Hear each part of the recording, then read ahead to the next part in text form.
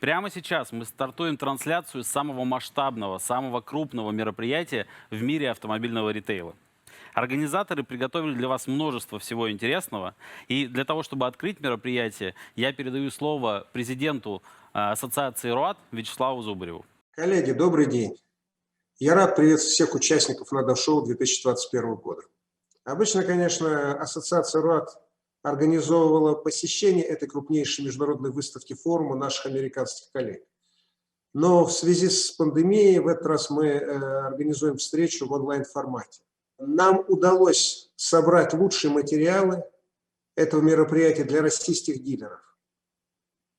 Я хочу поблагодарить и наших коллег из НАДА, Американскую ассоциацию дилеров за предоставление семинаров, а также наших партнеров из Авто.ру за организацию этой трансляции. Я считаю, это очень важно, потому что в наше время, когда вокруг все меняется не просто быстро, а очень быстро, счет идет не на десятилетия, не на годы, а на месяцы и дни, все изменения нужно быстро изучать и, конечно, применять в своей деятельности. Только это позволит нам быть эффективными как в бизнесе, так и в жизни. Я сам стараюсь перенимать опыт успешных наших коллег, потому что я думаю, что такой подход является залогом не просто процветания в бизнесе, но выживания на сегодняшний день. Я надеюсь, что мы в ближайшие часы и ближайшие дни проведем с пользой для себя и для нашего бизнеса. Еще раз хочу вас поприветствовать и пожелать провести это время интересно, продуктивно и познавательно. Благодарим Вячеслава за такой заряд позитивный на получение новых знаний и практик. Ну а я расскажу, почему именно NADA шоу. РОАД, ассоциация РОАД, каждый год на протяжении больше чем 10 лет организует туры и поездки на это по-настоящему знаменательное событие в Соединенные Штаты. Чаще всего оно проходит в офлайне. Это города Новый Орлеан, Сан-Франциско, чаще Лас-Вегас. Последний год, когда мы посещали NADA шоу, в составе группы РОАД было около 70 человек, и это был практически рекорд за все время.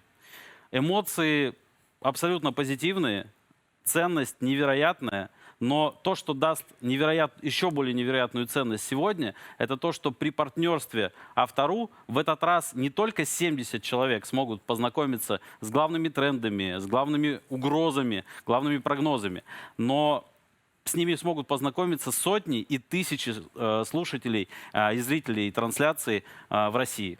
Я передаю слово Роману Цуперу из Авто.ру для того, чтобы он поделился своим мнением, почему NADA шоу так важно для российского рынка. Саша, спасибо. Рад всех приветствовать от команды Авто.ру и Яндекса. Я надеюсь, что, несмотря на текущую ситуацию, связанную с коронавирусом, все, что происходит с нами, это к лучшему. И Саша правильно сказал, что теперь эти знания напрямую могут получить не десятки, как в прошлые года, а тысячи людей, тысячи менеджеров, руководителей из автобизнеса. И мы очень надеемся, что сегодняшний день подарит вам много полезных, интересных знаний. Спасибо, Роман. Мы не прощаемся, потому что сегодня в 16:30 мы вновь встретимся на дискуссионной панели по результатам сегодняшнего дня. Такая дискуссионная панель будет происходить каждый из дней мероприятий. Нам предстоит 3 дня. Сегодня первый день, завтра в четверг и в пятницу, соответственно, второй и третий день. Нас ожидает на протяжении дня сразу же каждый из дней 10 семинаров, 10 лучших семинаров, которые были предварительно отобраны из почти сотни доступных на сайте NADA шоу в рамках основной программы. В течение дня, помимо этих 10 отобранных семинаров, которые сегодня будут идти в потоках лидерства и потоках маркетинг, параллельно, сдвоено в одно и то же время. Помимо этого, вы сможете также в любой момент ознакомиться со специальными экскурсиями по зоне экспозиции, которые подготовили 7 лучших экспертов. Все эти эксперты были на NADA шоу в прошлом году в Лас-Вегасе. Они поделятся своими эмоциями от предыдущего посещения, но и самое главное, они подскажут и выделят вам среди 300 экспонентов именно тех, кто, пожалуй, может наиболее ценно дать вам понимание о трендах, о направлении движения, о технологическом ландшафте на NADA Show, потому что NADA Show уже давно не только образовательное мероприятие, это в том числе технологическая выставка, огромная технологическая выставка. Ну а сейчас, чтобы стартовать первые потоки в лидерстве и в маркетинге, в рамках потока лидерства первый семинар будет представлен Гленном Мерсером.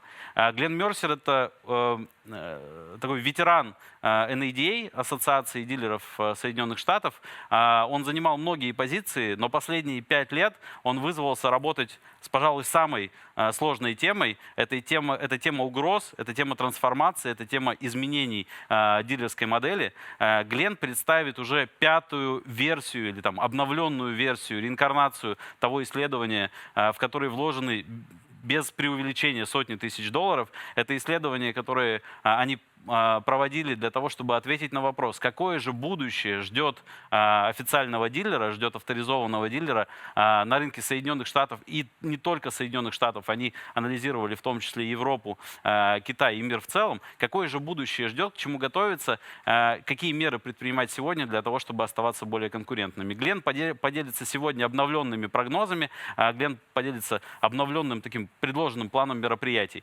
В сессии маркетинг, в потоке маркетинг, первым будет семинар Боба Lanham. В прошлом году на специально организованном РОАД русском дне Боб Lanham, который является руководителем направления авто в технологическом гиганте Facebook, я думаю, все вы знакомы с этой компанией. Так вот, Боб в прошлом году просто зарядил и наповал своей энергией, сразил всю группу слушателей, потому что тот заряд на изменение, тот заряд на использование тех новых инструментов, о которых как раз он сейчас будет рассказывать, он превратился в итоге в конкретно запущенные проекты в России. Я точно знаю, что те инструменты, которые он предложил в прошлом году, уже помогли многим дилерам получить конкурентное преимущество.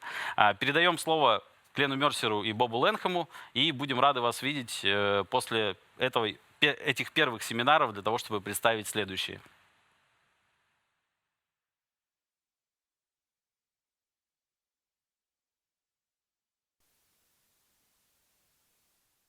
Hello, Bob Lanham here, head of automotive retail for Facebook. I want to first start out by saying thank you to all of you who took time out of your day to watch my session. I'm looking forward to presenting it and hope you get a lot out of it, as we've recently launched a lot of new features that are tied to your dealership's Facebook page as well as Instagram handle, and look forward to the questions at the end during our Q&A.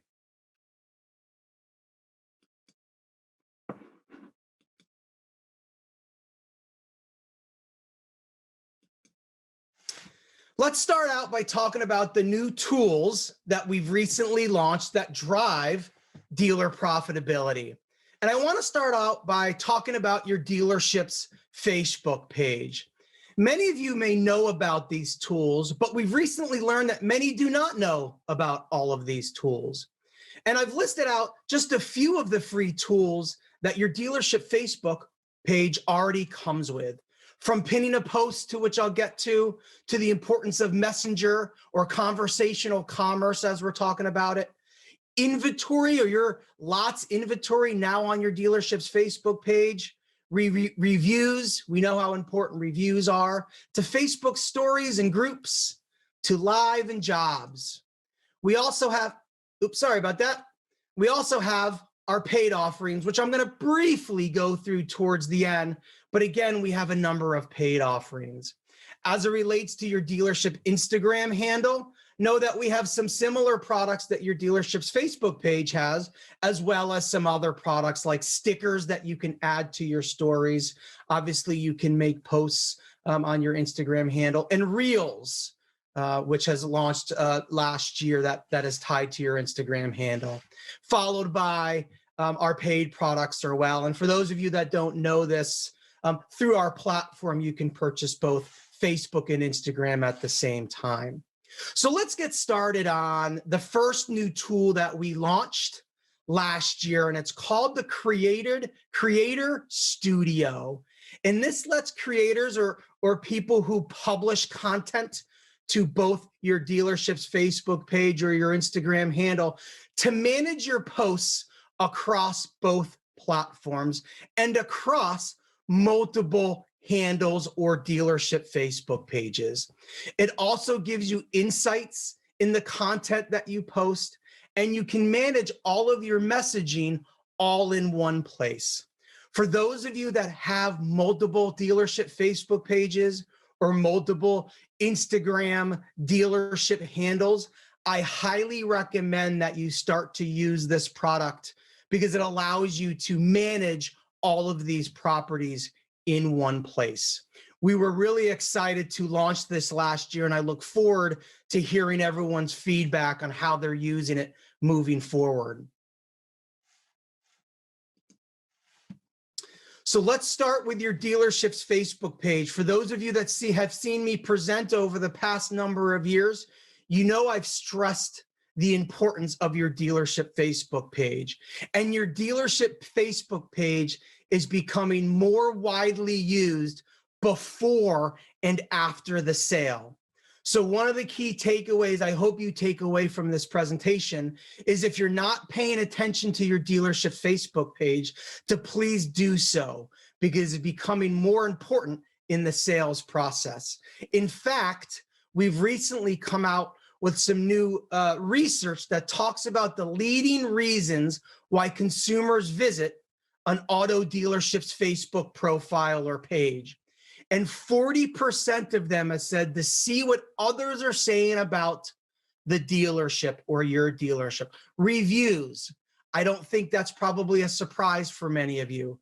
But I thought what was really interesting, which is something that we have been stressing for a long time, is 39% said they visited a dealership's Facebook page to get a sense of what the dealership was like. Again, for those of you that have seen me present online or in person, you know that I've been talking about how the experience has now become more important than the price of the vehicle.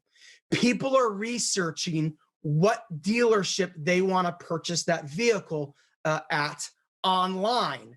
And more importantly, they're coming to your dealership's Facebook page to see what type of experience you're going to offer. So let's talk about what type of content your dealership page or your Instagram handle should have. First, know that your inventory can now be posted to your dealership's Facebook page, and I'll get to that in a little bit. But delivery photos. I used to sell cars back in the mid-90s, and we used to spend our time after every sale ensuring that we got a delivery photo with the customers who recently bought with us. They're actually still very relevant today, and I'm excited to get to the next slide to tell you how relevant they are. What role do you play in the community? Do you treat your employees correctly? Do you have employee appreciation days? This is what I have told dealers when I'm in person with them. If you put sale, sale, sale as content on your dealership Facebook page or your Instagram handle, what do you think people who visit your page or your handle think? They think that the second they drive up to your dealership, someone's going to bust through the double doors and start selling to them. And that's not what the current buyer is looking for. They're looking for an experience before they look for the price of the vehicle. Like I said, delivery photos are becoming more important or are still relevant than they ever have. For those of you that know Ryan Everson, the digital marketing director at Garber Automotive, you know that he's one of the best in the business. And he recently did a presentation at the Kane Client and Friends Workshop where he won the best dealership idea. And this idea was solely based on advertising delivery photos. So Garber Automotive currently has 59 stores, and Ryan spends roughly $400 per store per month on promoting delivery photos. simple photos of maybe the person taking delivery of their car or the salesperson representative with that family or person who recently bought a car. And because he uses Facebook to promote these delivery photos, he's able to match back to sales against these delivery photos. And I'll get to that towards the end as well. And during his presentation, he talked about in one current month, he spent roughly $19,000 across 59 stores. He was able to match back 315 sales total, or an average of 5 per store. And he was, again, because he has access to all of the CRM data, able to look even deeper into what that profit margin or that gross profit looked like. For those of you that do not believe that delivery photos still work, I hope this case study tells you differently. Delivery photos are branding for your dealership, and they can drive sales for your dealerships. All right, let's get back to the dealership's Facebook page and important content that you need to post. Many of you might not be aware of what a pinned post is. You can see on the right, this is an example of a pinned post. How do you know it's a pinned post? If you look at the top right-hand corner of the ad, you see a little yellow ribbon, and that just identifies that this post is the first post that a potential buyer or someone that comes to your dealership Facebook page sees. It's the first content that they're going to see every time they come to your dealership's Facebook page. So what type of content do you want to pin? Is it maybe your hours in operations? Is it maybe the current month specials and deals? Is it maybe updated phone number and sales and service so they can quickly get to your dealership? We've seen many dealerships have their digital retailing experience front and center, where they've provided the URL that enables the user the potential buyer to simply click and quickly enter their digital retailing tool. So think about and test and learn what the most important content you want someone who visits your dealership Facebook page to see, and pin it. So it's that content that your visitors see the second they arrive to your dealership's Facebook page. This is called a pinned post. Let's talk about messaging, or what many call conversational commerce. What I have actually tagged as the new up. Instead of the physical up, I'm calling it the digital up. And how important is messaging? Well, some of you may know that we recently updated our messaging platform, where you now can handle your Facebook messages, your Instagram messages, and your WhatsApp messages all in one inbox, thus allowing you to not have to go to the multiple inbox and manage these conversations. How important is messaging? Well, we have learned that 2 in 3 potential buyers have told us that they are more likely to shop a business that they can message. You have to think about a generation that grew up with their smartphone that don't even talk to each other. They message each other, they text each other. This is how they want to work with businesses as well. We also learned during the same study that 67% say messaging is the easiest and most convenient way to contact a business. And finally, 64% said they prefer messaging to a call or email. If you do not have a process on how you handle those that send you a Facebook message or an Instagram direct message, or even a WhatsApp message, which is rapidly growing, by the way, here in the US, I hope another takeaway is that you create this process. We've done the heavy lifting for you, and we've created one inbox for you to manage all your messaging. So please have a takeaway if you don't have a process to manage your messaging, to have that. So again, one of the new updates that we have that is new to your Facebook page and your Instagram handle is that there's one messaging inbox that allows you to manage all of your messages. All right, let's talk about what's new what's also new to your dealership's Facebook page that we recently launched here in early December. All right, first is the Vehicles tab. This is that tab that now allows you to post your inventory that sits on your lot on your dealership's Facebook page. We'll also get into a new tab that we're calling Manage Inventory, or your Inventory tab. This will allow you to see how your inventory is being used on Facebook and how you can use your inventory that you have within the platforms of Facebook to ensure that it's posted to Facebook Marketplace, the Vehicles tab, and then use it for one of the most powerful ad units, Automotive Inventory ads. And speaking of Automotive Inventory ads, we've simplified a new flow that allows you to execute Automotive Inventory ads with just a few clicks of a button. We're calling, and this all can be done through your Manage Inventory tab. So let's start with the Vehicles tab. Let's start with ensuring that you have the ability to put your inventory on your dealership's Facebook page. And know that your Vehicles tab can house both your new and used inventory.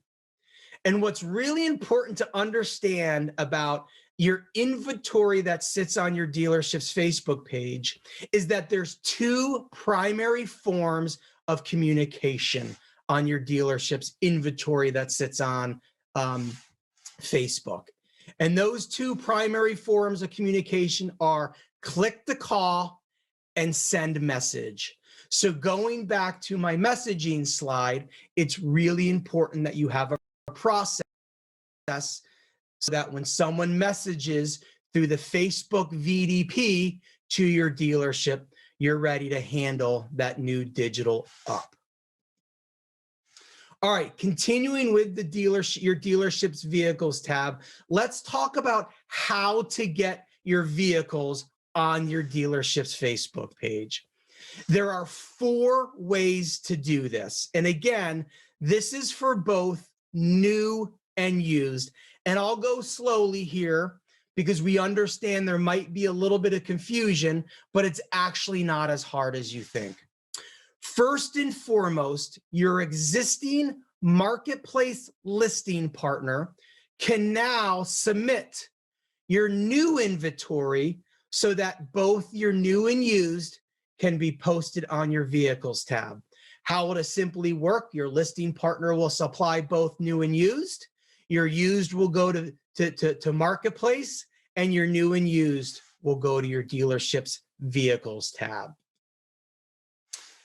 Let's talk about the inventory that sits within your business manager and how that inventory can get on your dealership's Vehicle tab. So for those of you familiar with creating a catalog within Business Manager, you know that you can create a catalog by manually creating listings one by one. And you simply create a listing, you add your photos, you add the description of the vehicle, and then as you continue to do that, you instantly create a catalog. It's this catalog that then pushes the new inventory as well as used inventory, if that's how you use it, into your dealership's Facebook page. Another way within Business Manager that you can use a catalog to push to your dealership's Vehicles tab is by uploading a catalog. Whether you upload a catalog into Business Manager yourself or you have a partner upload a catalog into Business Manager.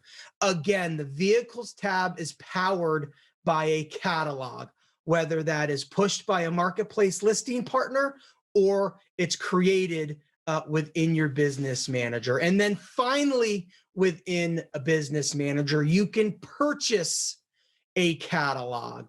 We have 2 partners, Synchro and Naked Lime, where you're able to purchase a catalog from them of your inventory that they will then push into Business Manager. All right, let's talk about the Manage Inventory tab. This is a new tab again that will allow you to manage your marketplace and vehicle tabs directly through your dealership's Facebook page. So if you're an admin to your dealership's Facebook page, when you go to your settings on the left side, you will now see this new inventory tab. And there are two ways to manage inventory within this tab. Again, within this tab, a dealership can create for used vehicle listings via one by one a listing. So as you can see, you just simply do create a new listing, you add your photos, the category, the year, etc., and you are simply creating a listing that will be pushed to both your marketplace and your vehicles tab. The second way you can use Manage Inventory is to connect an existing catalog within your business manager. So going back to the previous slide about the vehicles tab, if you have a catalog within your business manager, you can connect that to the Manage Inventory tab. So again, you can see all of your inventory in one place, whether you've created a catalog via one by one, whether you've uploaded or had a catalog pushed by your partner of choice, or you purchased a catalog via Synchro or Naked Lime. This is how you can get a catalog or your listings into your Manage Inventory. And just remember, in order to see the Manage Inventory tab, you must be an admin to your dealership's Facebook page. All right, as you know, I talked about simplified automotive inventory ads, or that new process that allows you to execute what has quickly become one of the most powerful ad units in the industry. In fact, within our playbook and our ready to buy strategy, automotive inventory ads is the sole ad unit within this strategy. And I will get to our playbook towards the end, but automotive inventory ads are your prospecting, conquesting, and retargeting strategies all in one. So let's talk about what this new flow looks like. But before I get to this new flow, I want to talk about a case study that we recently launched with Pure Cars, where they worked with 16 dealers, where half of those dealers ran automotive inventory ads and the other half did not. And the purpose of this case study was to see if there was a lift in sales for those dealerships that ran the automotive inventory ads. And again, it was a lift in sales. And this is what we found out. Those dealers that ran automotive inventory ads saw a 23% increase or lift, so incremental in vehicle sales versus those who did not run our automotive inventory ads. But we know many still love to track VDP views as well as lead gen, but know that our automotive inventory ads are just as good at driving sales as they are driving online buying actions. And those dealers that utilize this automotive inventory ad unit also had an incremental lift in online buying actions of 76%. And finally, when we looked at the cost per incremental vehicle sold, it was at a very low $136. This is why our team decided to make a simplified flow to allow dealers to execute automotive inventory ads themselves through their dealership Facebook page if they chose to do so.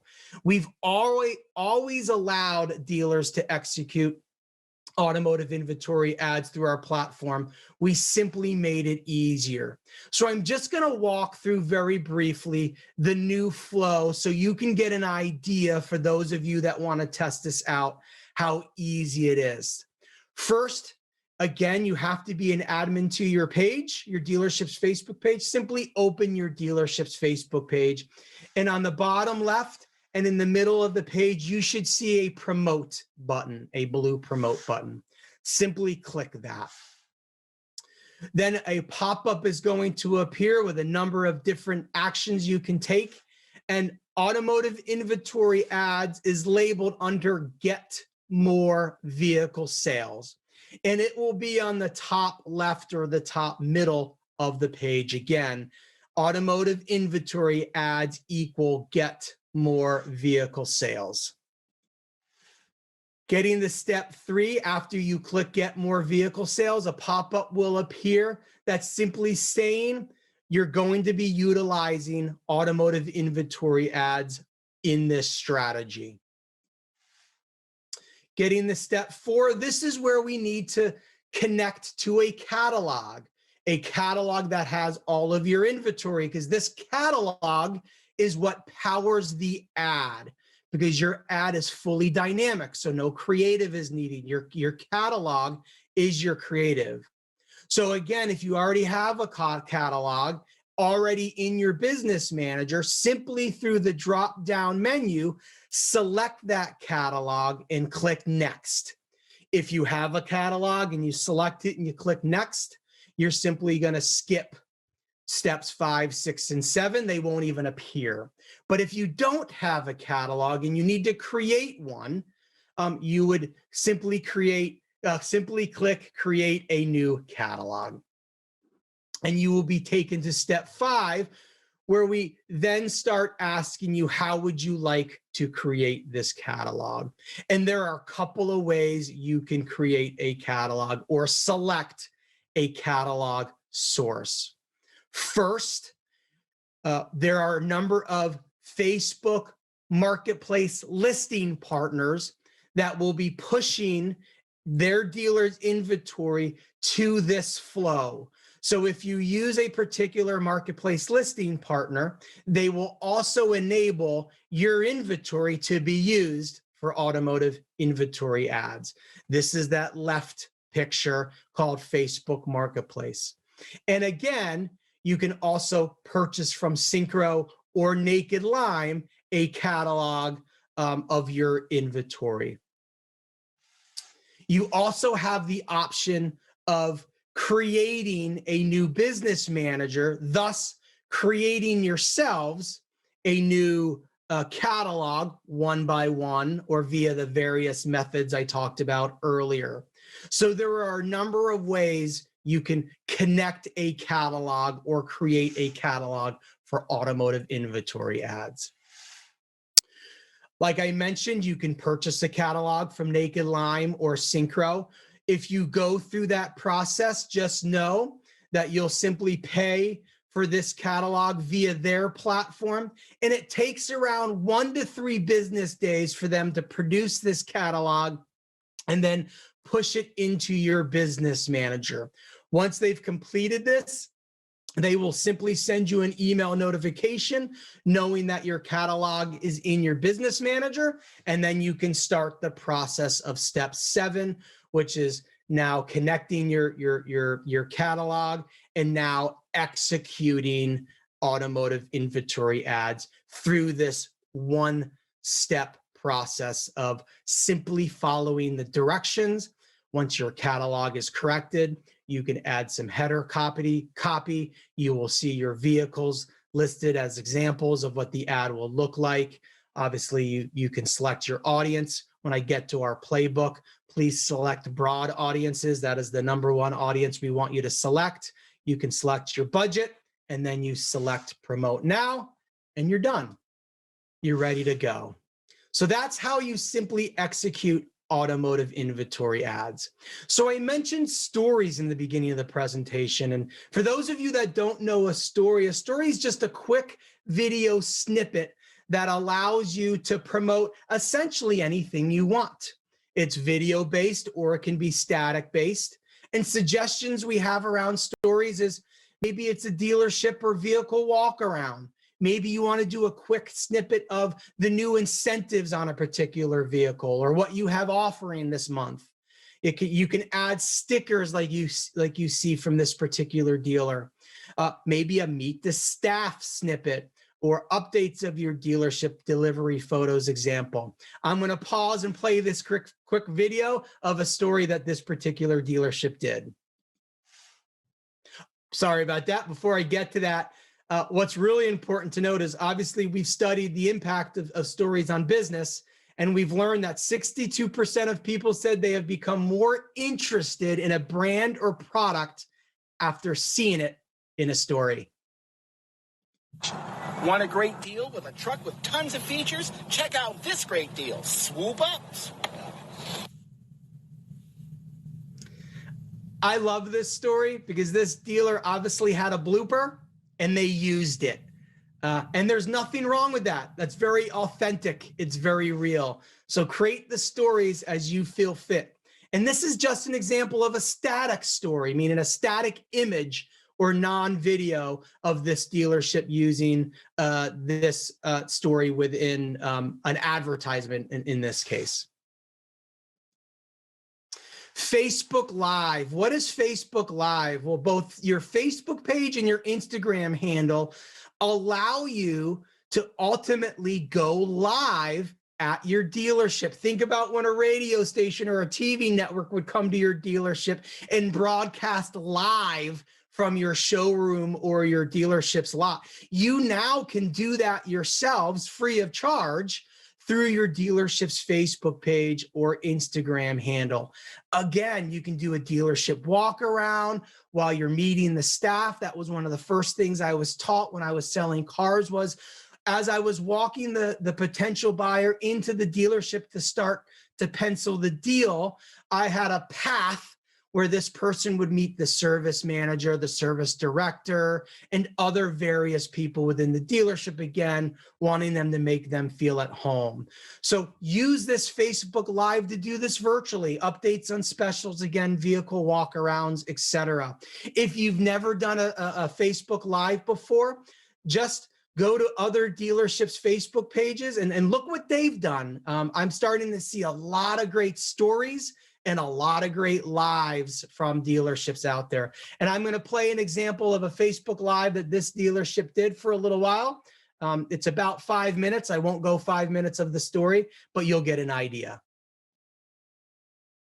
Again, before I get to the story, just know that through research, there's a 4x growth of Facebook Live watch time over the course of the last year. As you can imagine, as people are spending more time, not only at home, but researching at home, the usage of Facebook Live has dramatically grown. Why is that important? It's now become a common product or a known product and not anything that is new anymore.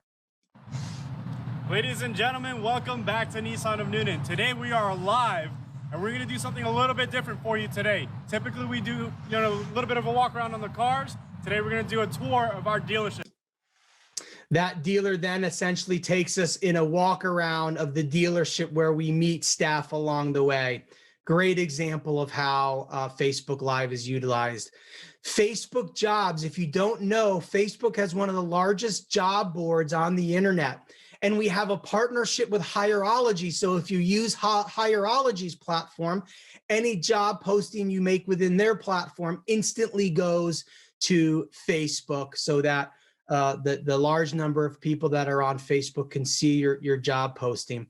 I know it's vital to find the right people for the various positions at your dealership. So use our Facebook jobs offering, which is free of charge, by the way, to promote that job. Facebook groups. This is something that myself and my teams have been experimenting with. And this is our group, which is a peer-to-peer group for dealers to be able to talk to each other and help each other out.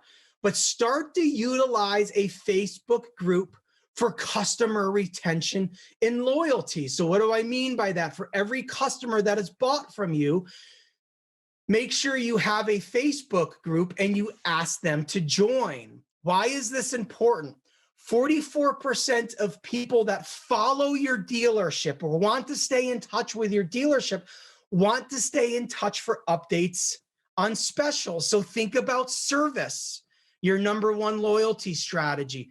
Create a group, have all your customers in this group, and you can post your monthly service specials so you ensure they come to your service drive and not another dealership's, or more importantly, a third-party service drive.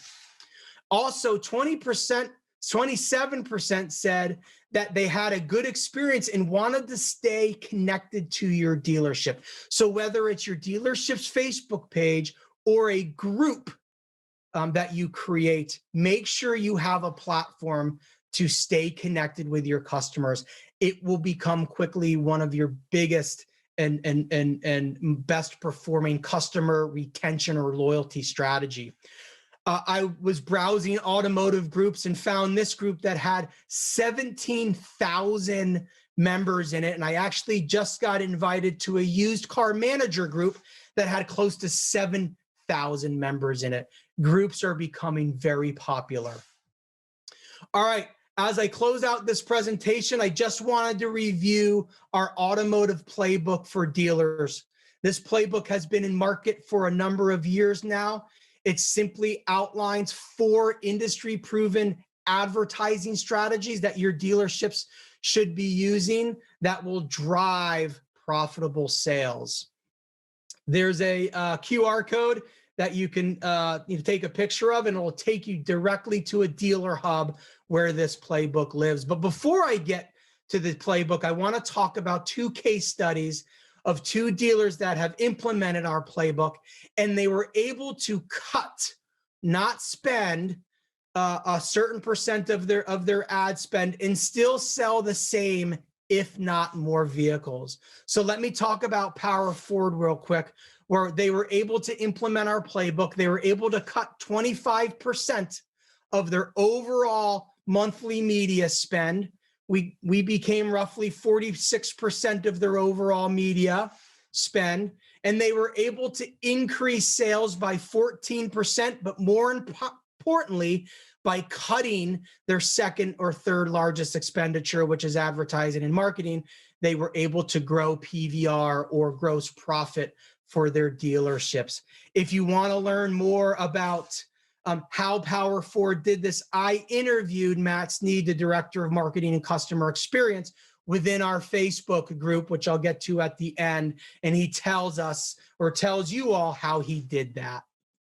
The second one is very, very powerful, and I think what they learned is they had a lot of inefficiencies in their media, in their existing media spend. But this particular dealer was able to cut 86% of their monthly media spend.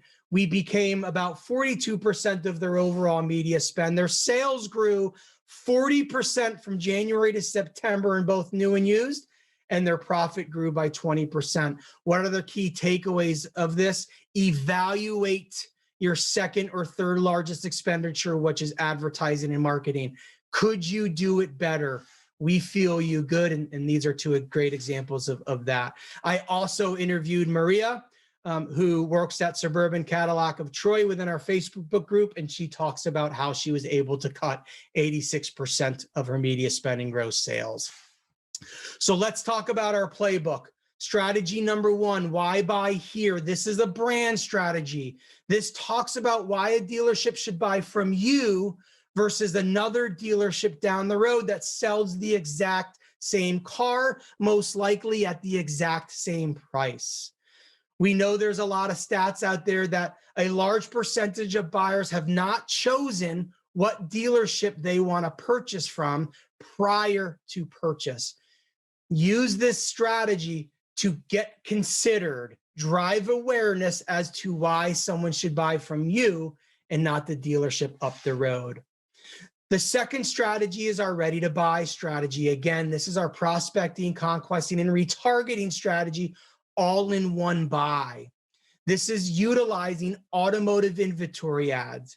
And again, I just went through the simplified automotive inventory ad flow, or also you can use the number of partners that we have a relationship with that can also execute automotive inventory ads for you.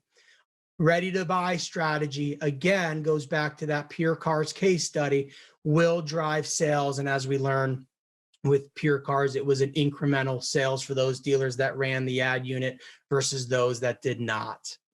The third strategy, which has quickly become one of the most profitable strategies for retailers, is our customers for life strategy. This is utilizing your CRM, customers you already know, segmenting your CRM strategically into specific databases, and then loading them into Facebook to be able to target solely against lease maturity lists, sold not service lists, inactive lists, prospect lists, you name it. As you strategically segment your customers for life, maybe instead of doing direct mail, you load them into Facebook and you target only those people, and they are then targeted with a very, very highly relevant message that is tied to your dealership. When we measure success, one of the things that we really want to talk about above and beyond clicks and conversions and leads, et cetera, is how did our advertising impact your sales? And when we talk to dealer principals or general managers, what they always tell us that they only care about is how much money did I spend in my advertising and marketing? How many vehicles did I sell? And how much money did I make? This is what we believe you should be measuring the success of your advertising plan or your success on Facebook. And luckily, Facebook has the opportunity to not only tell you how many people you reached, but how much money you spent reaching those people. And out of those people you reached, how many of them came in and purchased from you. And then like Ryan Everson, again, within our Facebook group says, he even breaks it down by total gross, cost per sale, et cetera, getting a true ROI of their media plan. So how can you do this? Again, Facebook's one of the only platforms that is able to match an ad delivered to a person to that person making the transaction within your dealership. And let me get to how you're able to do that.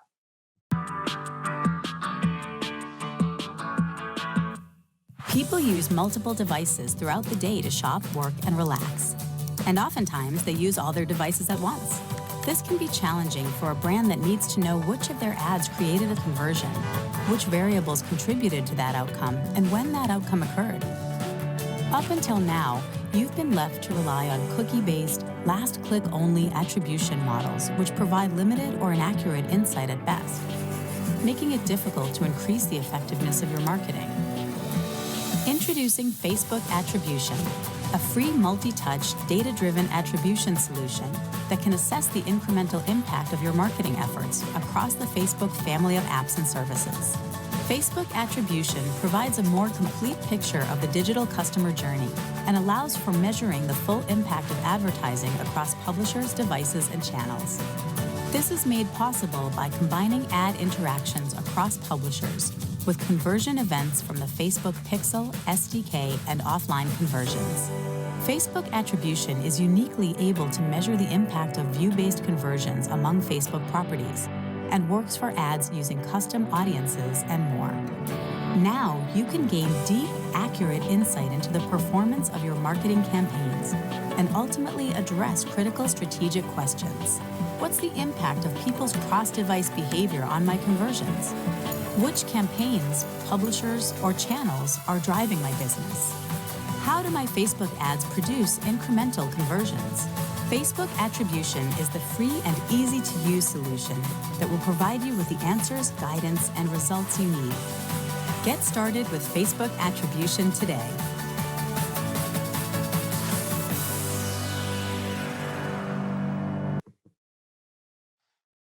I'll close with, if you're not a member of our Facebook Automotive Marketing Collective group, please scan the QR code and become a member.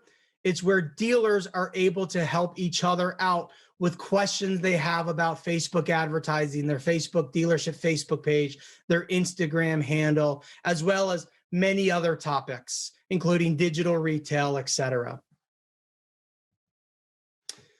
I want to thank you again for taking the time out of your day to spend with me and learning about Facebook's new product offerings against your dealership's Facebook page and your Instagram handle. And I look forward to answering any questions that you have.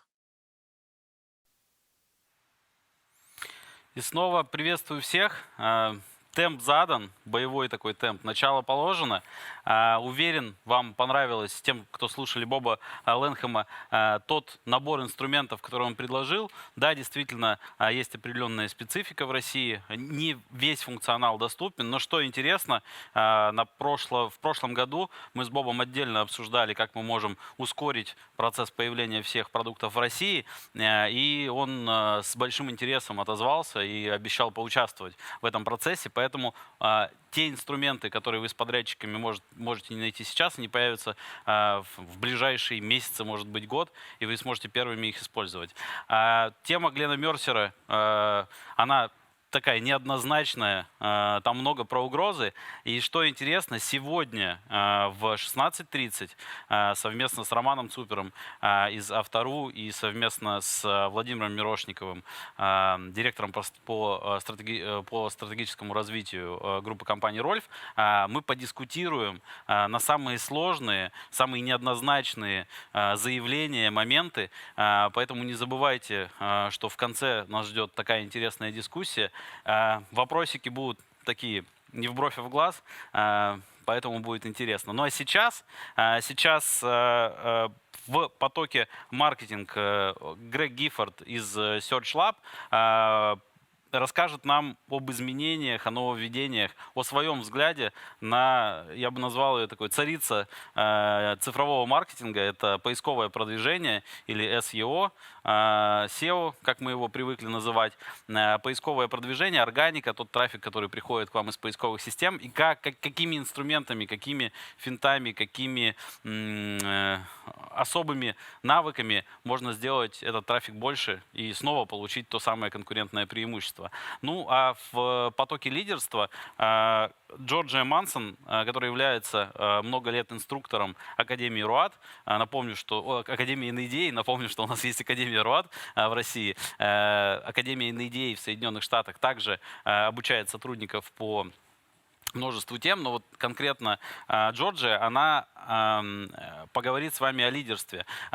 Тема ее будет про вовлечение и мотивацию, о том, каким образом вовлечение и мотивация могут сделать ваш персонал на десятки процентов эффективнее. И там внутри есть интересный тест, который она предлагает в рамках своего выступления на тему «Какой вы лидер?». Поэтому предлагаю присоединиться и попробовать оценить себя. Итак, стартуем. В потоке лидерства тема вовлечения и мотивации персонала, в потоке маркетинга тема поисковой оптимизации. Увидимся совсем скоро.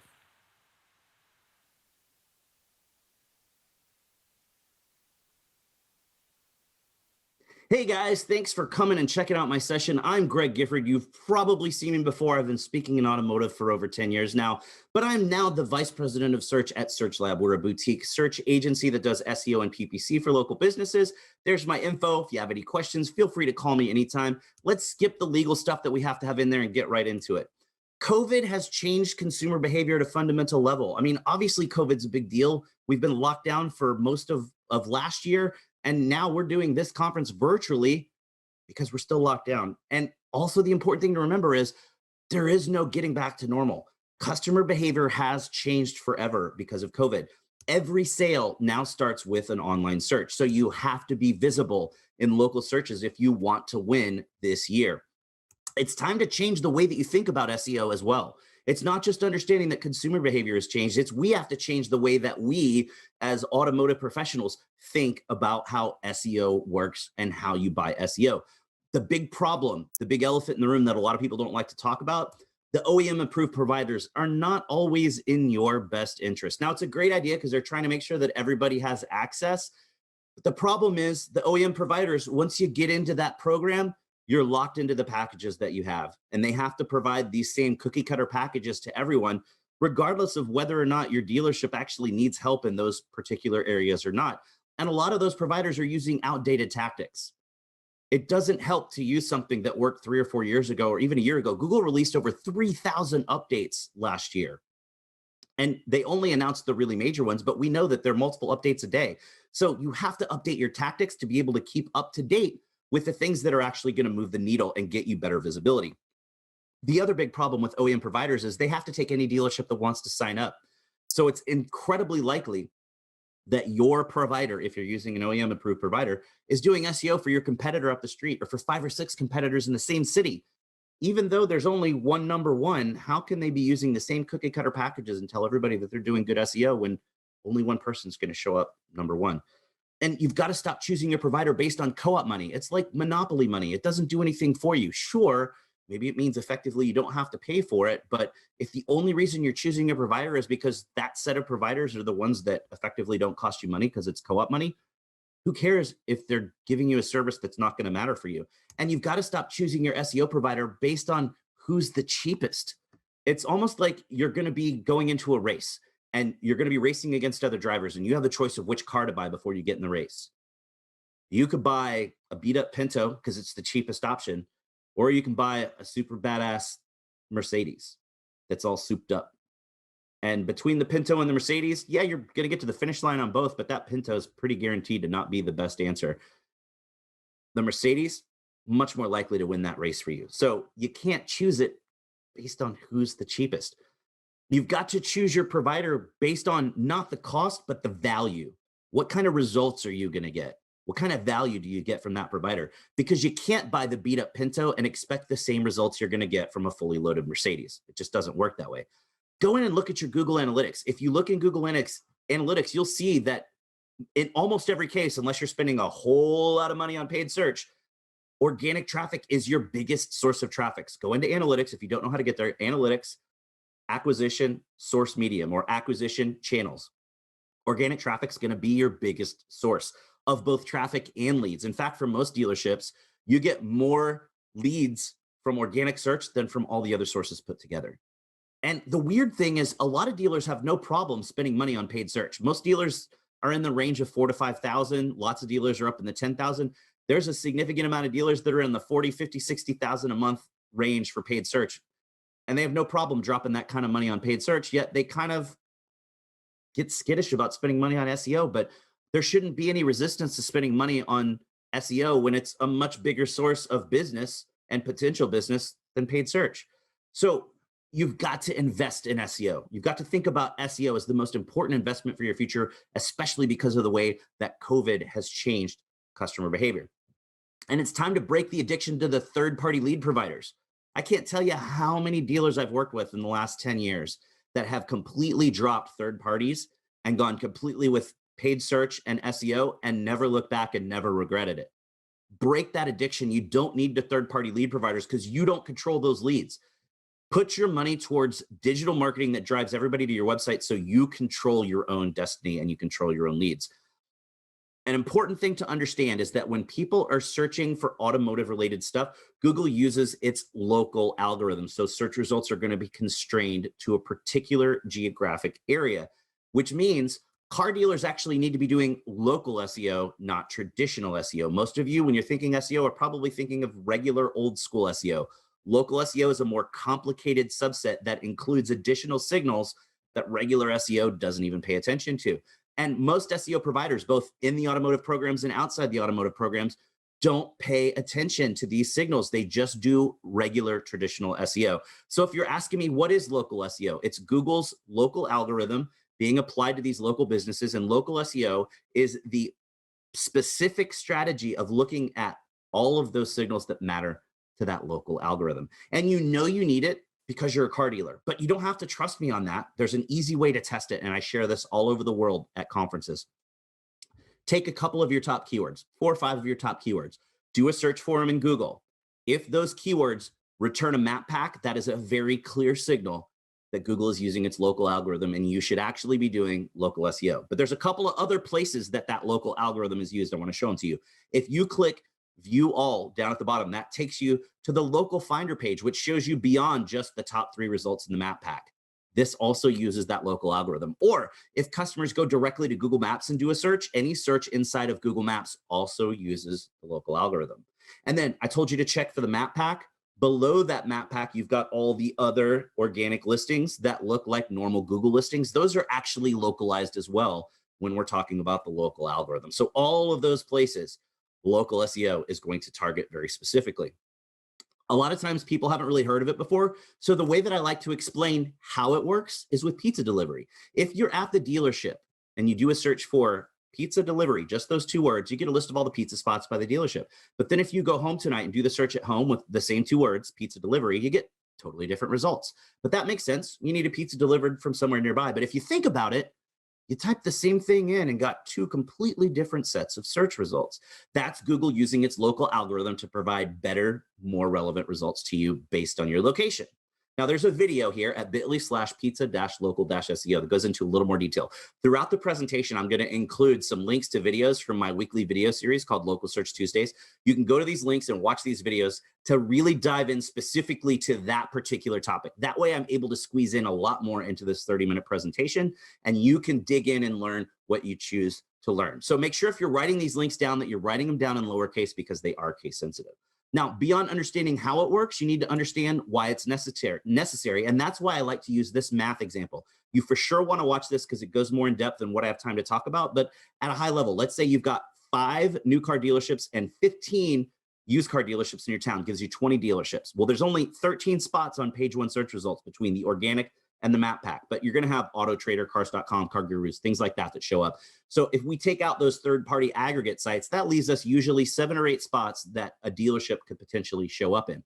If there's 20 in your city and only 7 or 8 spots, that's 12 people that don't show on page 1. And page 2 only has 10 spots, which means 2 people are going to be all the way back on page 3 where nobody sees them. But then most of you are probably in metro areas, and you've got a lot more than just the 10 or 15 in your town. You've got all the surrounding suburbs and the main metro, which is much larger. So in a lot of cases in the bigger metros, you've got up to 200 dealerships fighting for those 7 or 8 spots. That's why you need local SEO. It's important to pay attention to the annual local search ranking factor study. What they do is they take the top 35 to 40 people worldwide, send out a survey to find out what factors matter the most. And that way, when you have the top experts that are testing this thing all the time and you aggregate their answers, you can find out really a pretty good idea of what's going to matter for local SEO. Now, the 2020 study was just recently completed when I created these slides. So we didn't have the actual final results, but I talked to the guy that runs the study because he's a friend of mine and found out for sure these are the most important things: content, links pointed to your site, reviews from customers, and Google My Business. So let's talk about content first. Everybody's been brainwashed into thinking that SEO equals adding lots of pages. I can't tell you how many times I've talked to dealers and their first question is, how many SEO pages do I get a month? It doesn't work that way. Google doesn't care about quantity. It cares about quality. Quality is what's going to rank. So adding 15 pages a month or 10 pages a month or 5 pages a month of 350 words doesn't do anything for you. Make sure it's quality content, and make sure the content is actually about your dealership and about your local area. So many people don't adjust that content and make it about themselves. And it's the same generic content that's on every dealership in the United States. This is your point to shine and tell people why you're awesome and why people should buy from you and why you're better than your competitors. It should also be conversational. It needs to sound like something that you would say out loud to a customer or over the phone to a customer. So here's another video that talks about my favorite tip. Read it out loud. Say it physically out loud so that you can hear those awkward things where, like a Ford dealership that I worked with several years back, when we started working with them, their homepage was like, if you want to buy a Ford pickup in Dallas, come to our Ford pickup headquarters because we sell more Ford pickups than any other Ford dealership in Dallas. So when you're ready to buy a Ford pickup in Dallas, come to our Dallas Ford pickup headquarters to buy your Ford pickup. And the guy that wrote that was like, holy crap, boss, we're going to rank for Ford pickups in Dallas. But every human that read it was going, what the heck's wrong with these guys? So read it out loud to catch those markety things that don't sound conversational. And here's a test that we use to see if your content's too generic.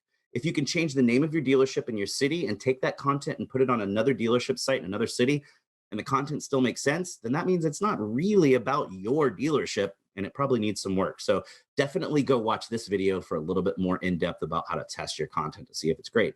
And at a high level, you want to think, if you want to rank for something, you need a page on your website about that concept. And then once you've got all of that great content, you need to optimize it to show up well in search. So I'm going to walk you through the elements you need to optimize on each page. Now, keep in mind, throughout these different elements on the page, you always need to include the same targeted keyword phrase to be optimized well for that keyword phrase. But we're also talking about including your city and state abbreviation to optimize to show up well in your local area. So first of all, The title tag. That's what shows up above where you type in your URL in the little tab. It's the most weighted SEO element on the page. It's also what populates that blue link when you show up in Google. Don't ever put your dealership name first. You're the only dealership named that. You don't need to optimize for it because you'll always rank #1 if somebody searches that phrase. So instead, use it to optimize for your keyword phrase and your location. H1 heading, second most important, most weighted element. The big thick headline that shows above your text area. It should be conversational, should include both your targeted keyword phrase and your location information. Obviously, it should be in your page content. We talked about having optimized paid content about your business in the local area, so that part should be easy. All the platforms let you set up customized URLs. So great example here. Most platforms are dealership.com/search pre-owned or dealership.com/search used. It'd be much better to be dealership.com/used-cars-dallas-tx. Better for humans, better for Google. Also, the image alt text is something a lot of people ignore.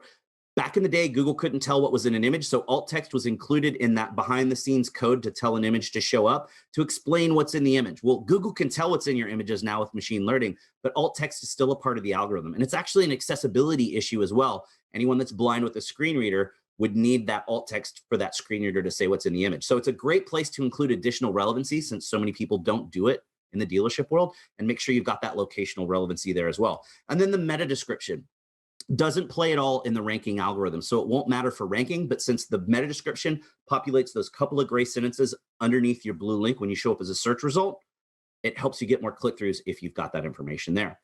And make sure that you're optimizing for the way that people actually search. Don't get caught up in the dealership world and use dealership lingo that the general public doesn't use.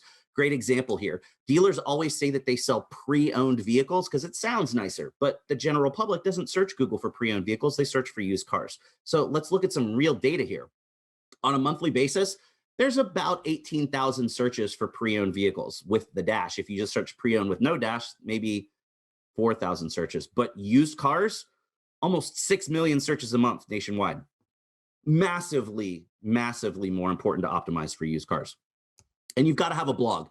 Every dealership needs a blog to succeed in today's world because there's a difference between the content that goes on your site and the content that goes on your blog. But make sure your blog isn't just all about you. If you're only talking about you and the cars that you sell, nobody's going to care, and it's not really going to matter too much for showing up in Google. So make your blog a local destination. Share helpful information about the local area. Think of it like putting a billboard on the freeway that customers will drive by every day and see, even though they don't need to buy a car. But when they do need to buy a car, they already are aware of your dealership and they already have affinity because they've seen that cool billboard. Same thing with sharing helpful information on the blog. In fact, for our clients, half the blog posts that we share have nothing to do with the dealership and they're just about the local area because it's better to throw out a wider net to get more eyeballs on the site, and it builds more local relevancy with Google. So if you need some ideas of what kinds of posts to do, I wrote a post on Search Engine Land a couple of years ago that walks you through a bunch of ideas for localized blog posts. So now let's talk about links.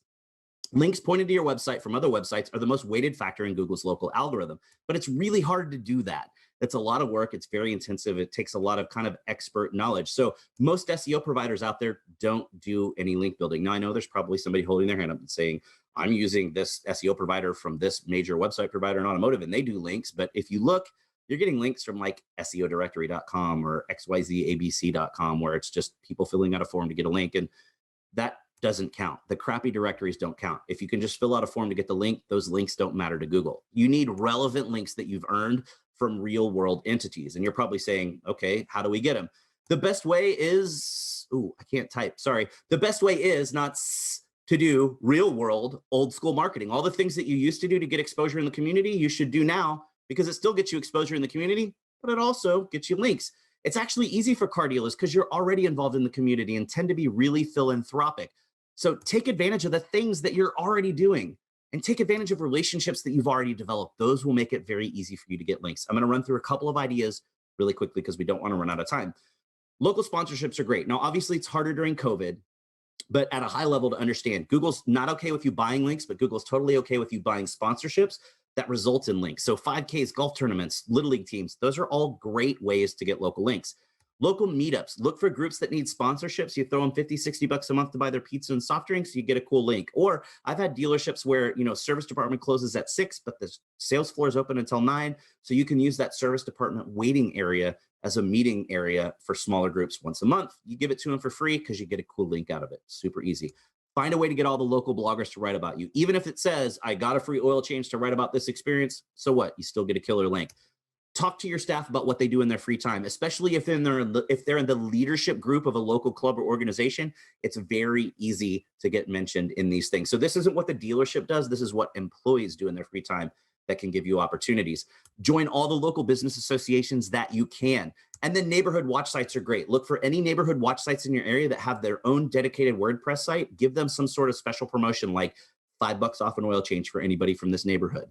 You get a lot of conversions from it, first of all. And second of all, you get a really killer link that's relevant down to a neighborhood level. Child seat installation is another great one because most people don't install their child seats correctly. So have your service staff sit through a certification course and you get listed on multiple national level and state level safety websites as a place that anyone can come to be taught how to correctly install their car seats, which makes a whole lot of sense because people are bringing their cars in for service anyway. I'm sharing my link questionnaire with you as well. Every time we onboard a new client, we share this with the dealership to give some ideas of low-hanging fruit and easy things we can do for links. So download it at bit.ly/questions-for-local-links, and you can read through it yourself, and it will give you some ideas of things that you can do.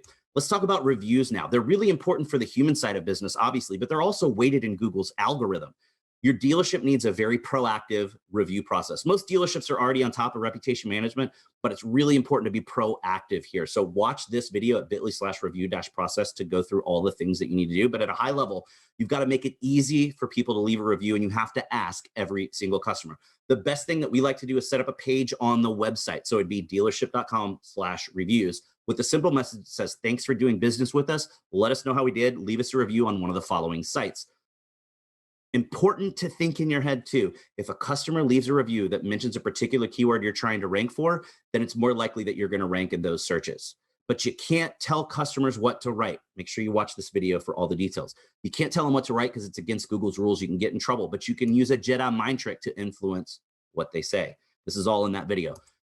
A simple message on that page, besides thanking them and asking for a review, say, if you're not sure what to write, offer helpful information like, did you buy a new car or a used car? Boom. They're going to answer that and use that phrase in there without you telling them what to write. You want to make sure you answer every single review, especially all the bad reviews. There's definitely a lot of packed in information in this video. Make sure you watch bit.ly/keywords-in-reviews. Don't post generic responses that say, we're sorry you had a bad situation. If you'd like to talk to us, call us. You need to be honest and actually address the situation in the review. And remember, that response on Google is not for the person that left the bad review. It's for everybody else in the future that wants to see how you dealt with a bad situation. If you get a fake review from somebody that you know wasn't a customer, go watch this video. It is absolutely incredibly helpful because Google's not going to remove that fake review. So your best option is to leave a strategic response so that people know it's a fake review and they won't pay attention to it. So go watch the video to see how to do it. We're going to finish up talking about Google My Business. I got 10 minutes to jam in some really cool stuff for you guys. It's your new homepage. When Automotive first got online, everybody said you got to have a great website because it's your digital showroom. It's your first impression with potential customers. Now, Google My Business is your first impression. It's the first thing that people are going to see. They don't have to go to your website to get your phone number or your address or see pictures or read testimonials. They can do all of that on Google now. You want to make sure you add UTM tracking to your website link because Google Analytics attribution is broken and a lot of clicks that are coming in from organic search are actually misattributed as direct, especially if it's mobile traffic. So add this code in. UTM source equals GMB listing, UTM medium equals organic. You want to have source be GMB listing and not Google. So when you look at your source medium report in Google Analytics, you can separate what came in from Google My Business and what came in from traditional Google. Make sure you list a local phone number. It's really important to Google's algorithm to see a local area code, but it's okay to put a tracking number in there. In fact, it's best practice because you want to see what calls you're getting from organic traffic. So put your tracking number in the primary slot and your local number as one of the alternate numbers. Make sure you're picking the right categories. There's a video right here at bit.ly/car-dealer-categories that walks you through all of the categories that you should pick in your various listings, because we're going to talk in a second about how you need a separate service listing, separate parts listing. This video tells you exactly which categories to use for each listing. Make sure you're strategic with your primary category. Watch this video. It's incredibly important at bit.ly/GMB-primary-category. If you're in a crowded market like Dallas and you're a Ford dealer, there's a lot of Ford dealers. You need Ford dealer as your primary category because that's where you compete. But if you're out in the middle of the boonies and there's not another Ford dealer for 50, 60 miles in any direction, in that 100-mile radius, you're probably going to rank number one for Ford dealer because you're the only option. So you'd want to put used car dealer because that's where you're competing against other competitors the most. Now, like I mentioned, you want to have separate listings for parts and service that are nested as departments under your primary listing. Go watch this video. If you don't know how to do it, it walks you through how to set those up. What's cool about it is when customers see your primary listing, they see a more hours link. And when they click it, it pops it down and it shows here's the sales hours, here's the parts hours, here's the service hours. And it's also cool because they're listed as departments underneath the main listing. So it's a better customer experience. Now, your department names, don't call it the dealership name. Google gets confused and it looks really redundant when it's listed out like this as a department where it already has the dealership name up top. So just have it be brand service, brand parts, like Ford service or Ford parts. Each department listing has to have its own categories. You can't have categories that match between your main listing and your parts or service listing because Google gets confused and it messes things up. So unique categories, different phone numbers for each department, and a different landing page URL for each department. You should also be using Google Posts every week. No matter what, use Google Posts because they're basically free advertising that shows up in search results. People stopped using them when it dropped to the bottom of the GMB profile, but most people are searching on mobile and it's just mixed in with search results on mobile. So it's a free ad. Use it. Those posts are going to stay live for 7 days unless you use a template that has a date range. So check out my presentation from MozCon. I walk through the various templates and which one is the best to use. Typically, spoiler alert, it's the what's new post that you want to use. But watch my presentation from MozCon at that link. It walks you through a lot of detail about posts. But the important thing to remember is it doesn't matter what's in your full post. It matters what's in the thumbnail because nobody's going to click the thumbnail to see the full thing if you haven't optimized your thumbnail. So you have to really consider this is like an ad. This thumbnail in itself is an ad. Make it compelling so people will click and see the full post so it will drive those conversions. But image cropping is really hard because it's wonky and it's different all the time. And like half your car gets cropped out or part of your text gets cropped out. So you have to be careful. So I've created a Photoshop cropping guide. You can download the Photoshop guide at bit.ly/post-image-guide. It looks like this. Anything in that white grid is what's going to show up in your thumbnail and the full image is what shows up when the full post appears. You need to be paying a lot of attention to the GMB questions and answers feature. It's been around for 2 years, but a lot of dealerships still don't do anything with it or even know that it's there. It's a platform that's actually from Google Maps that shows up in Google My Business. It allows anybody to ask a question of your dealership and any random person in the community can answer that question for you. So that's pretty scary. Customers think it's a messaging system, like a direct message. They're asking a question that gets sent right to the dealership. But anybody can answer it for you. And if you're not paying attention, you're missing out on leads and customers. A conversation is happening, so you need to control that conversation. And a question can get multiple answers. The answer that has the most thumbs up, the most upvotes, is the one that's displayed as the primary answer. So you need to monitor this and make sure that your answers are upvoted so that your answers show as the primary answers. And what's cool is Google allows you to upload your own questions. So we call it setting up a pre-site FAQ page. Remember, I said GMB is your new homepage.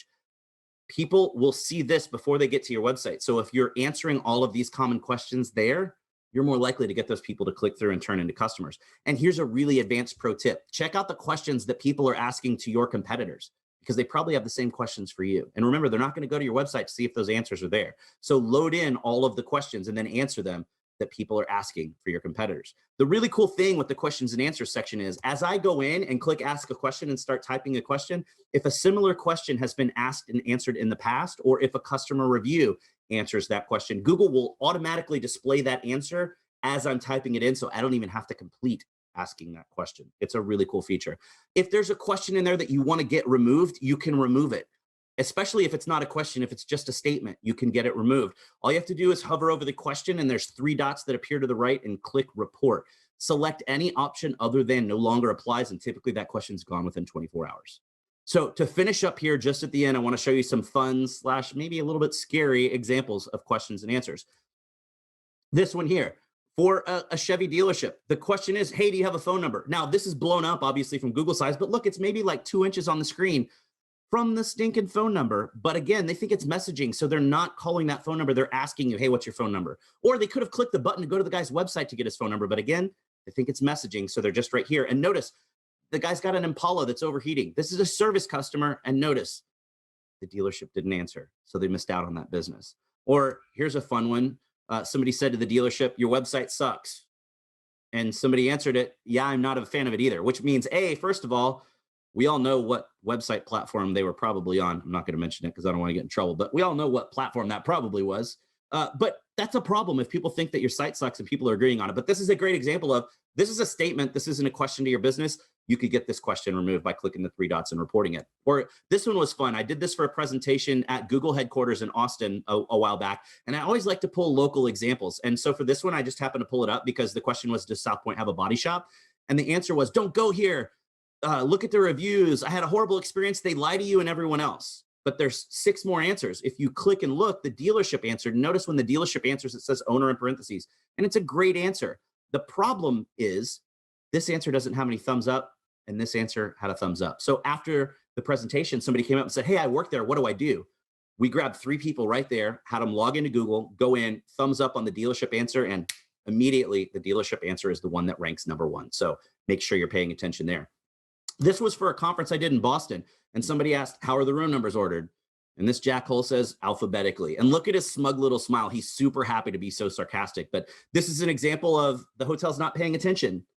And that's not really a great customer service experience for someone that's trying to decide if they want to stay there. So they should be paying attention and answering. And this was my all-time favorite one. It has since been changed because the guy's trying to be a comedian. But the question, this is for the London Eye, the big Ferris wheel on the Thames River in London. And the question is, do you have to wear a helmet? And the guy originally said, you don't have to, you can if you wish. I believe Viking helmets are a popular choice. So we all laugh at that. It's funny. But this question actually got upvoted enough. The question can get upvotes as well. It got upvoted enough that it replaces the questions and answers link and just shows in their profile. And I guarantee you the Coca-Cola brand in London Eye is not paying attention because, again, while it's funny, it's not really a great first impression. So you should load your own questions and answer your own questions so that it looks like this. It's great questions, great answers anytime a potential customer is going to click on that questions and answers section. So that's it for the presentation. Let's talk about any questions you might have.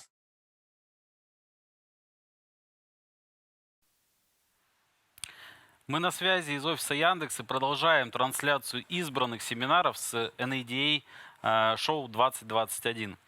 Вслед за темой поискового продвижения и темой мотивации и вовлечения персонала мы сейчас будем поднимать градус, потому что в потоке маркетинг будет тема, которая волнует многих. Мы все знаем, что продавать автомобили с пробегом гораздо легче, чем их покупать и чем их искать на рынке. Эта проблема стоит перед всеми. И сегодня Джейсон Стам из компании Dealer Inspire, он руководит там стратегией. Это компания, которая является таким стандартом на рынке по цифровым витринам, по чат-платформам и по цифровому маркетингу. Так вот, Джейсон Стам сегодня расскажет о том, как превратить маркетинг вашего дилерского предприятия в машину по привлечению клиентов на выкуп. Тема очень важная для нас всех. Не смотрите, там прямо по пунктам, по-моему, десяток шагов, что зачем нужно делать, чтобы прийти к успеху. Ну а в сессии лидерства нас ждет Марк Итон. Марк Итон имел карьеру и построил карьеру от механика до звезды NBA. NBA – Национальная баскетбольная лига в США.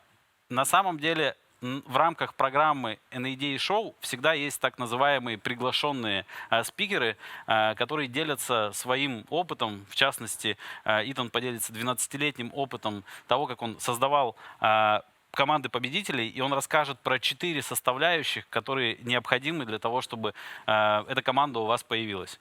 Продолжаем избранные семинары прямо сейчас.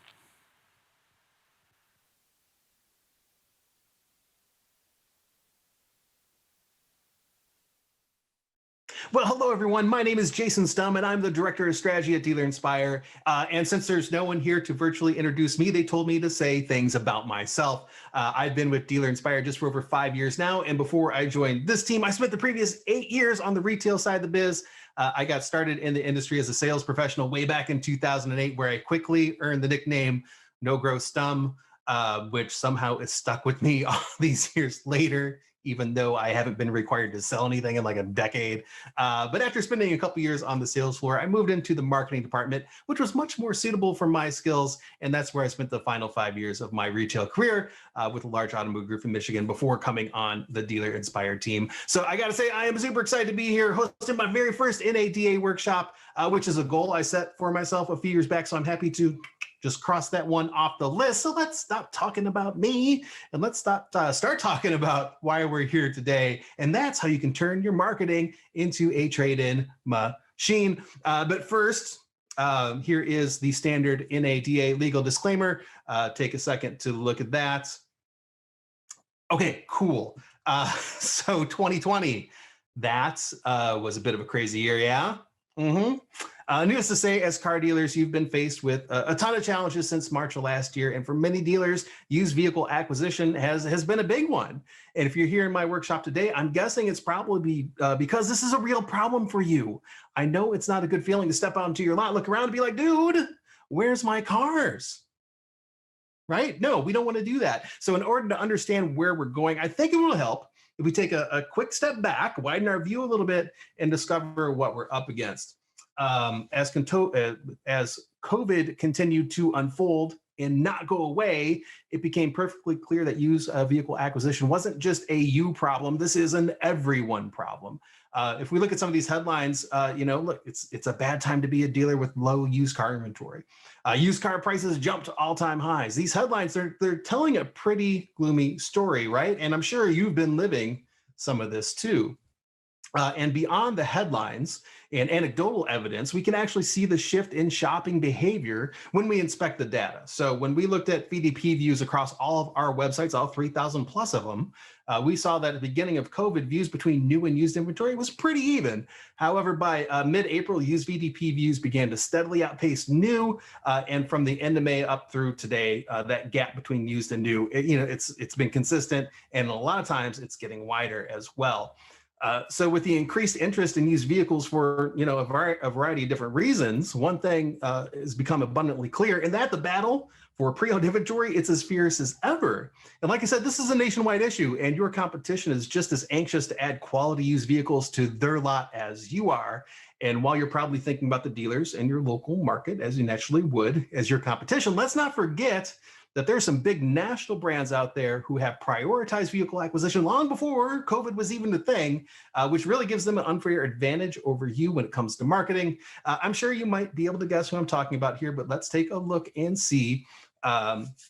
So to get an idea what people are searching for when they have the need to trade in or sell the vehicle, we can turn to Google and get some pretty quick and immediate insights. So is it surprising to you that when someone begins to type "sell my car" space into Google, that Google's auto suggest feature surfaces CarMax, Carvana, and Vroom as recommended queries? These brands are obviously at the top of people's minds, and there's a lot of search activity around those queries, because if there wasn't, they wouldn't be at the top of this list. So let's take a look and see why. So CarMax, obviously one of the big players here. They've been around for almost 30 years. They're a Fortune 500 company with over 200 locations and have sold more than 9 million vehicles since going into business. Carvana, they're usually classified as one of these new disruptors, but when you take a step back and look at them, they've been around for close to a decade already, if you can believe that. And they're the third largest retailer of used cars in the US. Vroom, that's another one of those so-called disruptors. They too have been around for maybe longer than you realized. And while they don't necessarily get the same kind of headlines that Carvana does, they're getting aggressive in market, and they're led by the former CEO of Priceline.com. And we all know what they did to the travel and tourism space. So let's ask ourselves this question. What do all these companies have in common, aside from the obvious of they sell a lot of used cars? Well, vehicle acquisition is their first most important thing. Second, first most important. It makes sense, just trust me. So all you gotta do is look at their main navigation menus on their websites. Vehicle acquisition is the #2 priority across the board. And I might even argue it's more of a 1A and 1B kind of scenario, meaning they're just as happy to acquire your car as they are to sell you a new one. And they're not shy about letting people know that they want to have their car either. So no matter what market you're in, you'll probably see paid search and social ads from these guys right at the top, trying to win this fight for the vehicle with the first punch. So no matter how you feel about those companies, like them, don't like them, indifferent, whatever it is, you can't deny that they do some things really well when it comes to acquiring vehicles. Now, the good news is you can actually take some of those tactics and incorporate them into your own trade and marketing strategy.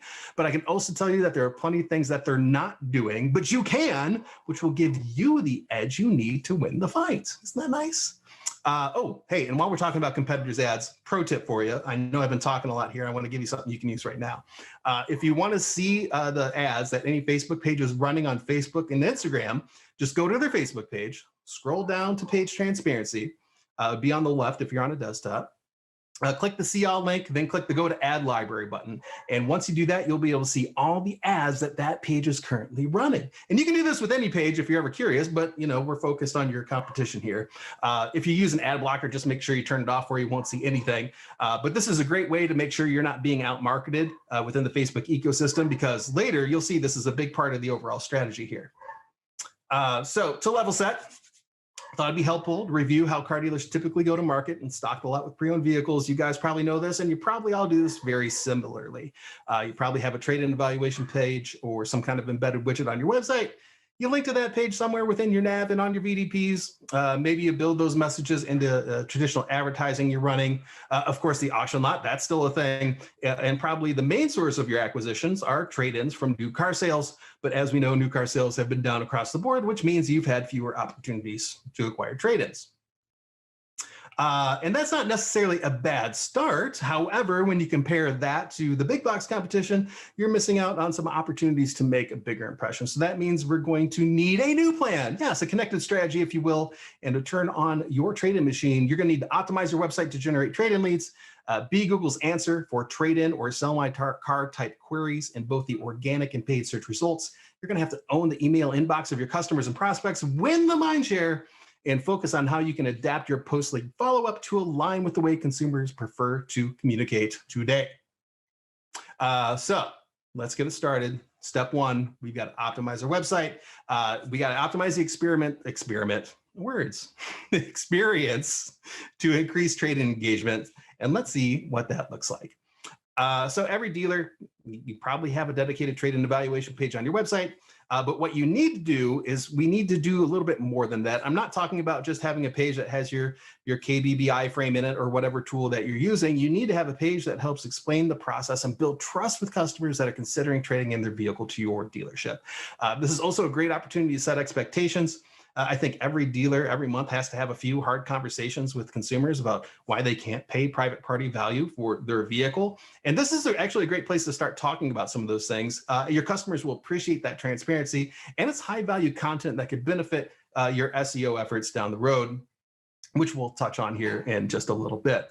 The other thing to consider here is that a lot of people who simply are out there who simply want to sell a vehicle to your dealership. And this is something you really have to make a priority, because as we talked about, Carvana, Vroom, CarMax, among others, they've really taken advantage of the opportunity there. And a lot of dealers don't even highlight the fact that this is something that they'll do. You want to talk about the advantages of selling outright to your dealership without buying a new car and how easy it can be. In the post-COVID fallout, we've seen an increase in people who suddenly don't need that second or third vehicle in their driveway, with jobs moving from a physical office to remote, just like we're doing here. There are also people who unfortunately lost their jobs, and maybe they can't swing 2 car payments. There's all these different scenarios where you can purchase high quality used cars directly from an individual. And typically when a person is placed in one of these scenarios with an immediate need to do something, they're going to turn to search first, right? In order to capitalize on that kind of search intent, you have to make sure you have a landing page on your site that's dedicated specifically to buying cars outright.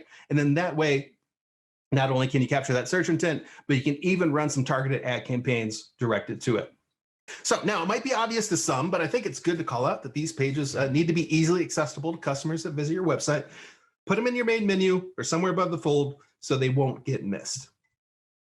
And please don't forget about mobile too. Like many of you here today, I work on a laptop all day long. GMs and sales managers, you're sitting at your desk, you're looking at your websites from desktops, but don't forget about mobile. Almost 70% of your traffic is coming from users on a mobile device. So this is actually way more important. I always advise dealers that their mobile site should solve for what some people call the one thumb experience. Meaning, if I'm sitting on the couch relaxing, having a cool beverage while I'm shopping on your website, can I do everything with one thumb on the screen? So making sure that your trade-in CTAs are right there above the fold on your homepage on mobile for that one thumb experience. So let's take things even one step further. So some of the most visited websites in the world use personalization techniques to drive better engagement and conversions. Just think about Amazon and Netflix, places like that. I'm going to go out on a limb and say that every person here, if we all pulled out our phones right now and went to Amazon or Netflix, we'd each get a completely different experience, seeing different products, different viewing recommendations based off our unique history, the things we've searched for before, and all kinds of other data points. Today, more and more automotive website platforms give you the ability to create your own personalized experiences with highly targeted messaging and unique consumer experiences for everyone that visits your website. So if your dealership has a web platform that supports tailored personalization, you could target visitors to your website who have previously viewed your trade-in or sell my car pages and present them with personalized messaging, prompting them to continue that journey, and a few other ways you can capitalize on personalization techniques, really to drive a more personalized message home. And speaking of optimization, I'm probably going to pick on some of you right now, although seriously, I'm not trying to. But even today in 2021, when 70% of our web traffic is mobile, I still see too many dealer websites that have their trade-in tools iframed into the site that doesn't provide a great mobile experience. Or even if it is mobile friendly, then it requires way too much information from the user to kind of fumble through multiple pages, drop downs, little radio buttons, checkmark boxes, as you try to put in information about your car. In each additional section you add, it's just another chance for that user to become frustrated and quit the process before they can finish. And I can tell you with absolute certainty, my mom, love her to death, she has no idea what wheel package is on her car. So if she was using your trade-in tool and it was like, which wheel package do you have? I'm telling you, she would throw her phone down, close out the page, and quit and never come back. Today, there are trade-in tools available that can generate an estimate for a consumer based on something as simple as a license plate number. And some of these tools can even integrate with like your chat tool as an automated bot chat experience that provides an estimated value in like a minute, just based off a license plate or answering a couple simple questions. So really how the tip here is how simple can you make that trade-in evaluation process? Because the simplicity and ease of use, that can lead to actually what we've seen a 47% increase in leads compared to standard trade-in form submissions. So find a way to make it easy, reduce the steps, automate it through a bot if possible, just to get people moving down the funnel as quickly as you can. And then finally, regardless of which chat, digital retailing, and trade-in estimation tools you're using, you need to make sure that the same data sources is providing all the values for all. This is something that I've seen happen more often as dealers start cobbling together their tech stack for multiple companies. So, it's possible to have 3 different tools providing different values to your customers depending on where they're using them. And look, they're not going to be off by thousands of dollars, but even having, your trade-in tool that's embedded on your website provide one value, and then your digital retailing tool, when the customer puts their trade in there, it provides a different value.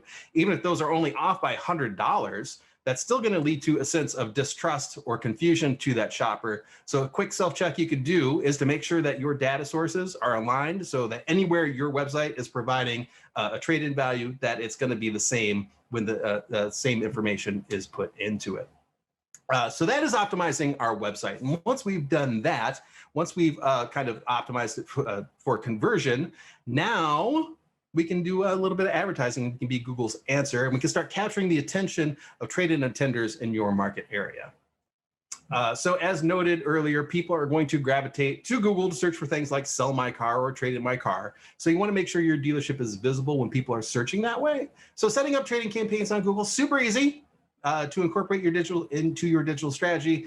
And there's a few best practices that you can use to increase the success rate of your ads. We want to be able to use a headline that's designed to induce immediate action, as seen here. And that gives a searcher a reason to click or tap your ad. That includes linking to the relevant landing page that we just talked about, where a user can get that traded value. We want to personalize that ad with a call extension. And call extensions are great because it lets somebody call you directly right from the ad.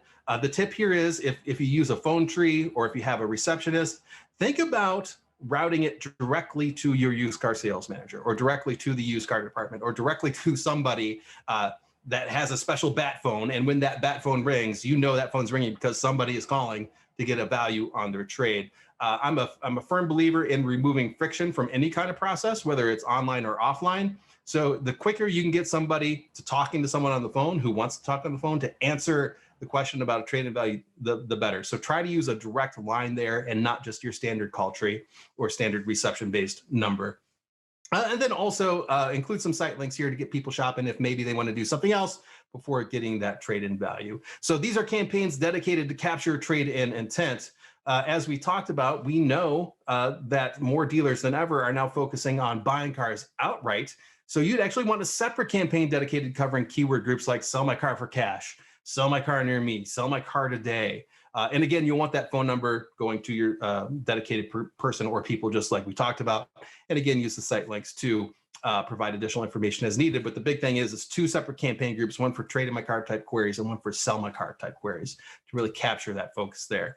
Now, more than likely, you're probably already running new and used shopping campaigns on Google as well that are focused on, like year, make, model, feature type searches, stuff like that. Well, what we found, and for our clients, is those that include a value your trade site link within that ad can actually see up to a 45% increase in conversion rate just by having that on there. People are searching for a Chevy dealer near me, or they're searching for a 2020 Honda Civic. And they see that value or trade, they're like, yeah, I was going to do that in the ad. They click on the ad, and it's going to lead to a much greater chance of capturing their lead information much faster that way. I know we named the section Be Google's Answer, but I'd be remiss if I didn't tell you that one of the biggest search opportunities to expand your reach is to get into Bing advertising. You can advertise the same keywords and ad copy as Google, but just know that Bing covers about 127 million unique users performing 6.4 billion monthly searches. So essentially the bulk of Bing users are people who have Microsoft Windows computers who just, use the default search that's built into the Windows platform, who aren't loading up the Chrome browser, who aren't changing their default search engine. So there's a lot of people there who you won't reach through Google if you're not on Bing as well. It'd be like, every fifth person who walks into your showroom, you'd be like, I'm not talking to them. We're just going to ignore them the whole time. So that's what happens when you don't advertise on Bing, is every fifth person is like, you're just go over there. We're not going to talk. You don't want to do that. So make sure that you're active on Bing as well and really increase your coverage. Because, the keyword strategy, that's part of the puzzle. The geographic targeting with these campaigns is another huge part as well. So for all the reasons we already talked about, we know, again, fight for used vehicles, it's fierce. And there's no shortage of dealer competition in your local market. So to give your dealership the best chance to win that click, you can use location bid adjustments to automatically bid up for trade-in or sell my car related queries that are happening closest to your dealership, which will help you ensure you're not missing on any high quality impressions with folks in your own backyard. And this is really important. Again, by using location bid adjustments, you can actually, the closer somebody is to you, you can bid more for your ad to show up in the first position or the second position to give your dealership the best shot to win that click. Another great strategy for geographic targeting is tailoring your map to your dealership's process. So for this example, let's assume you want to target people searching on Google with sell my car type keywords. This is something you really want to start going after. So you're gonna need to perform an in-person appraisal after a customer gets their estimated value from your website. So instead of following up after the lead is received and trying to set an appointment from there, you can actually set expectations right from the ad copy and then layer in geo-targeting to deliver the right ad with the right message to the person based on the proximity of them to your dealership. So the people closest to you could get a cash for your car today type messaging. And then people further away, we get a more general cash for your car will come to you type messaging. Both are attractive messages. They also align with today's current environment of staying at home when possible and not making any unnecessary trips. And the idea, again, is to serve the most relevant message to your prospects based on where they're located. Along with geographic prioritization, it's also important that we don't treat every single searcher the same. So by layering in an email list of your previous or potential customers, we're actually able to bid up on them to ensure that you're in the first possession more often, which will help reinforce that the place where they bought their car is the best place to trade in or sell their car. Bidding up on returning customers typically results in $1 less cost per click, and you'll show up in the first ad position about 22% more often than when you don't have a matchback list. to help inform your targeting. This is really easy to do. You just got to provide your digital marketing partner with a list of your customers, and they can upload it into Google Ads and activate email matchbacks. And again, it's a great way to stay in front of your customers to ensure that you're there when they're searching for something, if they're not searching for you directly. For me, this slide here, though, this is the most compelling reason to run trade-in campaigns on Google. People looking to trade in or sell their vehicle are higher intent searchers, and they're much more likely to click on your ad compared to those searching for a new or used vehicles. Trade-in campaigns enjoy almost a 42% click-through rate, whereas new and used vehicle campaigns have about an 11% click-through rate. So not only can you win more clicks, but if you optimize your website for trade-ins like we talked about earlier, you're much more likely to convert that click into a lead as well. And who doesn't like that? Now, having paid campaigns is great. That's half of that digital marketing strategy for search. But the other part of it here is to remember that only 5% or so of searches result in an ad click. So even though ads are going to take up on mobile, especially the first screen or two of our search results, only 5% or so are actually clicking on those ads. The rest are going to hit the organic.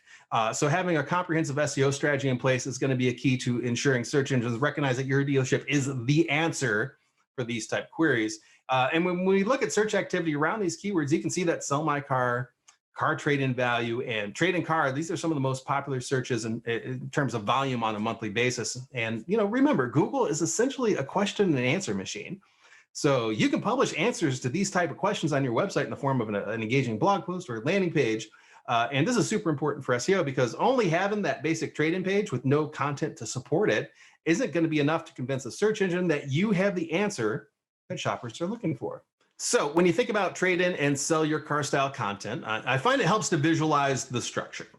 We've already talked about the need for 2 separate landing pages to provide a quality experience for people who are already on your website. But from there, you can start to create content lanes that are specific to each of those topics. The 2 main landing pages should contain relevant information, maybe a video if you have it, and of course CTAs to start the trade-in evaluation process. But to establish your relevance and prominence with Google and other search engines, you have to prove that you matter for those topics. And a solid SEO strategy is going to help you build the funnel that leads to conversions. So you need to build out an optimized content strategy that meets consumers where they are. Maybe they want to trade in their vehicle, but they know it needs a repair and they're wondering if they should even fix it first. Perhaps they still owe money on their vehicle and they aren't sure if they can sell it or trade it in. Or maybe they're even wondering if selling a car at a dealership is a better idea than selling it on their own at a third-party marketplace or on Craigslist. You can improve the relevancy of your website and reach more people by building out what we call supporting content for people who haven't decided exactly what they want to do with their vehicle when showing Google that you're an authority. So, somebody might be searching for, best place to trade in a car. And then you could have a blog post that's like, hey, why we're the best place to trade in your car. So the idea is to take these types of questions that people are actually searching for in Google and making sure that you have a really relevant piece of content that answers that question so you can grab them and capture and bring them in to your marketing. That said, all the on-page optimizations and supporting content in the world won't do much for you if your website doesn't have a solid technical foundation. So when we talk about technical SEO, the simple way to say it is that these are all the code bits behind the scenes, essentially, that Google reads to help get an idea of what your website's all about. So as you create custom pages for your website, we got to keep some of these technical aspects in mind as well. You want to make sure that you're optimizing your title tags and meta descriptions so that they're relevant to tell users and search engines what that page is all about.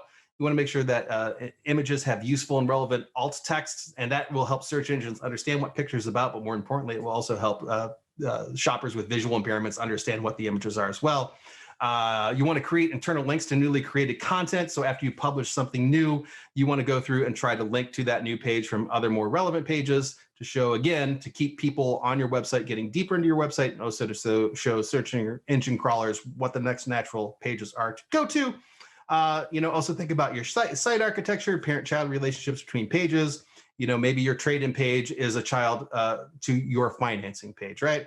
And then we also want to make sure you optimize your URLs so that they're not long and obtuse, and that you're using hyphens and not underscores, that kind of stuff. And then to follow up on the publication of any new content on your website, distributing it where people can actually, see it, even if they're not specifically looking for it in the moment, is a huge step. As I'm sure you know, Google My Business is currently one of the most powerful tools in your SEO toolbox. And we could probably do a whole workshop about optimizing your dealership's GMV. And actually, I think here at NADA, there are workshops around this.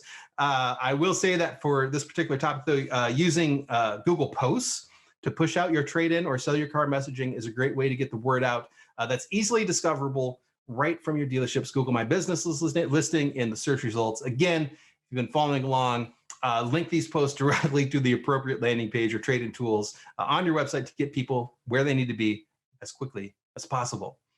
And don't forget to publish and share your new trade-in related content on Facebook, Instagram, Twitter. Organic social sharing will help keep your brand at the top of people's minds as they scroll through their feeds. Remember, Google search is for active intent, and social media, that's for passive discovery, right? Google active intent, meaning somebody's like, I need to go find out what is my vehicle worth.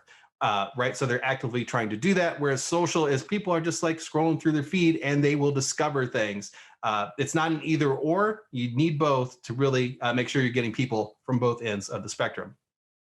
Man, we are just cruising through here.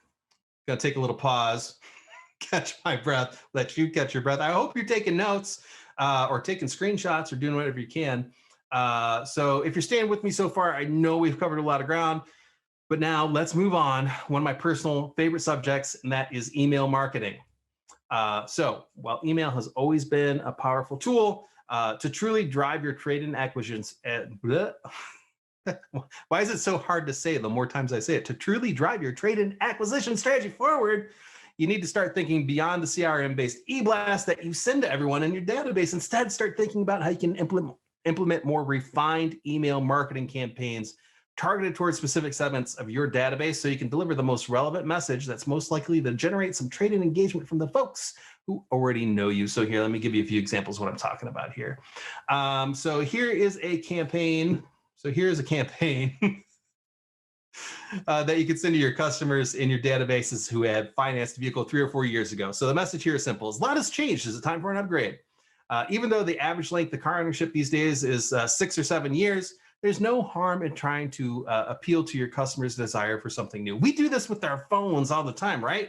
I know you've got your iPhone, you've had it for a couple of years, it works perfect, does everything it's supposed to, but then you catch a glimpse of the new, iPhone 12 XL C139er with that shiny new feature, and before you know it, you're on their website, your carrier's website, upgrading to the latest and greatest without there really being a need to besides like, oh, I want that. And it can be the same thing with cars. Appeal to a customer's sense of freshness with the new tech and new features they might be missing out on. And really, the end result is they get a new car and you get a pre-owned quality vehicle for your lot. Another campaign you can use is to entice a customer to trade in, is to play off how long they've owned their car for. Everyone likes to treat themselves. And so send an email to those customers who purchased 5 to 7 years ago and remind them just how long ago that was. Say, hey, don't you deserve something new? And this is a great audience to target with trade-in or sell your car type campaigns, as they probably are now just about to enter that period where they start actively thinking about getting a new car. So the timing on this is to help keep your dealership top of mind and that say, hey, you know what, we're still here for you even after all these years. This campaign is something to consider, especially in the light of COVID.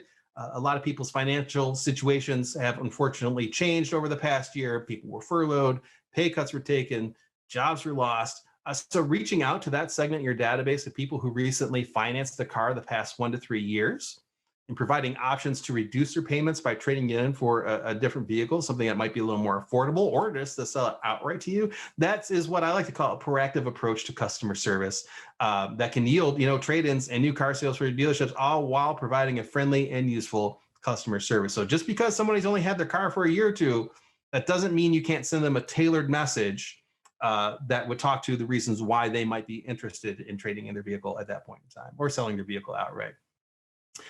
You can even add some automation. That's not a word. Although automation, you can even add some see, I almost said it again. Now I can't stop saying it. I'm just going to, if I say it again, I'm sticking with it. You can even add some automation to your emails. by setting up post-sale drip campaigns that automatically send out at predetermined times. So you do all the work up front on these. You plan out the cadence, and that way you can consistently send little annual reminders to your customers that maybe now is the right time to trade in their vehicle. You know, use messaging like, find out how much your vehicle is worth, or your vehicle might be worth more than you think, to entice your customers to revisit your website and at minimum, engage with your trade and evaluation tools and plant that seed. And again, keep that relationship going with your clients. And the best part is once you have the drip cane set up, then it just works. Then it doesn't matter how many cars you sell, 100, 200, 300, 400, 900, 1,000, 2,000 a year. Boom, these trade-in messages are going out all the time to make sure that you have a constant inbound flow of leads coming in for people who might want to trade in their car. And for those that like to go even deeper, because you can go deeper in discovering opportunity, you can even explore your service database for high quality trade-in prospects, and like going beyond your equity mining tool and doing something a little bit different here. So something that's worked really well are email campaigns targeted towards declined service ROs, right? So instead of paying that $500, $1,000, or $2,000 repair bill that your customer recently declined to have performed on their 5-year-old vehicle, why not skip the repair completely and then trade it in for something new? So within your declined ROs, that's potentially people who you can get to trade in their vehicle for something else. A similar approach, and this one is really getting in there, is to target customers who actually just paid for that big repair. They're like, no, I'm paying the $2,000 to have it fixed. And then offer to give them that money back to use towards the purchase of a new vehicle if they trade in the one they recently fixed. So the idea behind, that campaign and all these campaigns is to send the most relevant messages to the customers based off things like length of ownership, their current circumstances, and do that instead of just blasting one trade-in message to every, all 15,000 people in your database. The more you segment those messages, the more you tailor them, the more action you're actually going to get on those. And so remember, with all these campaigns, you want to continue the engagement, link people to those landing pages or sell your cars pages, get them into your trade-in tools if they support automated trade-in flows, and do whatever you can to get them within one click as quick as they can and down that path to purchase or down to that path to trade-in as quickly as possible. Something else that we need to talk about here is winning the mind share. And it's one thing to win the click, and that's great. That's half the battle. The other half is actually sticking with them across the internet, so your dealership and your brand is always top of mind. So when I talk about winning the mind share, what I mean is making sure you're showing up in front of your consumer with frequency and consistency. So all things being equal, they remember you. If you can do that, if you can make sure you're never going to leave a customer's side, you're going to see an impact with your business KPIs, whether that's phone ups, direct traffic, branded organic, you'll generate opportunities. But unfortunately, neither you nor I have an infinite supply of money. So our challenges, your challenges, how do you do that while staying efficient? What it really comes down to are 3 factors. Where do we show up? How do we show up? And who's our customer? So let's start with where. And when it comes to building brand equity, there's no question Facebook is one of the best buys you can make. As I alluded to earlier, the platform is a discovery engine. And ladies and gentlemen, make no mistake, social scrolling is the new channel surfing. So that user by definition is waiting for something new and interesting to grab their attention. Facebook also helps pretty good with the who right out of the box. The audience targeting options you have for any of your ad campaigns are pretty comprehensive, but your highest converting audiences are going to be the people who already know you and have some sort of relationship with you. So targeting, for this example, for, you guessed it, a trading campaign, you could create a custom audience made up of some or all the customers from your CRM who purchased a vehicle 3+ years ago, let's say. You could also target it to your website visitors who visited service, parts, collision-related pages. Again, playing on the idea that maybe trading in their vehicle is a better alternative than paying a big service bill. And then to truly outmarket your local and national competition, you really do need to be on every platform because, let's face it, your customers are on every platform. And I know that sucks to say. It's like, oh my God, why do I have to be everywhere? Well, if you want to reach the largest audience possible, you're not going to find them all on one place. They're searching on Google or Bing, like we talked about. They're watching videos on YouTube. They're scrolling through Facebook. They're everywhere. So you do need to be everywhere. Now, that said, combining refined audience targeting with video, you really can expand your dealership's reach and frequency in a way that leaves, a serious impression with customers. So whether your targeted audience is lean back and watching YouTube on the living room big screen, or they're chilling on the couch with their phone in their hand, scrolling through the social feed, your dealership can be there to offer the solution to their problem. Video advertising is way more cost effective than you might realize. So like for a fraction of the cost of traditional or cable TV spots where 95% of your impressions are wasted on consumers who aren't in market, you can reach the right people at the right time in the right place with the right message 100% of the time. In-market shoppers, every single impression, I mean, it kind of speaks for itself. And then one last tip for the how, and I would say this would probably classify as a pro tip since it's really outside the box, but I wanted to share it here anyway. So when you think about it as it relates to vehicle acquisition, you know, this does make a lot of sense, so stick with me here. So let me go on the record and state that there's nothing inherently wrong with traditional advertising. I live in the Detroit market, where car dealers are still heavy into broadcast, still heavy into print, still heavy into direct mail, because for this market, that makes some sense. So I'm not saying traditional is bad, even though I work for a digital marketing agency. So now that we got that out of the way, let me say this. The issue really is, it's just about proving ROI or ensuring that you're winning the minds of the people who matter, i.e. those who are actually interested in trading in their vehicle. So if you're going to be doing any kind of traditional advertising, why not tie it to your trading campaigns and give those who do receive these messages an easier way to engage? So like on print, you can use QR codes to drive offline traffic online to your trade-in landing page or website, or use your SMX text number so people can reach out directly to you to ask about the trade-in value. Again, depending on the technology you have in place at your dealership, you could take that QR code, you could take that SMS text number and have it open an instant chat-based trade-in evaluation experience right from their phone. And within a minute, they're getting that trade-in value. And then you have a high quality lead to follow up with. So with that traditional, if you're in a traditional market, if you're still doing it, just incorporate some of these digital elements to get those people online and get that trade-in lead, give them that value, and people will love it, and your team will too. And really, you know, it's those more advanced marketing strategies. They're not just going to bring your trading game up to par with the big national brands, but it's also going to give you the edge. But we got to kind of bring this home down for one last little section, because getting that trade-in lead, and you're going to get a lot of them, hopefully, that's just the one part of the story. So to really succeed, right, to really turn on your trade-in machine, is we got to have a post-lead follow-up process that aligns with consumer behavior and expectations. And I cannot stress this enough. So when it comes to following up with your trade-in leads, or really any leads, if you haven't done so already, you need to start having a text-first mindset. There's actually a setting in iPhones right now where you can send all unknown callers directly to voicemail. That came with iOS 13, I believe it was, and it was a game changer. It's like, you don't like getting all those calls from numbers you don't recognize, just toggle on this and you'll never hear your phone ring again. Your phone won't even ring. Also, 80% of people say that they'd rather text with the business than talk on the phone. And I'm sure that number skewers even higher the younger the person is.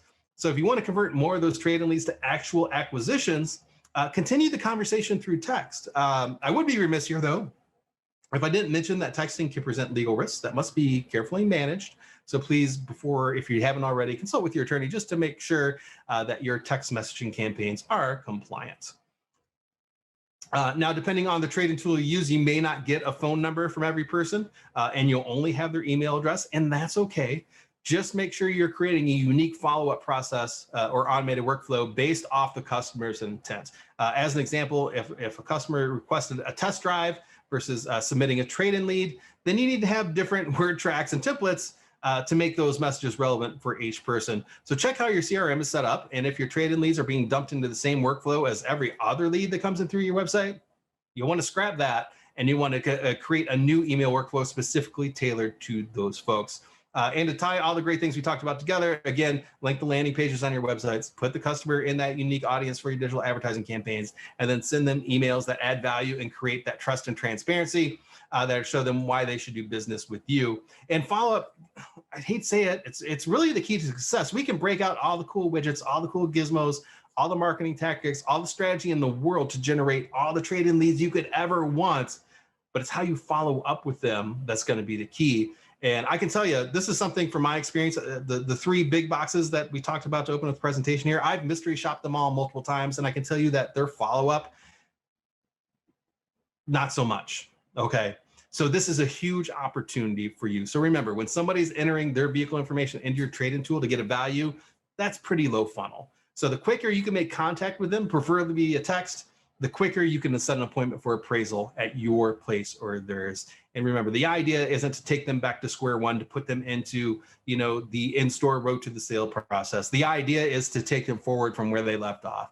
They got a value for their vehicle. What can your dealership do to turn that into a real life transaction for them? Man, we did it. That was a lot of ground.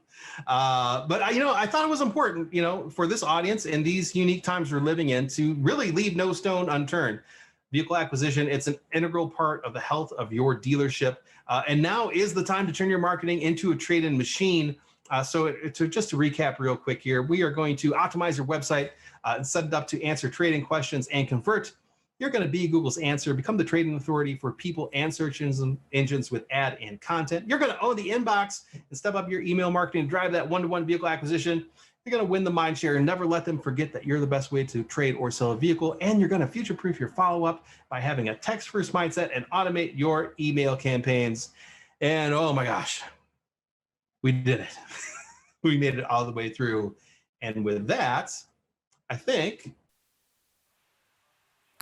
Мы возвращаемся в студию Яндекс, откуда ведем трансляцию крупнейшего ежегодного мероприятия авторитейла NADA Show, проводимого сейчас в формате онлайн в эти дни в Соединенных Штатах Америки. Для тех, кто только присоединился, напомню, что РОАД в партнерстве с Авто.ру подготовили лучшие семинары, избранные семинары, наиболее ценные из тех, что представлены в основной программе NADA Show. Для тех, кто с нами был, я надеюсь, вы успели пообедать, зарядились крепким чаем, кофе, полны энергии для того, чтобы продолжать впитывать те практики, лучшие методы, инструменты и знания, которые предлагают нам наши американские партнеры и коллеги. Продолжит в потоке маркетинга Джейсона Стама, продолжит его доклад его коллега, которого зовут Нейт Джонс. Вы знаете, часто, я думаю, вы с этим сталкивались, часто про сайты говорят, про сайты дилерских центров, дилерских групп, такая фраза «некрасивый». Так вот, он как раз расскажет о том, каким образом слово «некрасивый» неуместно, потому что важна не красота, а на самом деле понятная и четкая функциональность. Он сосредоточит свое выступление вокруг основных ошибок, которые совершают дилеры, когда пытаются вместо функциональности добавить той самой красоты в угоду личным вкусам и мнениям, соответственно, коллег. Поэтому послушайте. Это прямо такой гайд по ошибкам. В потоке лидерства нас ждет Дэниел Ким. Его доклад особо интересен тем, что он меньше говорит про инструменты, но он очень классно и очень по делу, структурно формирует правильное отношение к тому, где действительно в маркетинге, с какой стороны в маркетинге и в цифровом маркетинге, в привлечении клиентов нужно начинать работу, а не с той стороны, как кучу инструментов и красивых каких-то веселых фишек навесить. Поэтому это два таких фундаментальных выступления. Они будут идти у нас в параллели. Пожалуйста, начинаем.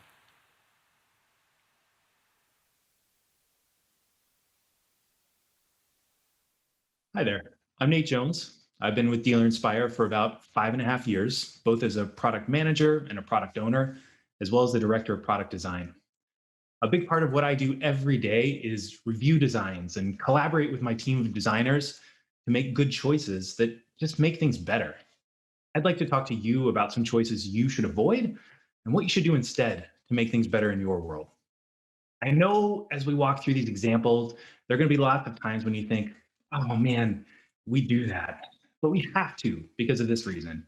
Or we could never do that because of this other reason. But a lot of those barriers, they can be overcome. But first, here's some legal stuff for your enjoyment.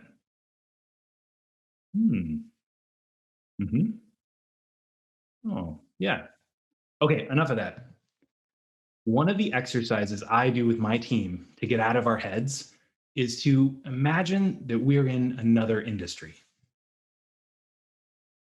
If Nike applied what we put most of our customers through to their website, would you want to buy shoes from them?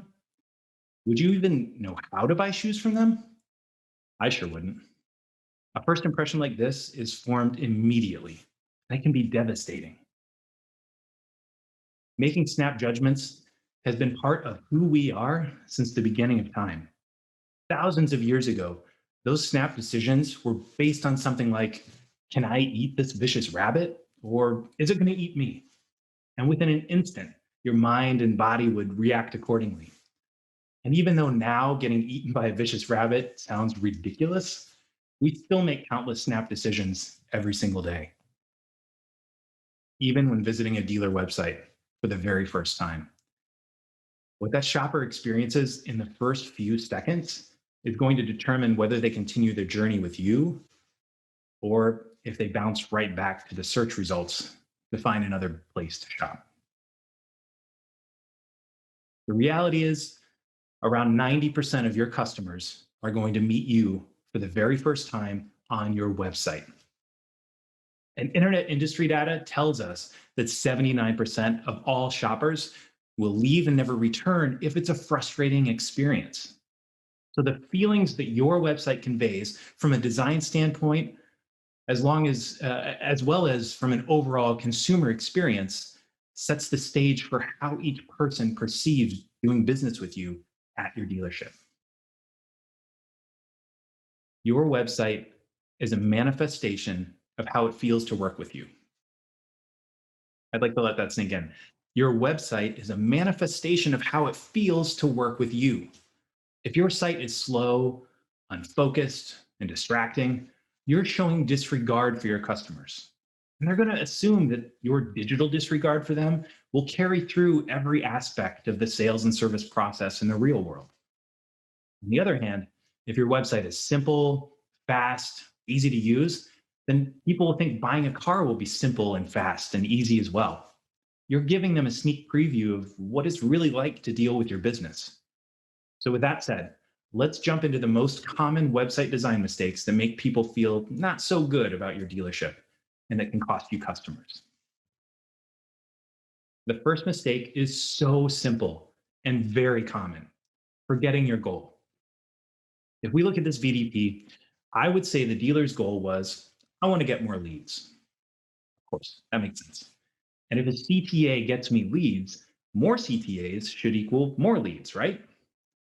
Unfortunately, that's just not true. We have 5 calls to action here. 5. Where am I supposed to tap? What's the best choice for me? And what will get me the best price? It's ultimately pretty confusing. And study after study shows that when you include too many options and don't provide an obvious next step, people are most likely to take no action at all. Now, this sounds really simple. I'd guess that the most basic goal is probably, I want to sell more cars. Now, if that is your goal, then you have to ask yourself, why do you keep adding more widgets that confuse your customers or overwhelm them and cause decision paralysis? So let's focus on our goal. Remove competing CTAs and make digital retailing the main button on our VDPs. That's probably a better goal and a better action to achieve that goal. In order to focus on your goal, you have to clearly articulate it just like that and keep it at the front of mind during every decision. Consciously make that goal the lens through which you view every design choice that you make. Speaking of being overwhelmed, mistake number 2 is having too many distractions. When you overwhelm your web visitors with pop-ups, animated graphs, or other interruptions like a very chatty chat tool, you're needlessly distracting your visitor from what they're trying to accomplish. Remember, no one is on your website for fun. They're there because they have a very real mission that they're trying to accomplish. The last thing you want to do is to become so distracting that they can't find what they're looking for because of all the pop-ups you keep throwing at them. So they leave in frustration to continue their search somewhere else. A thoughtfully designed website quickly leads shoppers to where they need to be to find the answers to their questions without needless distractions. Instead of bombarding your visitors with distracting things like a chat pop-up that opens on every single page load, incorporate those actions into the overall design of your website so they're always visible or just a tap away. Give your shoppers a clear path to what you want them to do. Mistake number 3 is inconsistent branding. This is a tough one because odds are you have multiple teams or vendors regularly adding assets and elements to your website. A common scenario that I see from a lot of dealers happens with homepage sliders. So you probably have your own team. They're creating new sliders each month. That's terrific. You also probably get some broadcasted to your website from your OEM. Okay. Maybe you also have some third-party vendors or partners who have an asset library of images that you can use. When you start stacking all those things up on your homepage, it leads to inconsistent branding. It leads to inconsistent colors, inconsistent fonts that all clash with the overall design of your website. When a website looks like it's being pieced together from spare parts, that's not going to leave your visitors with a warm, fuzzy feeling. The best fix here is to define your brand and build a style guide for anyone who produces digital content for your website. This will help ensure that the right fonts and colors and overall styling are being used to present a unified brand, regardless of who is producing those assets. Now, I know some of this is out of your hands, since you won't really be able to tell your OEM to use different fonts and styles. So what you probably want to do is use that as your base. Invoke as much of the same design language that your OEM does for your style guide. But once you have that style guide, enforcing that to your team and that your other vendors adhere to it, it's going to make everything feel much more cohesive and intentional. Also, quick note, Comic Sans, regardless of where you're using it, your website, an email, a display ad, literally anywhere, Comic Sans is never the right choice. Never. Just please don't. Okay, back on track. Mistake number 4 is disconnected experiences. This is also super common in our industry, as more and more widgets and gizmos are installed in your website from different providers. For example, if you use vendor A for your website and vendor B for your trade-in tool, vendor C for chat, and vendor D for digital retailing, you have 4 different companies providing 4 key components of your online shopping experience. 2 things are probably going to happen. Number 1 is that none of those tools can talk to each other because they're independent, which means you're probably asking for the same information over and over again from your customers. It's going to be much less efficient for them. It's also going to be way less efficient for your team as well. Number 2 is that while trade-in and chat and digital retailing tools have been developed to be able to be installed on any web platform, they weren't specifically built to integrate into your platform, which can also create hardships for your team. That means that your chat tool, for example, it can cover up crucial information on a VDP. Or maybe your digital retailing solution opens up in a new tab that has a totally different look and feel from your website. And that can really lead your shopper to wonder if maybe they've been mistakenly transported somewhere else.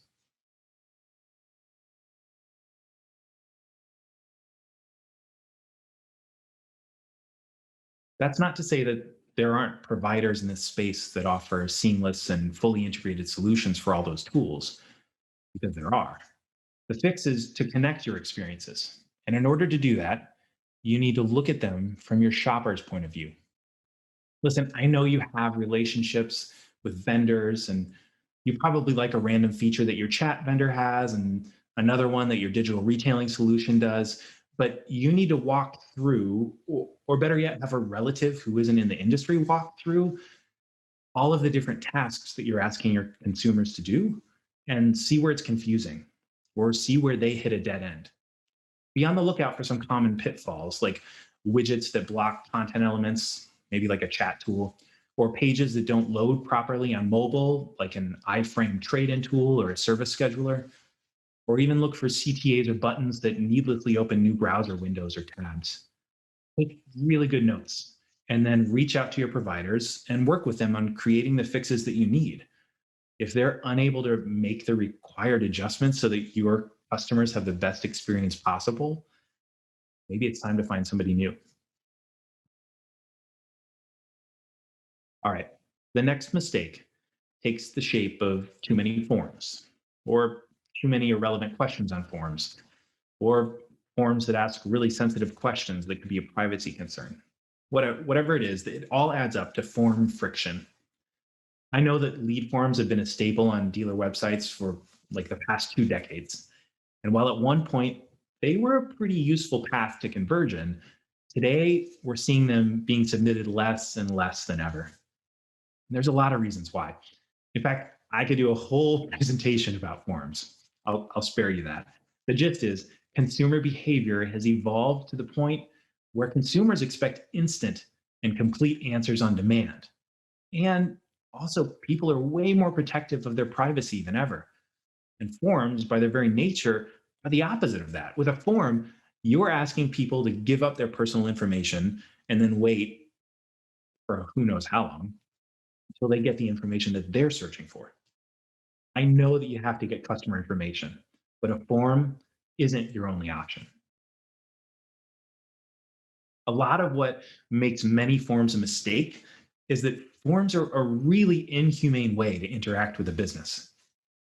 Most of this can be solved by just shifting your perspective. Shift it to consider how you could ask for the same details in a conversation. And this is totally going to pay dividends for you in multiple ways. First, it's a much more natural interaction, and that's going to set your customers at ease. It also lends itself to providing next steps so you can maintain their momentum. And it also is a solution that works across channels. So obviously we have web chat, but we also have text messaging and Facebook Messenger. You can't really take your forms to texting or Facebook, but you can take conversational designs and conversational conversions to be able to meet your customers where they are. And I get that conversational design isn't for every single form. So for everything else, shorten the form. And if it's sensitive content that you're asking for, provide context about why you need it and how you're going to use it. Things like phone numbers and email addresses. Just be transparent and be kind. Okay, now regardless of how you're generating leads, the next mistake is waiting for you around the corner. I see ambiguity and dead ends most often in the form of generic thank you pages that don't give a clear picture of the next steps for the customer. So, all right, maybe I just requested pricing information. No, you know, and I know that a solid next step is probably getting a trade estimate. But it's safe to say that many shoppers don't know that. And even if they do know that, it's probably even safer to say it's not seamless to start a trade estimate from the end of a pricing request. I mean, at this point, I've submitted the information. You've got me. I know your team is going to call me and text me a lot, but I'm so invested that I'm willing to take that leap. And then you completely sap my momentum and you give me a chance to cool down. So you can audit this yourself by submitting a test lead through all of your forms. And then again, just take notes about what happens next. If you end up at the same generic thank you page, then you could be bringing your shoppers to a screeching halt. If all those pages say is something like, thank you for submitting your request for information. Someone from our team will reach out to you shortly. You never want to leave your customer hanging and unsure of what's supposed to happen next. You need unique and fully optimized thank you pages for each of your different CTAs. For example, if someone clicked your Get ePrice button and then submitted that form, you could redirect them to a thank you page that has a video message from somebody on your team that explains what to expect. Or better yet, a video message that also directs them into your digital retailing tool so that they can explore different finance and payment scenarios on their own. That's going to keep them engaged on your website. It's also going to let them close themselves on the vehicle they're interested in instead of having to wait from somebody on your team to get back to them. Another example would be that if someone clicked the check availability button on a used car, you could land them on a thank you page that lets them know A sales professional will be ensuring their vehicle's still available, and they'll be sending them a text very, very soon. Now, when you do that, that's going to make the customer much more receptive to that incoming text. And you'll also be able to engage them much more easily in setting up an appointment.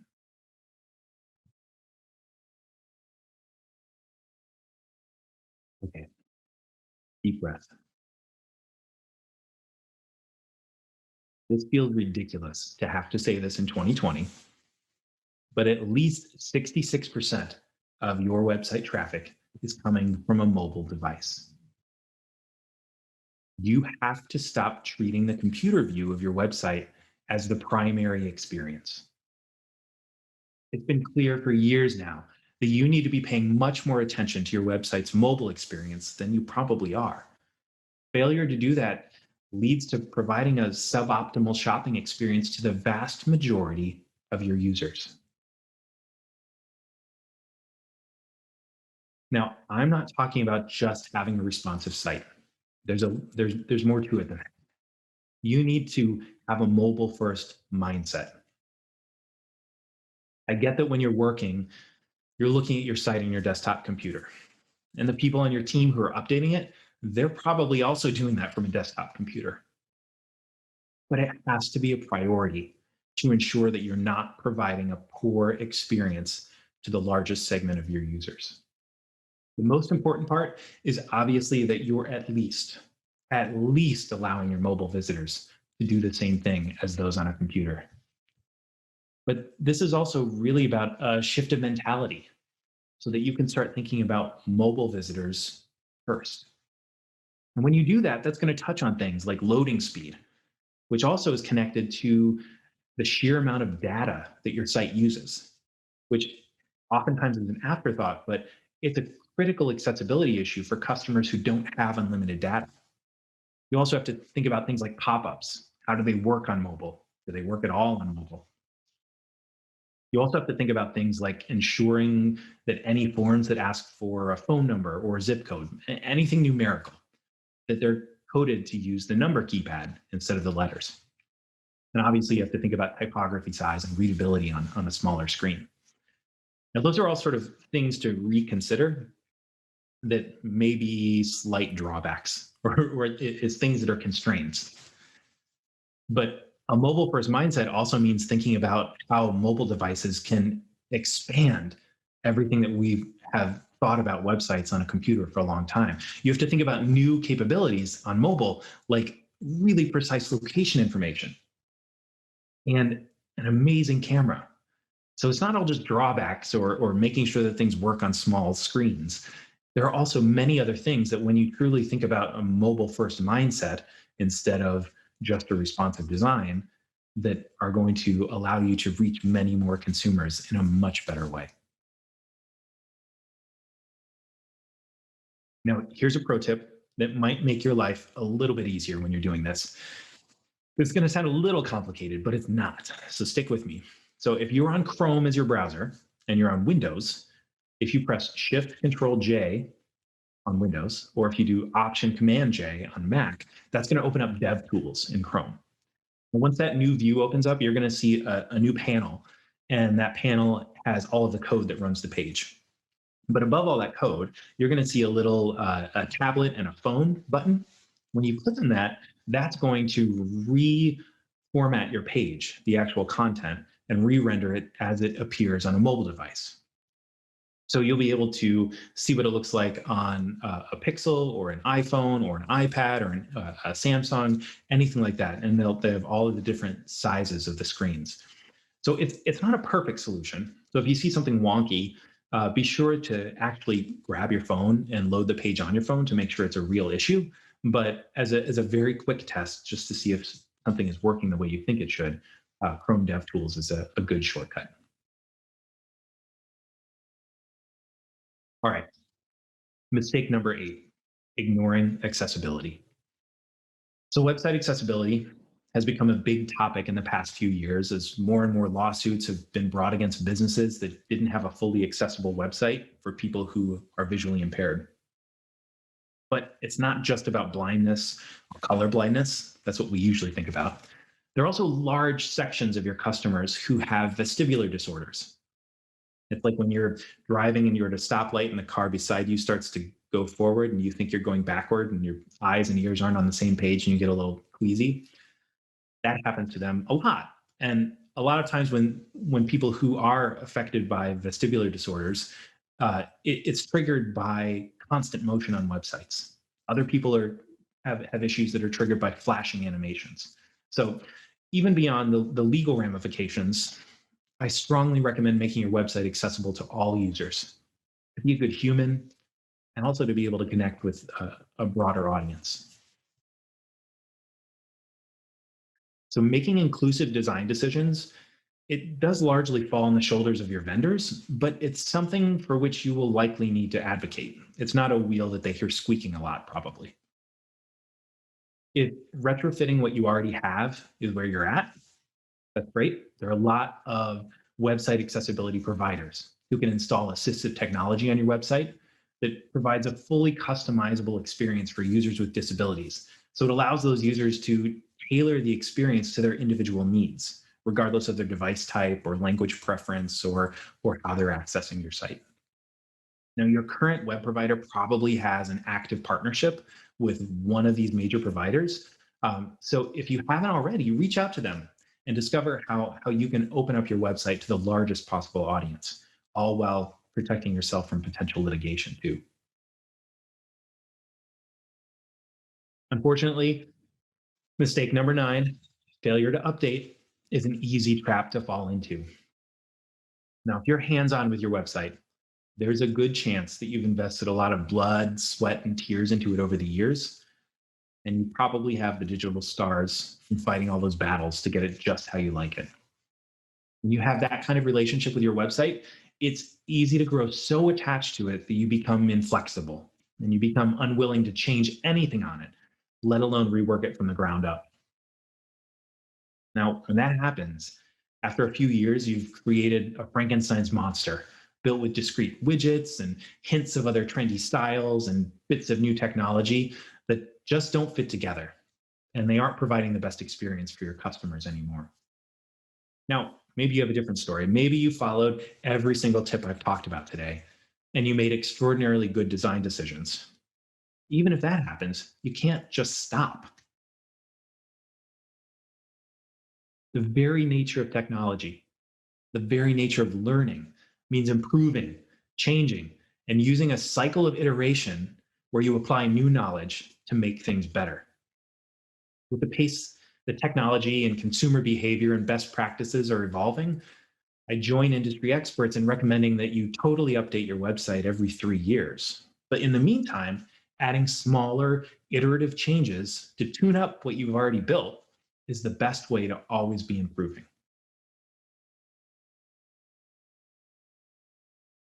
Now, I know I literally just said you should always be iterating, but if you have poor planning in how you roll out those updates, it is a recipe for disaster. One of the easiest mistakes you can make is to implement numerous changes, all within a very short time span, and not put measures in place to note what was changed and when the change was made.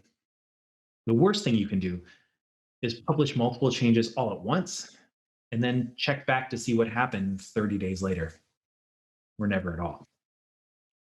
If you don't take extra steps along the way, you could be staring at a dumpster fire in your Google Analytics with no way to determine what changes actually sparked that fire.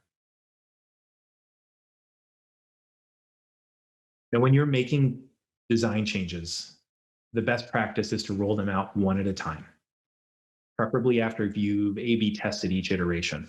And we'll talk more about that in a little bit. The key within Google Analytics is to note the date that the changes went into effect and exactly what those changes were. Now, being obnoxiously detailed is your goal in this step. That way, you can review the impact after the changes were pushed live, and then you can iterate from your new improved baseline. And lastly, mistake number 11 is looking like everyone else. With OEM regulations on one side and your website provider's capabilities on the other, and both of those competing with whatever Apple's latest site design is, you might be feeling a little boxed in or templated. And unfortunately, using stock photos for your inventory and using stock photos on your site and not putting your whole heart into your copywriting or publishing bland, uninspiring content, that's not going to leave a positive, lasting impression with your visitors.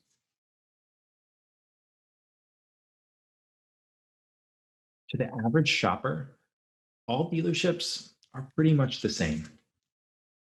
And on some level, that's mostly true.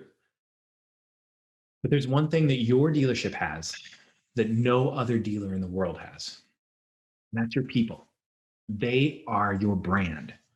Your people are your differentiators. Make your people front and center on your website to show visitors who you are, how you can help, and how you're unique.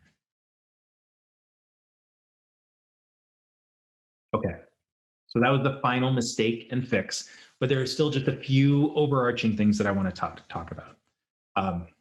Every single one of us is full of unconscious biases, and they unfortunately are going to play an oversized role in any decision that we make that isn't data-driven.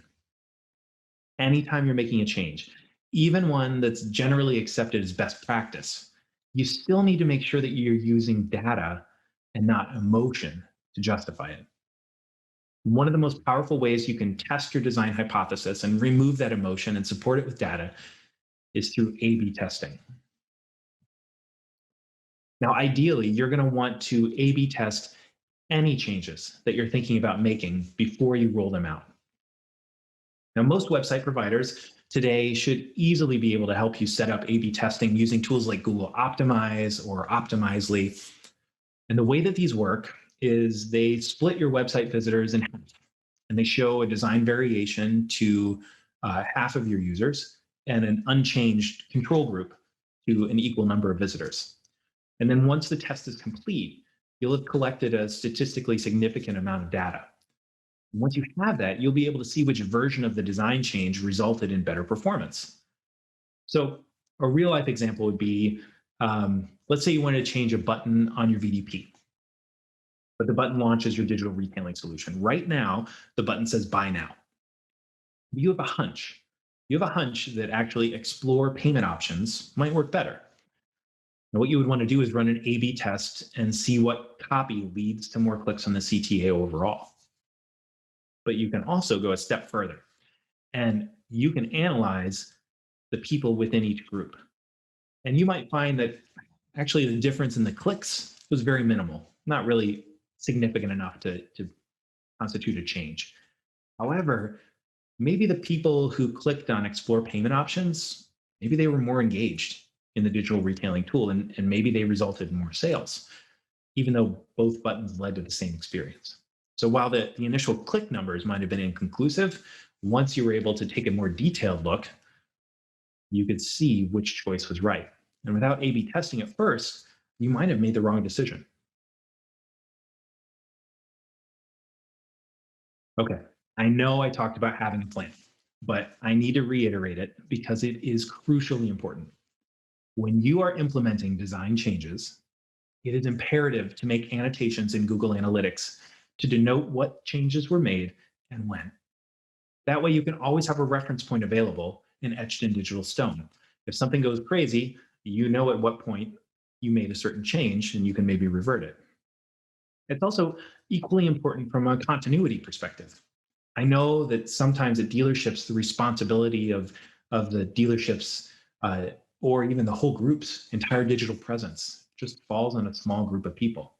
If these folks aren't making regular annotations in Google Analytics and then they leave, you're endangering the success of all of that hard work without the historical context as far as what came before. Okay, well, all that Google Analytics information and notations and then the A/B test results, they're really powerful and terrific for analyzing data. Most people digest visual information a lot more quickly. Heat maps are the tool that's going to get you there. Heat maps can show you what elements on the web page people are actually clicking on. The brighter the color, the more action that particular element is receiving. Hotjar and Crazy Egg are two of the most commonly used providers. Now over here, you can see that on the left, the models filter is the main filter that users are clicking on when the full inventory results load. And that makes a lot of sense. But look at the main menu. The next most interacted element on the page is finance specials. Together, that tells us that, yeah, people are interested in certain vehicles, but almost as importantly, people have unanswered questions about financing. Now, just by glancing at this heat map for a few seconds, you're able to get a much better picture of understanding of user behavior compared to looking at a report in Google Analytics. Okay, if you really want to go down the rabbit hole, you can use third-party tools to record the actual web sessions of real people using your website. But this creeps me out a little bit. But it doesn't do anything horrifying like turn on their camera or microphone, but you will probably be blown away to see the way that people are interacting with and engaging with your website in very different ways than you would have ever imagined. Okay, so here's what I want you to remember. Set a goal and stick to it. Plan for how you're going to see it through. Test and measure everything. Launch those data-driven changes and track them. And stay on that iteration cycle and keep improving. When you follow this not-so-secret formula, you won't accidentally make a design change that will cost you customers. Thank you so much. I appreciate your attention today. If you have questions for me, please don't hesitate to email. I'm at njones@dealerinspire.com. Have a great day.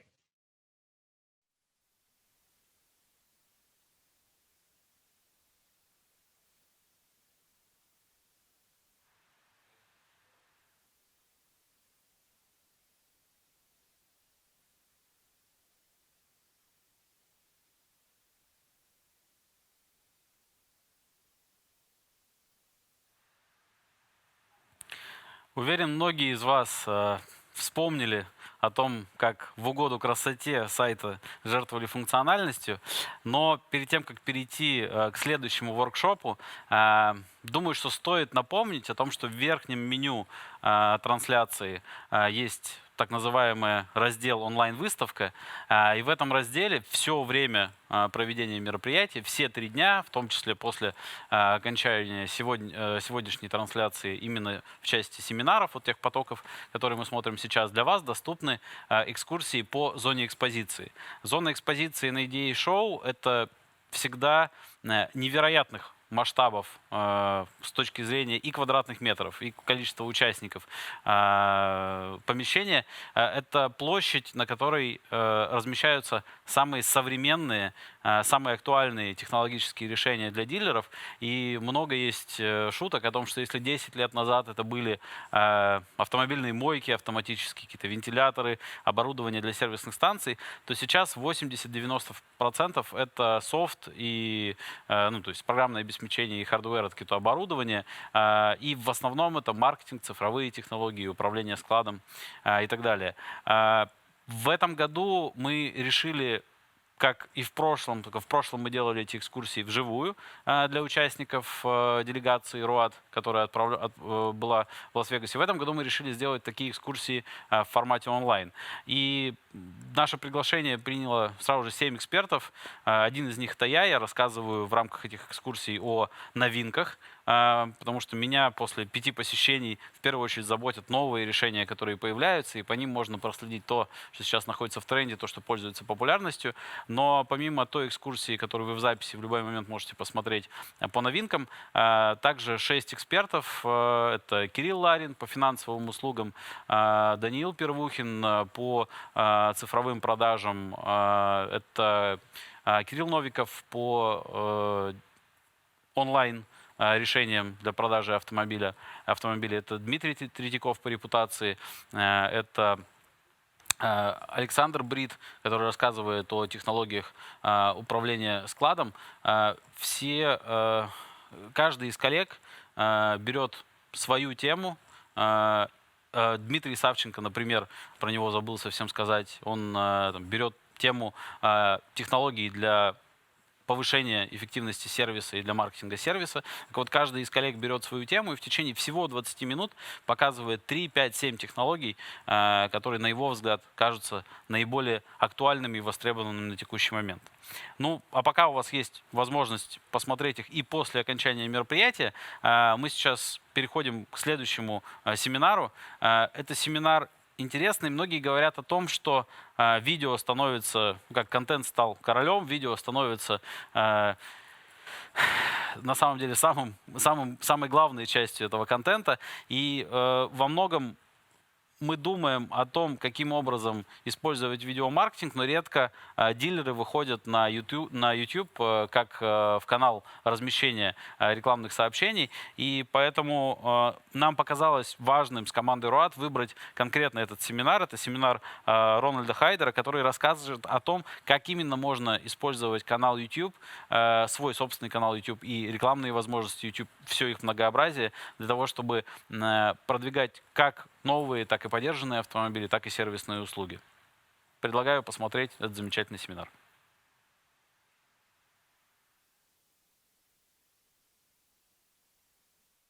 $6 billion. That is how much time people spend watching videos on YouTube each and every month. And that is an incredible amount of video consumption. But when you add in the fact that YouTube is the #2 search engine on the planet, I believe that you as the car dealer have a great opportunity to reach in-market buyers in a non-competitive environment. Hi, my name is Ron Heider. I'm president and owner of HMA, Heider Marketing and Advertising. And I just want to thank you for taking some time to join me in this virtual session. You know, dealers often ask, hey, how do we promote the dealership, build our brand, and generate better quality leads while spending less money? And I'll be the first to admit, you know, it's easy to just spend more money and hope for the best. But I truly believe that YouTube can become a great platform for you and your dealership that will provide you more leads, more selling opportunities, and do so for less money. So let's get started and show you guys how to do it. So first thing, let's discuss and dispel some of the myths about YouTube. You know, a lot of people come to me and they'll say, you know, isn't YouTube just about, you know, stupid pet videos, prank videos, comedy sketches? That is part of it. But YouTube is actually the world's second largest search engine. Of course, you know, YouTube's owned by Google. Google's the #1 search engine. Google has done a lot of research and put a lot of power behind the search algorithms with YouTube, and it has turned into a video-based search engine. We know that YouTube is the world's largest video distribution platform, and specifically for us in the automotive sector, we have seen year over year a 220% increase in automotive videos, which is just a massive amount of video consumption within the automotive space. And the beauty about it is it's a free platform to operate on, and consumers have actually told us specifically what kind of video content they are actually looking for, which again, I believe gives you, that dealer, you know, a leg up with the competition. So what is your specific opportunity as a car dealer? Well, here's some facts about what's happening right now within that YouTube ecosystem. We know that 80% of all US adults, these are car driving, car owning adults, are on YouTube each and every week. We also know they're going to watch at least 40 minutes of video every time they hop online. Now, to put that in perspective, the average network TV show is about 22 minutes once you take all the TV ads or take all the commercials out of it. So they're watching, in essence, 2 network TV programs every time they hop online, which again is a lot of video consumption. Now, here's what we also know. In-market buyers have told us they will seek out and watch 10 automotive videos before they go and buy that car. So I look at this again as a great opportunity. I've got 80% of all adults and car buyers on YouTube. They're spending a lot of time looking for the videos. They've told us what kind of videos they want to watch. They're going to look for 10 automotive videos. But here's the real opportunity for you. Only 10% of the local dealerships participate. And I'll date myself a little bit here, but Bill Bernbeck, one of the great ad guys back from the 70s and 80s, he used to say, if you're looking for success, go where they ain't. So I'm looking at, this is a great place where your competitors aren't participating. Lots of buyers, a lot of content, but not a lot of dealerships participating. And I believe that you should actually dive in and take a look at it. So I just mentioned, the consumers have told us specifically what it is they're actually looking to watch. And again, they've told us, which kind of makes it easy for us as dealerships. They have told us specifically, they're looking for walkarounds, they want virtual test drives, they're looking for product demonstrations, and they're looking for how-to content. These are things that you could just have a lot of fun with, right? All the things that you would normally do within the dealership. A walk around, a test drive, product demonstrations, talk about the how-to again with finance, gap insurance, all those things you can do through your YouTube channel and just push out that video. What we've also seen is, thanks to COVID, this has exponentially grown, right? People are wanting to do things from the comfort and convenience of their home, on their phone, looking on their laptop, and they just want that content readily available. So going back to what we just spoke about, only 10% of the dealers are participating. You have a great opportunity to actually just sort of give people actually what it is that they want. Now on YouTube, you have the choice of 2 different types of content that you can actually push out. The first is what we were talking about, the organic content, which is absolutely no cost. So this is a great area for us to park in, and we're going to talk about this at some length. And then, of course, there's sponsored content as well. And this is where, just like with a Google ad, with a Facebook ad campaign, we can actually pay to guarantee that our content ends up front and center in front of those customers that we're trying to reach. So let's start with that organic content. We kind of talked about this for a few seconds. This is those longer form videos, right? The walkarounds, the test drives, the product demonstrations, that how-to content. Again, whatever questions people are asking within the dealership, with asking your sales reps, your F&I managers, this is the content that you can go and you can put online. The walkarounds are tremendously effective. You bring in that your make and model vehicle, you do the video walk around, you post it on your channel, you link it back to the website, you're done. Your salespeople can then use that, to push that out.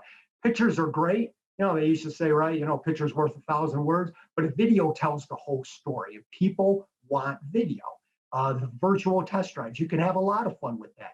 Put a sales rep with a sales manager in the car, take the car just like you would on a test drive, talk about all the features, the benefits. This is the content people are actually looking for and that you can provide them right through your dealership. Of course, the demonstrations, talk about the tech, the navigation, syncing up the iPhone, all the things, again, you would normally do, provide that through a video, and that will give you a tremendous leg up, with the competition. A lot of dealers have come to me over the years and have just said, hey, we don't even know where to start. What's a good place to look at? While the local dealers are not doing a good job with this, say the factories and the OEMs actually are. So take a look at the factories and the OEMs that you represent, look at their channels, look at how they structure their content that's getting most traction. Just kind of start replicating that, just boil it down to what you're doing in your local market. And again, this will give you long-standing visibility within this platform that is just having huge consumption right now. Now, getting the content found, this is actually the harder part. So where most dealers have fallen down over the years is they've set up the channel, they've thrown up some walkarounds, they throw a few videos up, people haven't responded, they haven't engaged with it, and they've kind of abandoned the channel. Problem or the issue that I have seen is they just haven't really finished the job. They didn't complete the channel, they didn't write out a description, they didn't put the keywords in. There are so many pieces that go into this, you just have to kind of finish the job. YouTube will walk you through this step by step, right? And I'll make some assumptions here. I'm assuming you've got an in-house digital media manager who can handle this, maybe a digital media agency. They should be able to walk you through this. But if not, YouTube does a great job once you're inside your channel of just filling in the blocks. It'll ask you, write out a detailed description on the channel, write out a description on the video, write out the tags, the keywords. These are the search keywords that you would find in any Google-based campaign. You can load those into your channel, into each video, and that is what makes it easy to be found. If you just pop a video up there without a description, without keywords, without any tags, YouTube has no idea what that video is. As sophisticated as they are, they just can't tell what each and every video is. So we have to take the time to tell them. Also, what's available, which most dealers have fallen down over the years, they have failed to put links back to the website, back to the social media profiles. You want to take the time to make sure the channel is properly set up and optimized so that it's driving people back to your website and you're getting those opportunities for it. So again, if you've tried this in the past, give it another shot. Go through the steps to get the channel properly set up and get that organic content found by, again, making sure the tags, the keywords, and all the links are properly set up in there. So the next opportunity that I kind of want to chat about, and this is where we'll park in for a little bit, and this is with paid advertisement, right? Just like you buy TV ads, radio ads, streaming ads, we can buy the content based on this platform. And as a marketer, I really believe this is where great opportunity lies, where you can, again, build your brand, get front and center with your potential customers, and really drop your message in front of those in-market buyers right when they're actively shopping for what it is that you have to sell. So within YouTube, they make 6 different ads available, but we are only going to focus on 2 of them.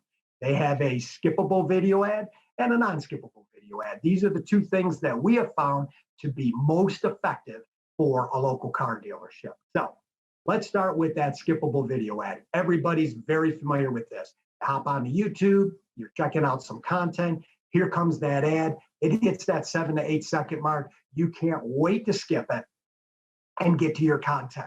And I'll be candid, about 55 to 60% of the people using the platform, they are gonna skip right by that ad. But I've come to believe, and I'd like to encourage you, is to actually love the skippable video ad option, because here's the beauty of it. You don't pay if somebody skips over the video ad. Now, I'm pretty confident, because I've been doing this over 25 years, you can go to your TV rep, your radio rep, your cable TV and say, hey, if somebody walks out of the room or skips over my ad, do I have to pay? They're going to say yes. Well, with YouTube, you do not pay. So you have the opportunity to plant a seed, get your name, get a call to action, show what your website URL address is, and they can skip over that, but you didn't pay for it. And that is, I think, fine. We only pay for these ads when someone completes the video. They have to watch at least 30 seconds of that ad, or they click on the call to action, both of which I would view a win. So we've been able to target the ad. That ad will show up to the people we want to see it. And if they skip it, we still planted a seed. But if they didn't skip it and watch the whole thing, we win. And the creme de la creme, right, is if they click that call to action and end up on the website, checking out the cars, checking out the trucks, whatever it is we're promoting, we absolutely win for that. So I would encourage you, a lot of people will say, oh, everybody's skipping over the ads. It doesn't matter, because you don't pay unless they actually engage with that ad. Now, the second option is the non-skippable video ad. So the story behind this, a couple of years ago, of course, YouTube came up and said, holy cow, 50, 60% of the people are skipping over these ads and we're not making any money off it. So let's come up with a platform where people don't skip over the ad. And so the trade-off is these have to be shorter videos. These are 15 seconds or less. But we could say a lot in 15 seconds, right? We've been marketing cars for a long time. There's a lot of information we can put in that. And the viewers cannot skip these. Now, the beauty of these ads, this will only show up on what is referred to as premium content. Things that are being streamed from HDTV, AMC, CNN, Fox News, those top tier cable networks, that premium content. This is where these video ads of yours are going to show up. So before the viewer gets to that content, they are going to have to watch your ad. They can't skip it. And you can still embed a call to action right within that video, allowing them to start shopping for your products. And so I believe you should sort of marry these 2 up. Our recommendation for the clients we work with and just anybody we talk to, do what you do with every other campaign. Run a 50-50 campaign, do an A/B test and see which one is actually going to work the best for you. You start out with some skippable video ads, mirror it with a non-skippable video ad, and then see which one performs the best. Find out what the viewer rates are, what the, who is skipping them, who's interacting with the ad, who's going to the website. You'll be able to see all that through the ad portal, which will allow you to really determine, where to put the future campaign dollars in the marketing budget behind. So, setting up the campaign. Again, we spoke a couple minutes ago. We made some assumptions. I'm assuming you've got a digital media manager, you've got a digital agency. All this gets run through the Google Ads platform. So when you go into your Google Ads platform, you have choices to run text ads, you can run responsive ads, and you can run video ads. What you're looking for is one of the video ad options, right? And we just talked about the two options. You can skippable video ad or the non-skippable video. They make it pretty simple. It's a pretty simple, user interface for that. When you get into it, and this is where it really gets fun and exciting as an automotive marketer, is we can really hyper-target this video content and our paid ads. We can do basic targeting that is, geography-based, demographic, age, income, gender. We can start targeting by interest, by shopping habits, and we can really drill down, getting into in-market consumer habits, right? So we can get into, make, model, new, used, certified, pre-owned. Of course, YouTube, again, owned by Google. Google is one of the largest data collection units on the planet. They are tracking everything that targeted customer is doing. So they can tell us pretty precisely who in your market is shopping for a new car, a new truck, a new SUV, a new whatever it is that you're selling. Again, used cars, certified, pre-owned. We can really hyper-target that customer. You can keep it very simple, or you can really fine-tune it and hyper-target that, which again, as a marketer is great because we're in complete control. And unlike a TV ad or a cable campaign or OTT, we can turn these campaigns on or off just with the little clickable button within the ads portal. So that just makes it, really exciting for us as a marketer. So what you would do to start drilling down in some of these selections is, when you go into the targeting, you would just start with autos and vehicles, and then just start opening up the dialog boxes. And you can start picking and choosing, each and every segment that you want to target. Now, within the platform itself, there are other targeting options as well. They have remarketing, there is custom audiences, there's lookalike audiences. You could go in and you could take a current customer base, load that up into the platform, and YouTube will do a great job of finding lookalike audiences and dropping those videos right to them. You could set up a retargeting campaign. Anybody who hits your channel, your social media page, your website, you could follow them around and just be dropping video content every time they're back on the platform. It's fun, it's hyper-targeted, and there's very little waste because we're able to just, tune in to that customer that we're actually trying to reach. Again, pick your audience, pick your geography, and just start, having some fun and just seeing which one is going to actually drive the best results for you. So this is where I believe it gets really exciting, with this. Is a lot of people come and say, well, what's the cost of this? It is literally pennies per view to launch a paid campaign within the platform. So what we have found, over the past couple of years, and mainly this is because there's not a lot of participation with it, because it's owned by Google, which works on a reverse auction base. It's all what people are willing to pay. So you get to choose, hey, I'm either going to pick a maximum cost per view, which will be a couple pennies, or a cost per thousand. And you set a total spending limit, and then you get to go ahead and launch a campaign. Currently, we are seeing automotive campaigns costing around 1 to 2 cents for a completed view with some limited targeting. What I mean by the limited targeting is, you've picked a geographic region, maybe 20, 30 miles around the dealership. You've picked a basic demographic, some age, some income. You've kept the targeting basic. Maybe it's more of a brand building campaign. That's going to cost you about 1 to 2 cents to get somebody to watch that ad. If you want to really hyper target that thing, again, pick the geography, pick the gender, pick the age bracket, pick the make, model, year, new, used, certified, pre-owned. I mean, you can get really granular with this targeting. That's going to cost you about a nickel, maybe 6 cents. So I don't know about you, but if I was selling a $25,000 to $35,000 vehicle and I can pinpoint someone in my backyard who's interested in the product, get them to watch my video for a nickel, I think that's a pretty good turnaround. And again, if you compare this to the other media options that are out there, this is so much more cost efficient and so much more tangible that it's at driving in leads and getting people engaged with us. It just works to solve a lot of marketing dilemmas that are out there. It gets to sell our brand. It gets to promote the dealership. We can co-op it if there's co-op dollars with the factory involved with it, and it's pennies for a completed view and to get somebody to go in and again interact with us. So as you're working through this, again, you get to, you're in full control, right? You can set that spending limit. And we don't have a lot of time to go into this because we could spend hours on setting these things up, but you could set how many impressions, how many views, you can maximize, how many times that video shows up with each individual person. But that's part of that testing process as you work through this. But just sort of to leave you with, again, it's just really, really cost efficient for you to use this platform. And again, if you compare it with the other mediums that you're using, I can pretty much guarantee, because we buy a lot of TV, radio, and cable, they are not delivering targeted audience for between 1 to 5 cents for that, to get your message to that particular customer. So now the downside. Of course, there's always a downside to everything, right? You actually have to produce a video.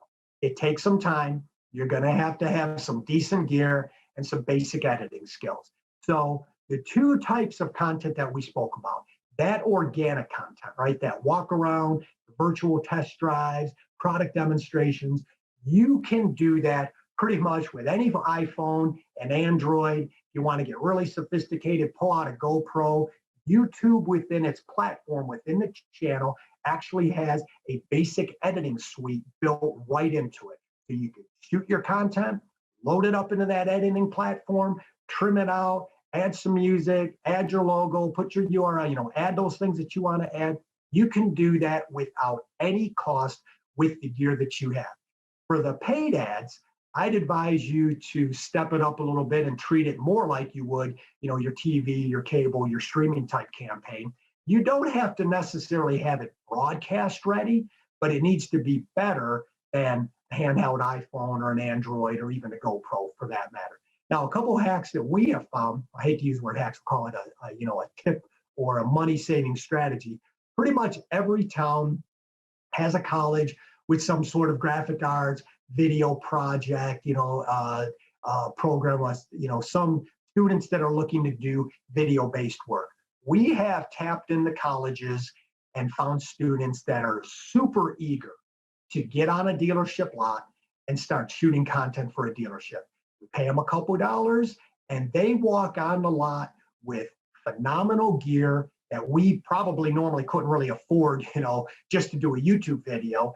And they will spend hours and hours editing these things. We end up with great looking content that probably would have cost thousands of dollars if we, called in just a regular video production crew. We end up for a couple $100. They're happy, we're happy, we've got great content. It's a great win. You don't have to do that. Of course, you could use your video production team. They would be more than happy to help you with this. But this is the one downside. A lot of people come to me and say, what's the difference between YouTube and Facebook? Well, Facebook, Instagram, that's kind of easy. We take an image, you put it up in the ad portal, you write your copy, and you hit publish, and boom, that ad goes out. The video is actually going to take some time.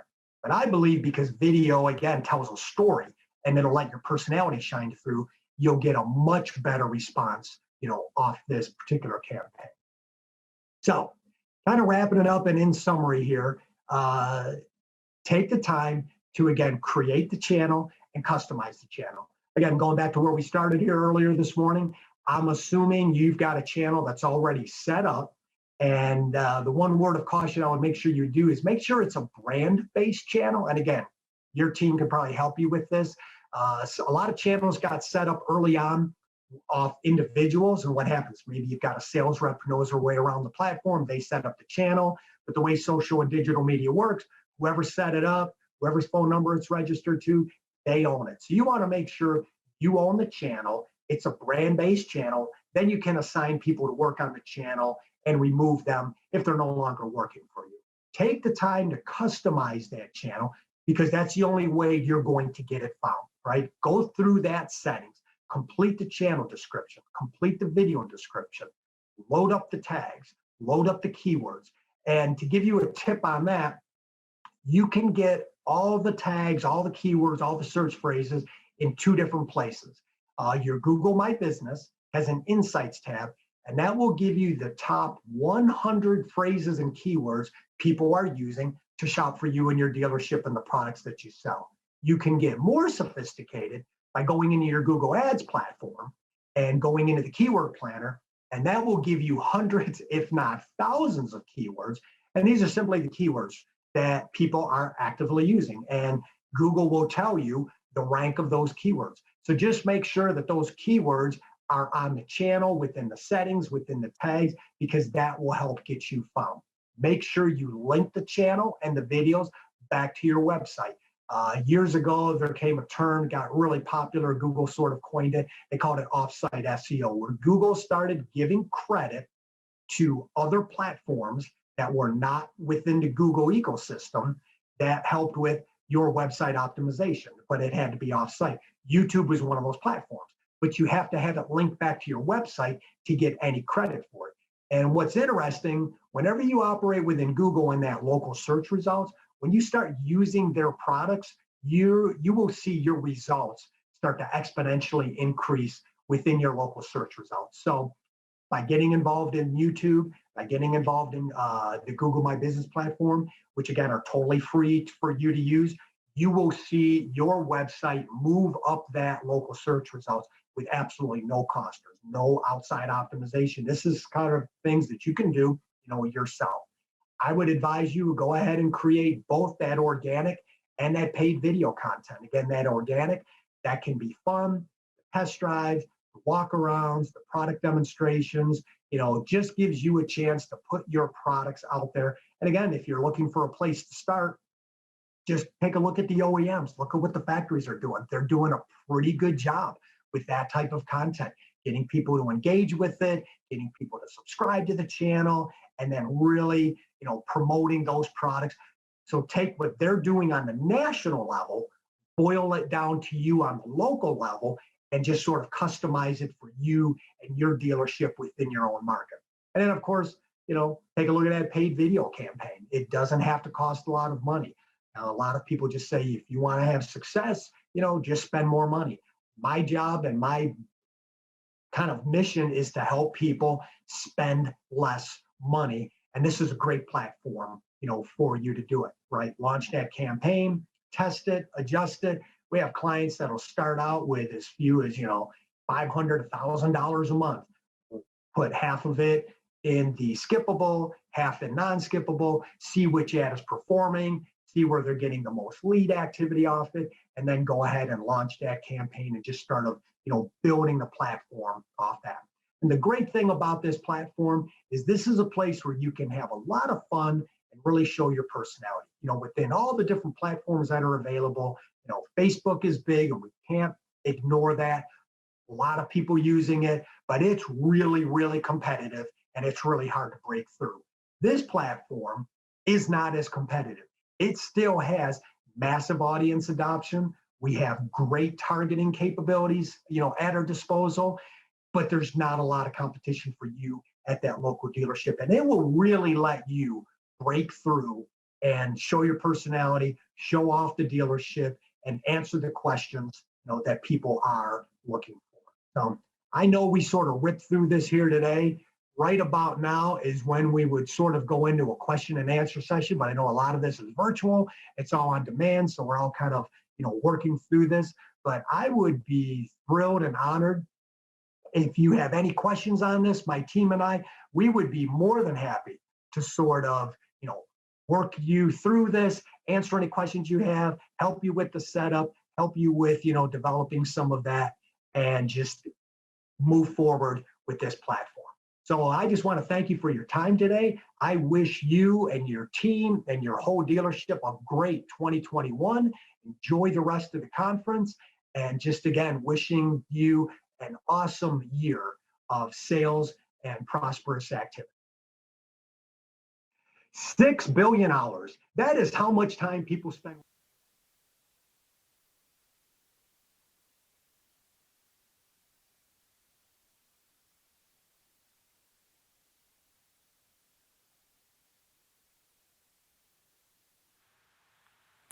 Уверен, многие из вас уже подумывают о том, как включить возможности рекламы на YouTube в ваш маркетинг-микс.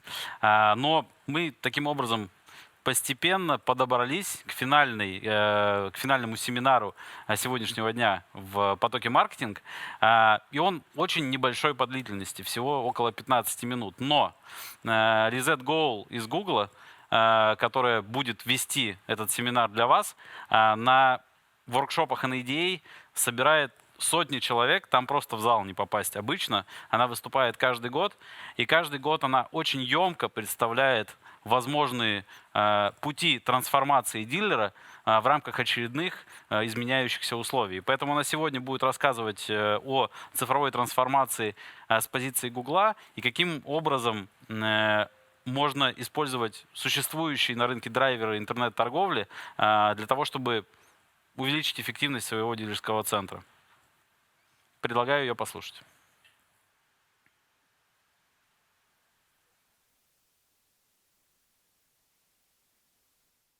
Welcome to Google's workshop at NADA. I am honored to be speaking with you today. My name is Lissette Gole, and I manage the automotive retail team at Google. Our team specializes in digital marketing for dealers, focused specifically on how dealers and dealer groups can best use Google's solutions. After nearly 20 years in the industry, this past year has been one of the most challenging, and I hope everyone is staying safe. But if there's a silver lining in our industry, it is that these challenges are accelerating change that has been lingering for some time. Change has come fast in the last year especially. At the beginning of the pandemic, we experienced 10 years of change in just 6 months. And for the auto industry, for the first time in decades, automakers are forced to change what they sell, the way they sell, and how they sell, resulting in all of us reevaluating the way we have always done things. As many state regulations continue to adjust, dealerships across the country shut down, challenging the ability for dealers to move metal. Yet, consumers did not stop shopping or purchasing vehicles. As a new need for transportation emerged, the ability to travel safely and a new need for how to purchase cars online. And yet, almost a year later, this is our new reality. And as consumers become more comfortable in this new normal, there has been an interesting shift in the market. People are buying cars for new reasons, such as personal safety and health reasons. And new demographics of auto shoppers are emerging. A Cars.com survey reported that 20% of respondents who didn't own a car were considering purchasing one at the beginning of the pandemic. This has implications on long-standing principles of marketing in auto, like loyalty. What has changed is not just who is buying cars, but how they are purchasing. Here, we have some data from Google Trends. Search trends reveal that the customers are still interested in both visiting the physical dealership as well as experiencing online options for shopping and buying. Dealerships are not going away. I don't believe this is surprising to any of us here. Truly, e-commerce has become second nature to so many of us. For me personally, I know I relied on the ability to shop online, to set up remote learning for my sons, and to finally furnish my home office. For example, this pandemic has accelerated industries that were just starting to dip their toes in the e-commerce model, from Starbucks coffee to at-home grocery delivery. And we've seen online fulfillment of groceries really take off. At first by necessity, but now it has sustained because of the convenience. A Gallup poll from August 2019 revealed that 81% of Americans say they had never ordered groceries online. This included me. But now we see the opposite trend. over 80% of Americans have shopped online for groceries. Coffee and groceries are just two businesses that have accelerated online transactions in today's reality. Now let's pivot back to auto. Making the shift to online retailing is not going to be easy for a host of reasons tied to legacy. Auto, mattresses, and real estate are some of the last industries that have adapted in an e-commerce first model. And we can learn from the mattress industry who went all in on e-commerce during these last 12 months. When we look at the mattress industry, there are actually some remarkable similarities to the auto business, with the exception of online purchasing. The number of brands considered, the number of physical locations visited, demographics of 25 to 54-year-olds making up about 50% of sales, and length of ownership. When it comes to online purchases, in 2018, e-commerce made up 1% of vehicle purchases, but made up 10% of mattress purchases. From Google's perspective, we have seen many industries accelerate adoption of e-commerce models, then reach a tipping point where it is the new normal. For example, mattresses went from 10% of sales online in 2018 to doubling online sales in just 1 year. And now, especially with 2020, over a third of mattresses are purchased online.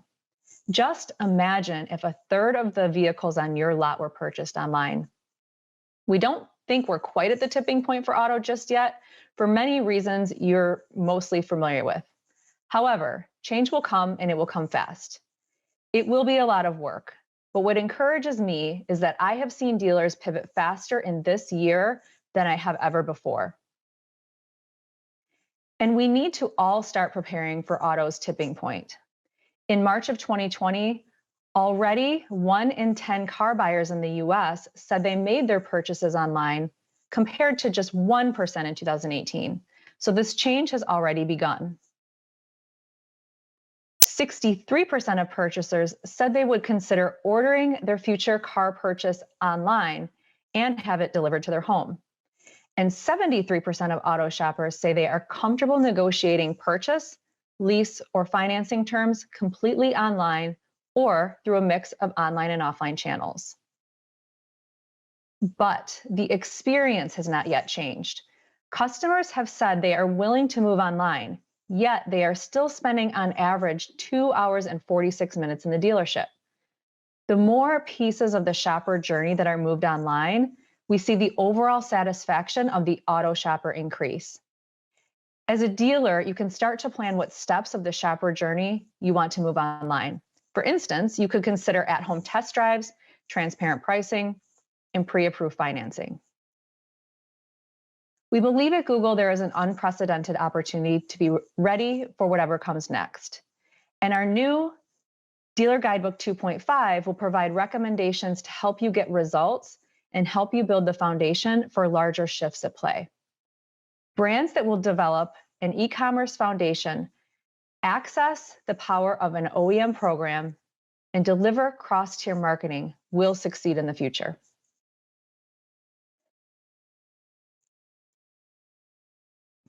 One thing I know for certain is that these changes have complicated our in-person approach to business. Now more than ever is the time to focus on the customer experience. And there are many questions we have to ask before moving into online retailing, such as, how do I sell to customers if dealerships are shut down? Or if customers are not comfortable visiting in person? Who should I partner with to enable the online selling of vehicles? Or even just where do I start? We can simplify this complex purchase process into 3 steps. Find my car, kick the tires, and let's make a deal. And then we can start to understand the complexities within each of those steps. Even if you cannot move all of these steps online, starting somewhere is necessary right now. For example, Google your dealership right now and focus on the mobile experience. Does it load in 3 seconds or less? If not, that's your starting point. We have seen that OEMs and dealerships who lean into online retailing reap the benefits. Pre-COVID, our friends at Paragon Honda made home deliveries for only 7% of their vehicles sold. However, with the showroom shut down, all 775 of their vehicles sold in May were delivered to the homes of new buyers. You might even say the ability to offer that last mile delivery helped them offset some of the impact of the pandemic. And roughly 60% of Infiniti sellers are bringing test drives fully sanitized to the customer's front door. Their research found that 70% of Infiniti customers who are aware of the remote offering want it to continue after the pandemic. Hyundai has also leaned into their own digital transformation with a focus on online retail. While other automakers pushed selling cars online into the 5-year or later plan, Hyundai doubled down on online retailing when less than 1% of sales were online. Hyundai launched their click-to-buy program a year and a half ago, which allowed dealers to sell vehicles online through the Hyundai-sponsored program. And today, 96% of Hyundai's dealers are enrolled in the program, saving the dealerships almost 30% to their bottom line. While much of the industry was down in sales, Hyundai reported sales up to 6% over the summer months in 2020. And even as we move into a post-pandemic world, we know customer expectations are to move the shopper journey online will remain. So the end goal is to create a frictionless, customer-led online shopping and purchasing experience that's supported with marketing across all tiers. For the auto industry, this means rising to the occasion and delivering on a blended model for retailing that combines online strategies and traditional dealership-based interactions. Customers now have higher expectations.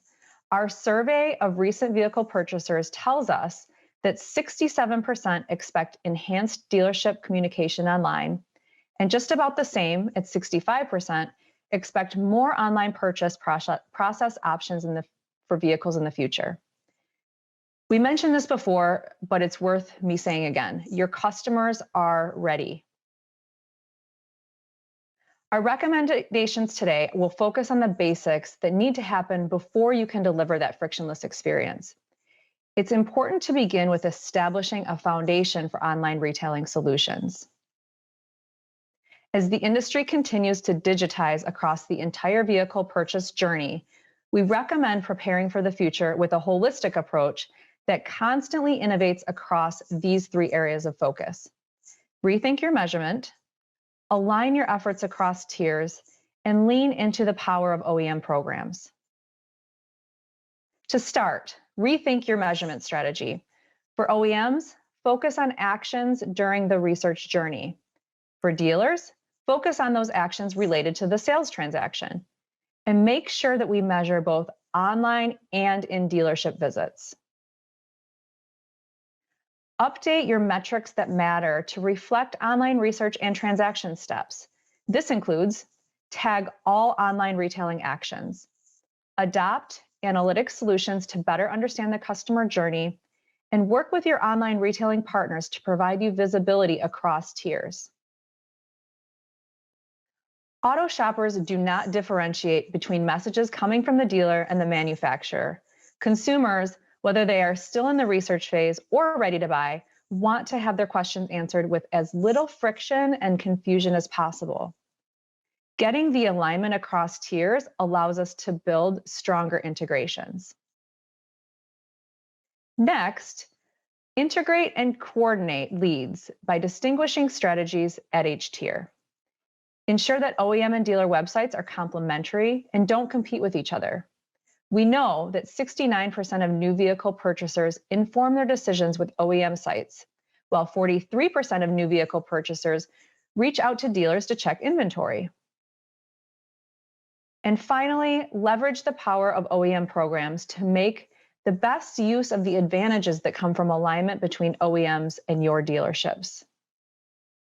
One option is for OEMs to certify online retailing partners to make every step of the purchase process online retail capable across all tiers.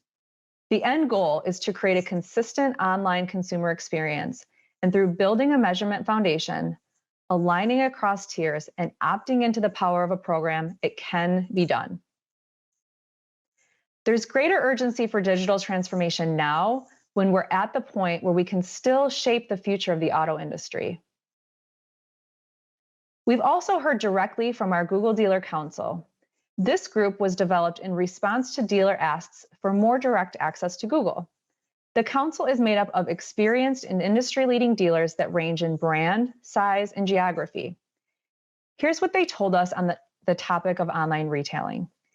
83% said that online retail saved their team time throughout the sales process, and it made it easier for them to handle multiple leads at once. David Dodge Chrysler Jeep Ram sold 4% more vehicles in July year over year at a record gross profit. And a third of his customers never stepped foot in the dealership. Again, these are areas of focus requiring effort from OEMs and dealers working better together. We know what gets measured gets managed. It's important to align your efforts across tiers to save time, effort, and money while making the purchase experience as easy as possible for your shoppers, and bring it all together through an OEM program if you have one. At Google, we're also stepping it up and developing new resources to help further the digital transformation of this great industry. So be sure to reach out to our team to learn more today. Finally, as you prepare for the future of online retailing, know that Google is here to help. And now I'd love to hear questions from you.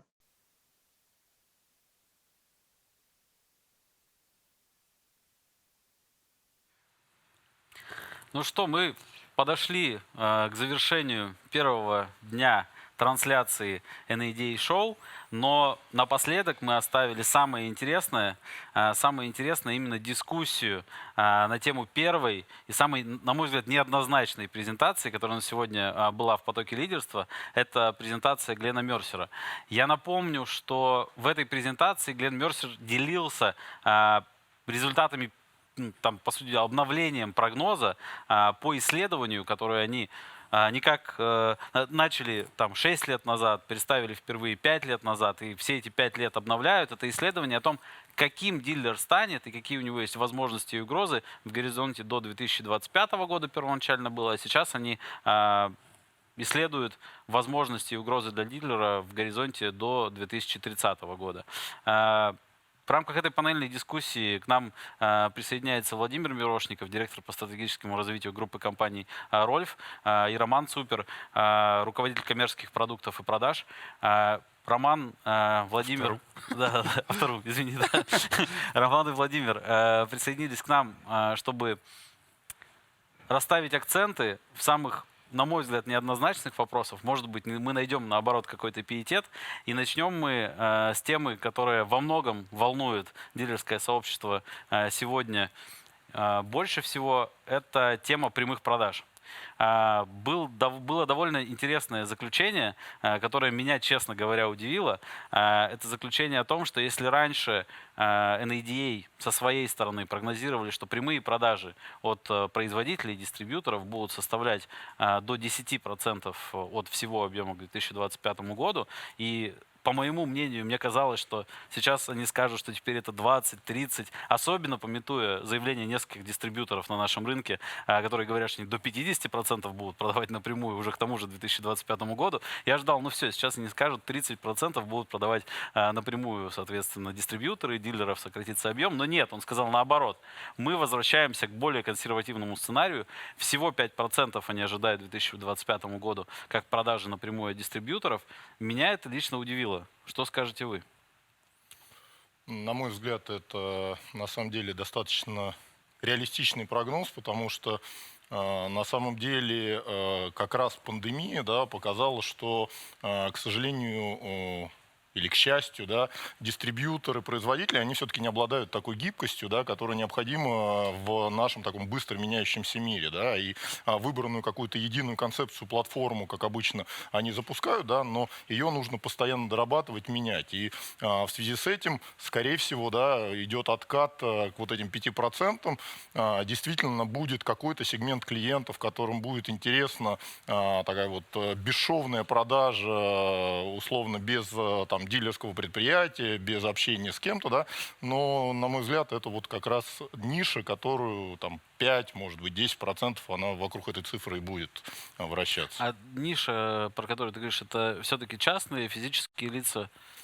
по отдельным моделям, либо просто в рамках бренда? Мы анализировали вот эти вот опыты по прямым продажам. Зачастую, если смотреть те проекты, которые запускаются в мире, там, в Англии, в Европе, в Америке, в основном производитель запускает это либо на сегодняшний момент для электромобилей, либо для каких-то линеек там, спортивных, эксклюзивных, каких-то вот сегментированных, да, потому что все-таки на объемных моделях, да, эту как бы программу или этот путь, да, они понимают, что есть риск очень больших потерь, поэтому он тестируется пока на, как раз на каких-то отдельных сегментах, и те результаты, в принципе, спикер в НАДе подтвердил, да, каких-то таких выдающихся результатов это пока не дает. То есть модель потребления, она меняется, да, но вот этот вот прогресс оказался не таким быстрым, как планировалось и виделось, да, там 2, 3, 5 лет назад, да.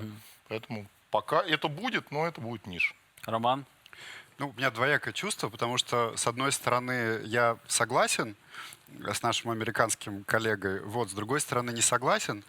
Согласен я потому, что сложно себе представить, чтобы сейчас дилер был исключен из цепочки продаж полностью. Вот, и как минимум, как точка выдачи автомобиля, он в ближайшее время все равно останется, но при этом я абсолютно уверен, что производитель будет экспериментировать с моделью прямых продаж, и мы слышим об этом даже уже и на российском рынке, и не от одного производителя. И тут важно понимать, что мы со стороны Авто.ру и Яндекса этот процесс никак не педалируем со своей стороны. То есть мы ни с какими инициативами не приходим к производителям, вот, мы не обсуждаем с ними какие-то варианты по прямым онлайн-продажам и так далее, по новым автомобилям, да и по БУ тоже. Вот. И при этом мы понимаем, что если в какой-то момент производитель примет такое решение, то это не наша война, не война площадок, да, и мы, конечно, в какой-то мере это решение поддержим, но никаким образом не будем ему способствовать. Вот. Еще есть мысль, которую, наверное, нельзя отбросить, это то, что ковид все-таки поменял модель поведения пользовательского, и мне кажется, что необратимо. Ну, то есть вот есть Денис Мигаль, который считает, что все откатится и пандемия пройдет. Вот. Мне кажется, что не откатится, и действительно ковид поменял рынок очень сильно, причем это рынок потребления, как, не знаю, там, продукта, да, сейчас, по крайней мере, в больших городах. Многие уже забыли, как ходить в магазины, или, не знаю, это вещи, связанные, ну, там, с покупкой одежды, понятное дело. Вот. Мне кажется, что процесс выбора автомобиля, кстати, может быть, в массовом сегменте особенно, вот, где нет такого, наверное, нет такого количества претензий, да, к составу, к комплектации. Вот. Мне кажется, что в этом сегменте в первую очередь может быть реализована какая-то массовая история, там, в случае китайцев или, не знаю, там, не китайцев. Поэтому вот тут двояко. То есть если говорить про 2025, наверное, 5-10% и будет, вот, но в долгосрочном тренде я думаю, что этот процент прямых продаж будет как-то неминуемо расти и вполне возможно дойдет до 50%. Ну, знаете, есть такое исследование, оно вышло недавно, по-моему, с тобой мы даже его смотрели, это исследование Capgemini, там есть такая промежуточная гибридная история, по которой очень хочется, на самом деле, ваше мнение выслушать. Это история, в которой по-прежнему дилер является тем, кто завершает сделку, является точкой выдачи, является точкой продажи финансовых услуг и, по сути дела, формирует тот наш насущный кумулятив, назовем его так. Но при этом, при всем первичным распределением трафика и автомобилями владеет, соответственно, дистрибьютор или производитель, и первичным распределением трафика, о чем я говорю? Я говорю о том, когда потребитель приходит на сайт бренда, производит выбор и подбор автомобиля там, и лид, который в итоге образуется в результате этого, не как у нас сейчас, у нас есть сток-локатор, условно говоря, там дилеры, или у нас есть раздел дилеры, и можно выбрать себе, и исходя из этого исходить. А происходит процесс по-другому. Я выбираю себе конкретный автомобиль, конкретные модели модификации цвета, и после этого дистрибьютор, владея складом, а не распределяя его между всеми, принимает решение, какой дилер может наиболее эффективно этого клиента обработать, и сам начинает распределять. То есть снижается зависимость от удачного, ликвидного, собранного стока, правильно, от диспозиции и, соответственно, от работы именно менеджмента. И больше начинает быть зависимость в том, насколько удобным дилер становится для производителя, для дистрибьютора с точки зрения его эффективности. Вов, эта модель, она такая идеальная, да, в ней фактически, да, дистрибьютор должен обладать какими-то экстра знаниями, да, экстра пониманием текущей ситуации рынка, да, и, как я уже говорил, да, он должен очень быть мобильным, да. К сожалению или к счастью, да, на сегодняшний день ни у одного из дистрибьюторов такой платформы нет, которая могла бы условно 1000 клиентов, прогоняя через себя, делать лучшую модель, сравнивать дилеров, да, то есть выстраивать эти пути, да, то есть это такой вот, если бы мы жили в прошлом веке, сказать, 21 век, да, но, к сожалению, вполне возможно, когда-то это будет, да, но вот в обозримой перспективе, не знаю, там 5-10 лет, да, скорее всего, дистрибьютор будет предпринимать такие вещи, но для этого ему нужно изменить свою психологию, потому что ты работал в автомобильном бизнесе, ты понимаешь, что все-таки у дистрибьютора чуть-чуть, у производителя одна цель, у дистрибьютора другая цель, да, у дилера третья цель. Да. Да. У людей, которые работают в представительстве, они как бы работают чуть-чуть по другим скриптам, и это как бы другая экспертиза. Можно говорить о том, что она когда-то появится, да, но первое, для этого нужен очень мощный софт, который точно будет знать, как это сделать. Второй момент, мы это даже видим, что зачастую бывает ситуация, когда клиент прошел этот путь на нашем сайте, либо на сайте производителя, собрав себе машину, да, приходя в шоурум, начиная диалог с продавцом, либо как бы примеряя под себя вот эту вроде бы собранную идеальную машину, да, понимает, что а вот это интереснее, да, либо интереснее другая модель, либо это комплектация, да, не отвечает каким-то другим требованиям, которые он, крутя эту машинку в электронном виде, да, не мог ощутить, да, потому что, да, вроде вокруг себя все хорошо, да, но он не может оценить, например, пространство на заднем сиденье, да, у него детское кресло, оно туда просто не встает, да, ему все нравится, но это не та машина, поэтому как бы все равно, опять же, мы анализировали и там заказывали исследования у иностранных коллег, да, этих бизнес-моделей. И на сегодняшний день уже у различных представительств есть там порядка 5 или 6 моделей взаимодействия с клиентом, но ни в одной из этих 5 или 6 концепций нету производитель, клиент. Во всех цепочках точно есть дилерское предприятие, на последнем этапе точно, но они вводят его или на 2, или на 3 блока в каждом моменте, да, чтобы вот эта вот ситуация с правильностью выбора, она должна подтверждена быть клиентом, когда он видит продукт. Да, поэтому... Ну вот Роман высказался так интересно, потому что это не их война, но условно говоря, в каком-то смысле. Но, например, есть коллеги из Зеленого банка замечательного, которые в свою очередь так или иначе приходят к дистрибьюторам. Я сейчас как раз об этом, да. Извини, что снял с языка. Что об этом ты думаешь? Да, мне вот кажется, что, возможно, промежуточная модель, с которой сейчас экспериментирует Сбербанк, Сберавто, и мы тоже на самом деле экспериментируем, это когда как таковые продажи дилерские, они будут выполняться каким-то третьим лицом, не знаю, там можно назвать это агентской схемой. Вот, это может быть условно из Сберавто или Авто.ру, когда покупатель обращается в Сберавто или в Авто.ру, например, ему там подбирают автомобиль под его запросы, ориентируясь по складам всех дилеров, да, или там, не знаю, производителя, как это будет настроено.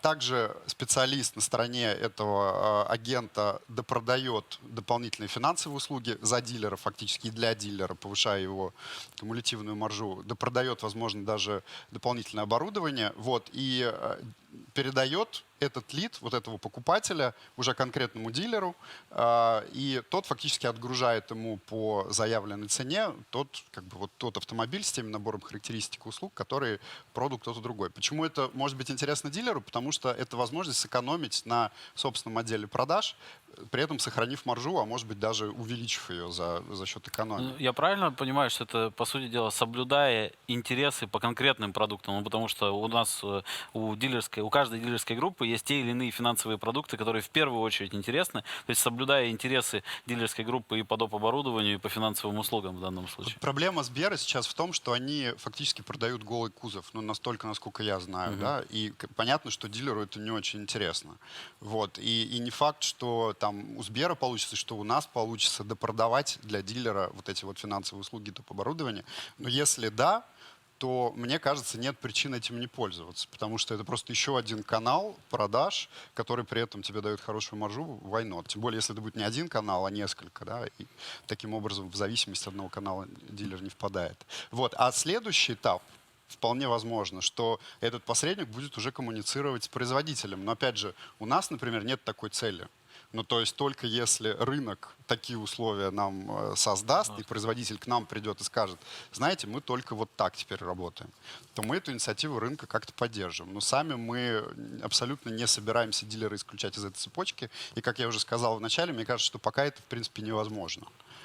Вообще, я думаю, что если не лишать дилера хлеба его, в хорошем смысле, то никто не против будет каких-то гибридных моделей.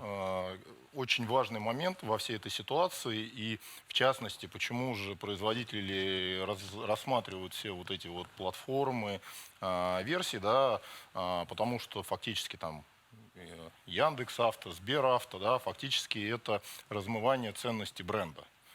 Когда фактически вы предлагаете клиенту в сегменте, грубо говоря, 5 продуктов разного производителя, и ценность теряется. Да? Вы вытаскиваете, вы щипываете какие-то функциональные вещи, которые на самом деле может быть интересно для клиента, но в этой ситуации самое ключевое, что производитель теряет лояльность к своему бренду, соответственно, он попадает в зависимость не там, к нерадивым дилерам, с которыми можно как бы повести работу, да, а к какой-то площадке, которая в определенный момент времени может сказать, ребят, мы, соответственно, сейчас настраиваем систему так, что вот этот производитель не попадает в эту разгрузку. Поэтому, наверное, здесь как бы вы уже как бы заходите на поле производителя, который, наоборот, старается создать ценность бренда, и мы это видим, что сейчас этим активно занимаются во всех ценовых сегментах. Да? То есть если раньше мы смотрели ролики там, условно лакшери брендов, и это был фактически фильм, который презентует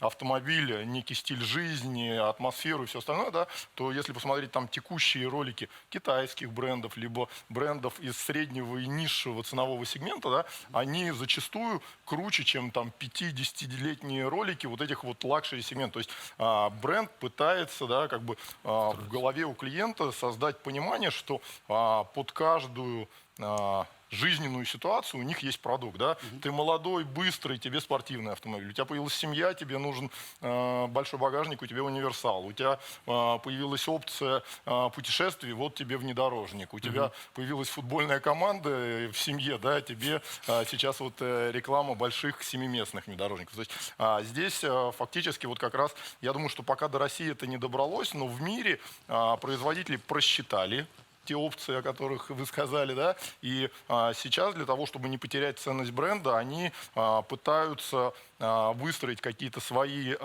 сегменты, каналы, да, мы видим, что они собирают очень много информации о клиентах, дают им новостные ленты, проводят мероприятия, то есть вот важность, чтобы клиент оставался как можно дольше в бренде, поэтому здесь, ну, так скажем, за счет этого, да, рынок все-таки неоднородный, да, то есть кто-то рисует какую-то идеальную картинку, но каждый из игроков этого рынка ставит перед собой свои цели, да, то есть у вас одна цель, у производителя другая цель, у дилера третьего, и поскольку цели у всех чуть-чуть разные, да, то, скорее всего, это будет некая гибридная модель, которая будет в каждый момент времени отвечать потребностям того или иного клиента, того или иного игрока. То есть если в какой-то момент времени, например, для больших объемов базовых моделей, чтобы их было много на рынке, они заходят там в Яндекс.Авто и загружают туда там, и весь город ездит, например, я не знаю, на бренде X, и клиент его видит постоянно, такая условная реклама, да, то есть его пробуют и таким образом поднимают продажи. Ну, то есть вот это вот как пример, да. Я абсолютно согласен, я бы еще немножко развернул эту мысль, что есть разные интересы не только у производителей, дилеров там, и площадок, а есть еще и разные запросы у покупателей. Ну, то есть есть разные модели потребления. Есть, допустим, люди, которые очень лояльны бренду. И, естественно, производитель должен это всячески поддерживать и стимулировать. Есть люди, которые лояльны дилеру. Например, я только в Рольфе покупаю, да, или там, не знаю, в Major Авто. Вот. Есть люди, это довольно большой пласт, и среди, там, не знаю, даже моих знакомых таких людей очень много, у которых есть запрос, вот у меня есть сумма, и подберите мне автомобиль. При этом я не хочу тратить свое время, я не хочу звонить всем дилерам, не хочу по ним ездить. Более того, я хочу, чтобы вы за меня еще поторговались и выбили мне скидочку. Вот я даже за это в теории готов заплатить какое-то количество, там, не знаю, десятков тысяч рублей. Ну, зависит от... Вот. Только для того, чтобы вот на это не тратить время и силы. И, собственно, откуда формируются все эти модели а-ля Сберавто? От потребностей рынка. Ну, то есть мы видим, и наши конкуренты, да, что есть вот эти люди. И они приходят к нашим знакомым, к нам, к тем людям, которые разбирают, помогите нам купить автомобиль. Да, и мы понимаем, так, запрос есть. Вот есть какая-то не нулевой процент людей, которые за это даже готовы в теории платить. Мы должны им предложить какой-то продукт. Ну, то есть мы в этом смысле не пытаемся, так, мы сейчас договоримся с одним производителем, а другого выключим и так далее. Нет, мы просто пытаемся вот этот спрос каким-то образом отработать и дать продукт, который его удовлетворит. И, как правило, это, кстати, какие-то премиальные сегменты, то есть это люди с деньгами, которые готовы доплатить даже за этот сервис, который ценит свое время, которые не готовы там сами ездить торговаться. Вот. И в премиалке, опять же, бывают большие скидки, вот, и вопрос скидок очень важен. Ну, то есть вместо того, чтобы самому разбираться, где мне там скинут, не знаю, 500 тысяч, а где даже миллион, да, я вот найму специальных людей, они мне все подберут. То есть отработка запроса рынка, и да, это какой-то процент, но при этом это не отменяет предыдущих, да, сценариев, когда люди ездят к конкретному дилеру, они там покупают определенный бренд, когда у дилера есть возможность своей лояльной аудитории покупателей работать и удерживать у себя, у производителя есть возможность, пожалуйста, ну, то есть продолжайте работать с этой аудиторией. Мне кажется, что интересно, что для дилерских групп в данном случае это тоже клиент на самом деле интересен. У них есть возможность создавать какие-то централизованные отделы продаж, службы единого окна назовем в рамках портфеля своих брендов, подбирая кросс-брендово клиенту один или несколько автомобилей. Вопрос в том, что пока видно там буквально одну-две группы, которые в эту сторону идут. Если я правильно понимаю, у вас есть опыт на эту тему, есть какие-то предварительные результаты, либо пока это пилот? Это пилот, он тестируется. Есть такое некое количество клиентов, которые, как правильно сказал коллега, дает определенную сумму, и под нее необходим продукт. Да? Но, опять же, это условно очень не массовый, то есть это сегмент. Да? То есть, и на сегодняшний день мы скорее пойдем не там, в единый централизованный там, какой-то отдел продаж, да, а в некую IT-платформу, да, которая позволит клиенту сформировать некое свое ожидание, а уже, вот, ну, грубо говоря, там, презентацию, да, и до закрытия, да, осуществят продавцы того или иного бренда, да, которых мы подтягиваем именно в знании бренда, когда они, ну, так скажем, пропитаны брендом и вот этой энергетикой, да, будут заражать там, того или иного клиента. Я вот сегодня на самом деле как раз записал такой вывод, который звучал в презентации Глена.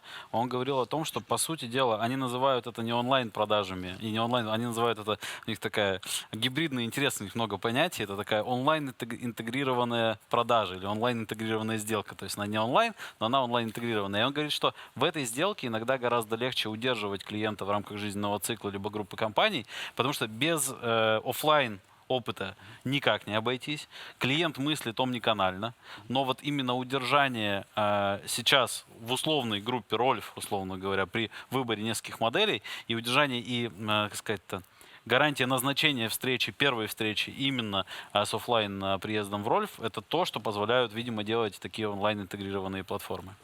Фактически вот как раз вот этот карантин, связанный с коронавирусной инфекцией, да, подвел нас к тому, да, то есть подтвердил эту гипотезу о том, что на самом деле людей, там, готовых заплатить онлайн полностью за автомобиль, это вот, ну, 0,0%. Да?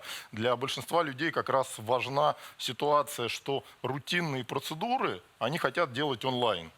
А все, что связано с эмоциями, с тактильными ощущениями, они хотят делать офлайн, да, то есть и как раз те платформы, те проекты, которые на сегодняшний день у нас в разработке и там в результате там текущего года мы будем как бы тестировать и предлагать нашим клиентам, как раз нацелены на то, чтобы вот эти вот рутинные процедуры заполнения документов, каких-то опросов, еще что-то, да, мы схлопываем в онлайн, да, оставляя в момент, когда клиент приезжает общаться, тест-драйвиться, да, он вот на эту рутину времени не тратит, и у него остается больше позитивных эмоций, на которых он как раз, ну, все-таки машина это эмоциональная покупка, да, то есть это таксист покупает машину, чтобы ездить из пункта А в пункт Б, да, человек, который покупает, неважно, это там Солярис или Бентли, все равно он хочет от этого каких-то эмоций, да, и в рамках общения с продавцом, который правильно обучен, хорошо заряжен, правильно выясняет потребности, они находят как раз тот идеальный продукт, который клиент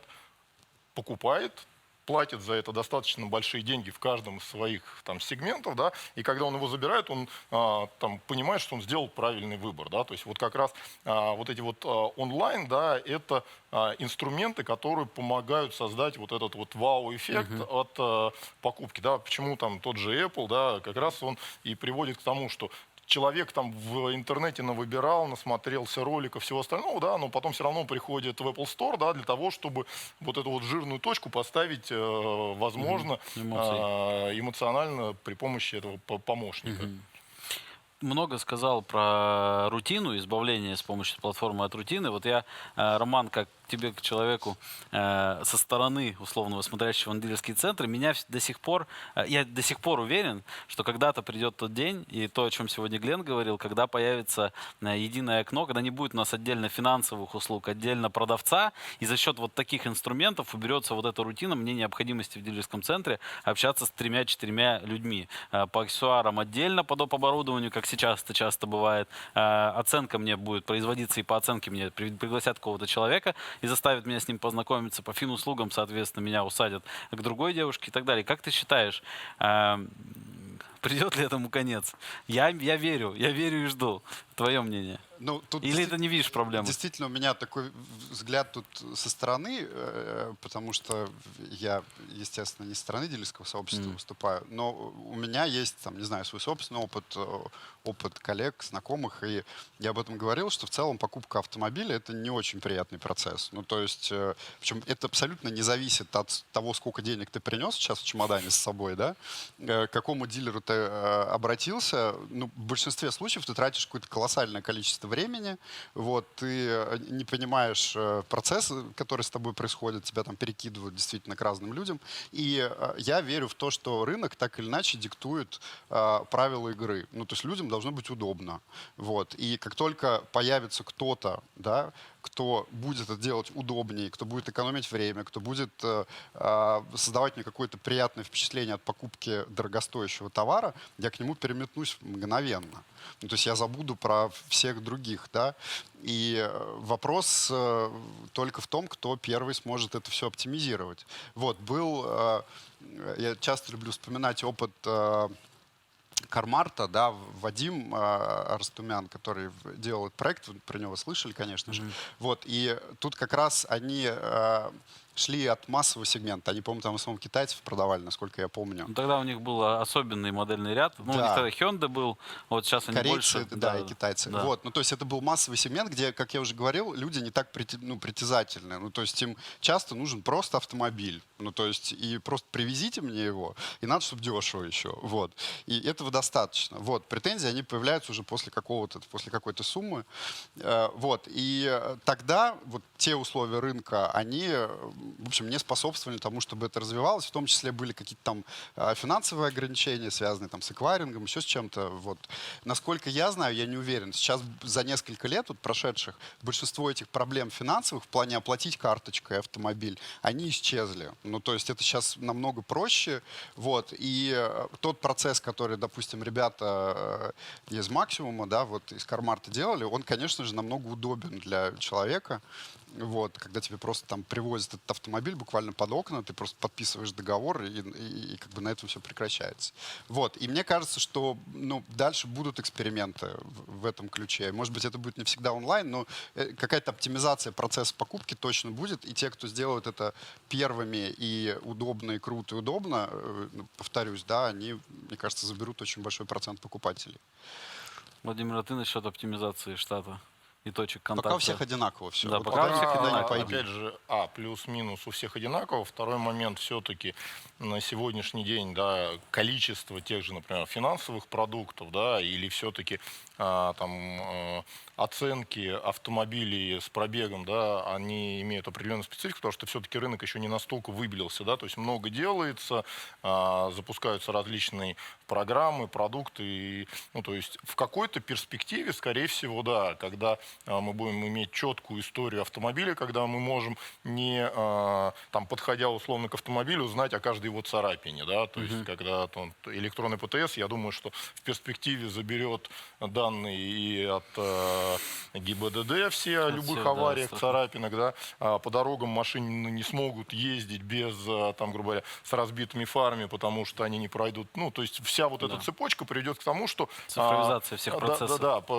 Будет прозрачность автомобиля, у клиента финансовая, так скажем, грамотность вырастет, да, то есть он более активно будет работать с различными там банковскими продуктами, страховыми, и уже тогда, да, будет фактически опционально там в программе нужно выбрать, там, зная цену свою автомобиля, которая будет константа практически у всех дилеров, да, потому что вот он есть, и о нем все известно, да, понимание там продукта, понимание страховых продуктов, кредитных, и фактически, да, здесь будет только оставаться вау-эффект, да, сделать тест-драйв, понять, как щелкает там переключатель, как пахнет кожа, да, и выбрать тот или иной продукт. Вот тот продукт как раз про авто, наши отчеты, которые мы активно очень в рынок продвигаем, они именно для этого и созданы, для того, чтобы процесс покупки был абсолютно прозрачным, безопасным. Мы хотим, чтобы вообще каждая машина, которая продавалась в Российской Федерации, она имела этот отчет, он был обязательным условием программы. Вот. Даже не потому, что мы это делаем, а просто потому, что это обеляет рынок, он делает его прозрачным, понятным, вот, и от этого удобно всем, и покупателю, и дилеру, и, там, и продавцу. Ну, то есть мы к этому идем, но как бы вопрос, сколько шагов нам осталось сделать. Всегда вот такие презентации, как у Глены, у меня вызывает такой вопрос, кто все-таки больше готов, мы или клиент, потому что, по сути дела, где-то вот посередине мы и должны в итоге сойтись. В итоге, как я вижу, на самом деле еще одна тема, которую я сегодня хотел затронуть, это тема подписок. И тема подписок сегодня очень четко прозвучала, она прозвучала, причем в самом начале, еще до всех этих тем.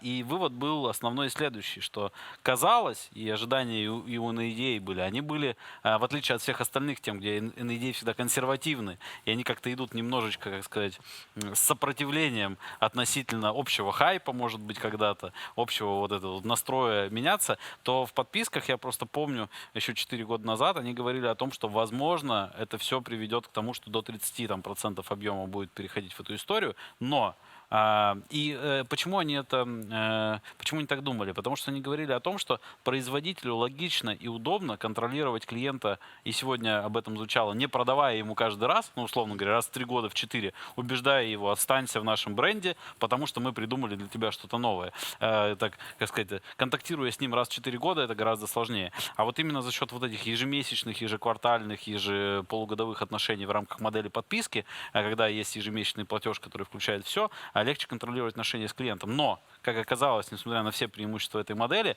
то, о чем говорил сегодня Глен, потребитель оказался не готов, точнее, он оказалось, что он не настолько осведомлен, как думали. Думалось, что он реально понимает не остаточную стоимость, как сказать-то, эксплуатационные расходы и вот эти вот все платежи, которые есть, он их осознает и понимает, из чего они состоят, но оказалось, что вот этот новый платеж, который предлагался теперь, как ежемесячный, в который входит все, клиент не мог понять, это много или мало, потому что он привык к лизингу, он привык к кредиту, он привык еще к каким-то историям. Вы разделяете именно причины, почему подписка не летит, как эти причины, как эту причину? Или все-таки вы видите другие предпосылки тому, что она пока не стала такой массовой? Или наоборот, вы считаете, что нет, она уже давным-давно массовая? Саня, ты что? Все уже у нас есть. Основной нюанс, да, по подписке — это все-таки манера владения, манера потребления автомобиля как услуги. Почему скорее это должно было полететь в Америке, но почему-то не полетело? Потому что там как таковой собственности автомобилей сейчас нету.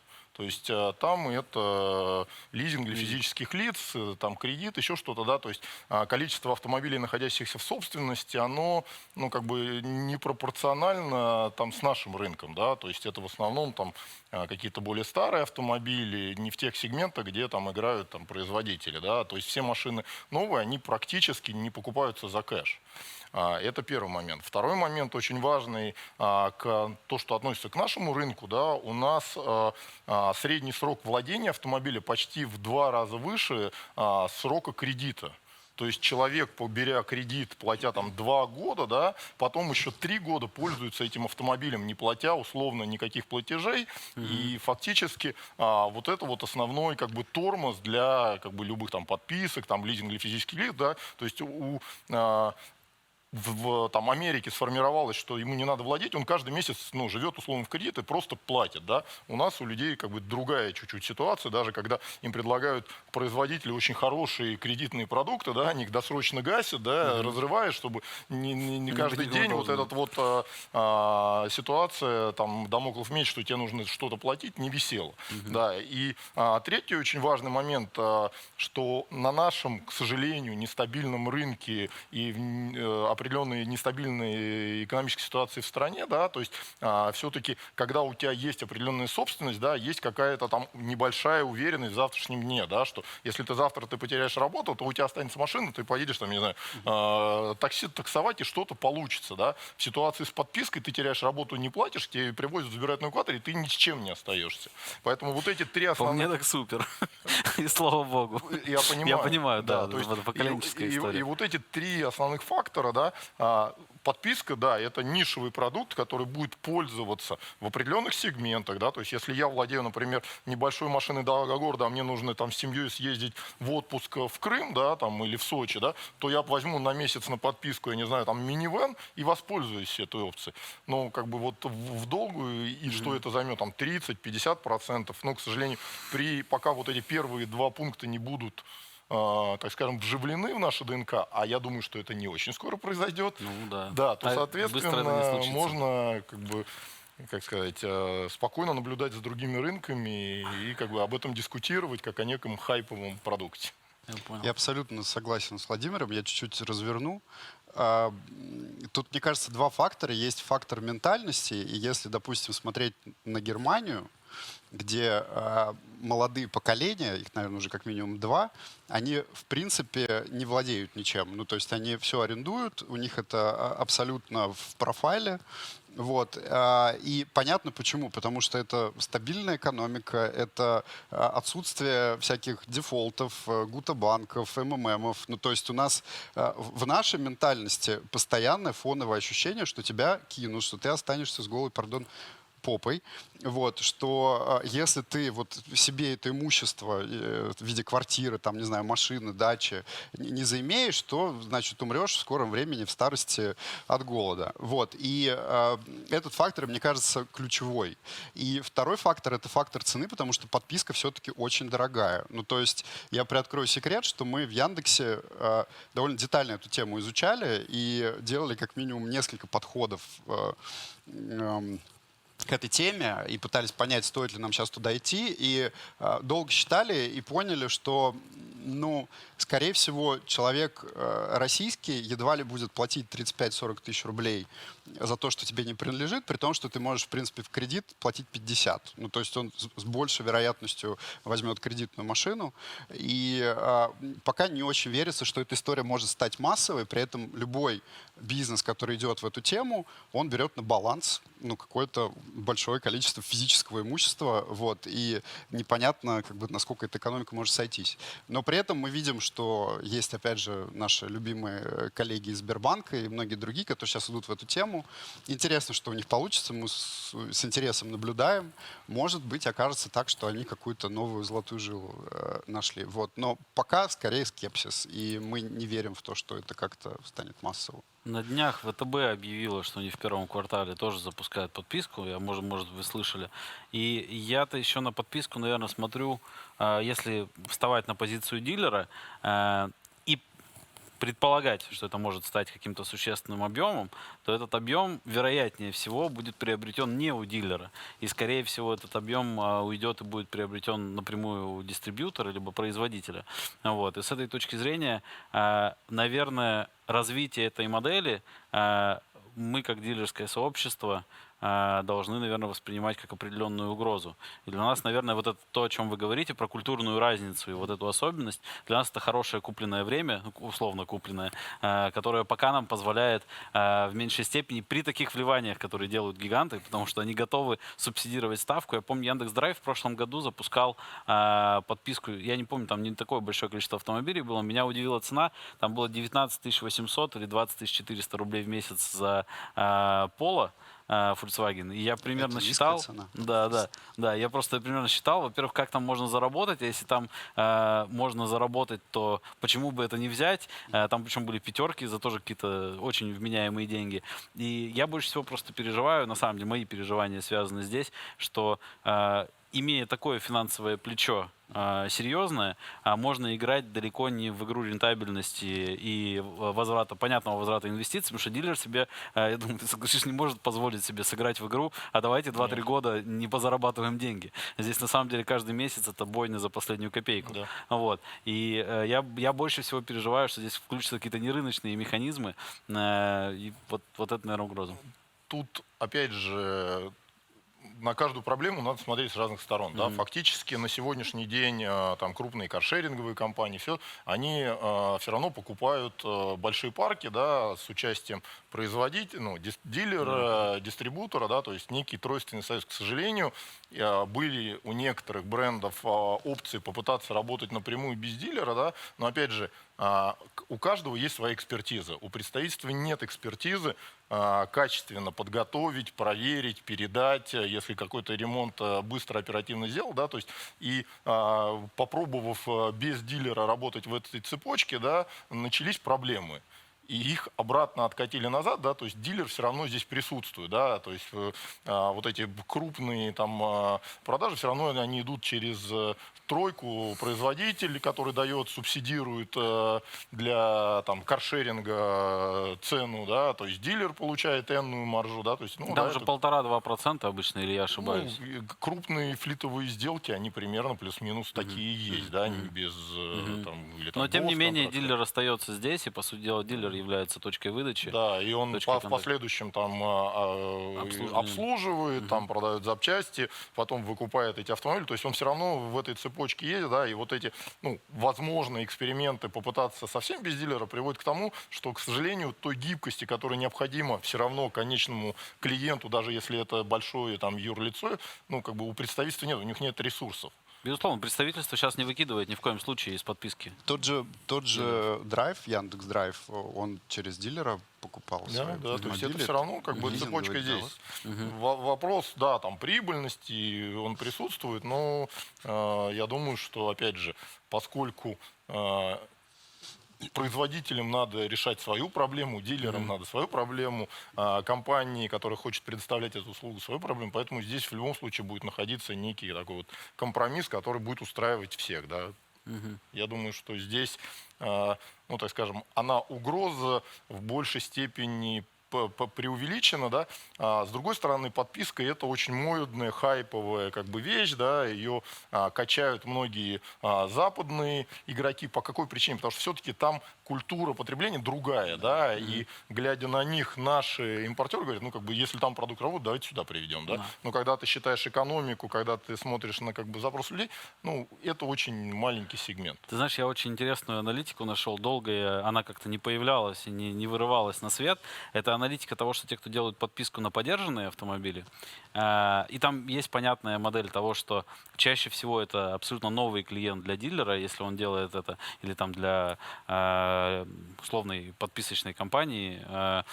Очень интересная штука, что оказалось, что 60% или там 70% всего объема у двух крупнейших игроков подписки на подержанные автомобили — это клиенты, которые берут машины для того, чтобы работать в Uber.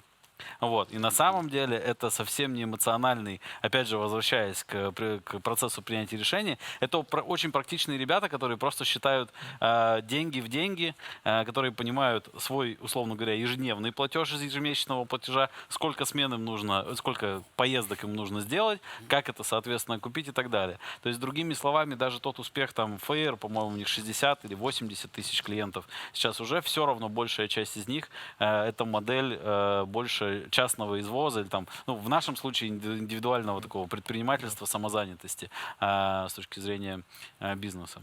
Ну, интересно, что мы обсудили, как мы готовы меняться. Вот. Мы обсудили, как потребитель меняется. Вот. Но есть еще один большой как раз тройственный союз, как ты правильно сказал. Третья часть — это производитель. А он там меняется, будь здоров, у них у всех план выпустить электрички в каких-то невероятных объемах. Причем, по-моему, еще и государство подключилось. Там Лондон говорит, что запретит двигатели внутреннего сгорания и дизельные двигатели уже к 2030 году. Инициатив какое-то огромное количество. Тем не менее, как сегодня отмечал Глен Мерсер, только 2% в Соединенных Штатах от всех продаж автомобилей сегодня это электрички. Они, глядя на то, что всего за последние 2 года в Европе также было 2, но за последние 2 года выросло объем продаж до 8, они в свою очередь прогнозируют в Европе, в США, извините, до 2025 года рост в объеме продаж всего автомобилей, электричек и гибридов до 7,5%, и до 30 года они прогнозируют 19,5%. Вот. Мы будем позади.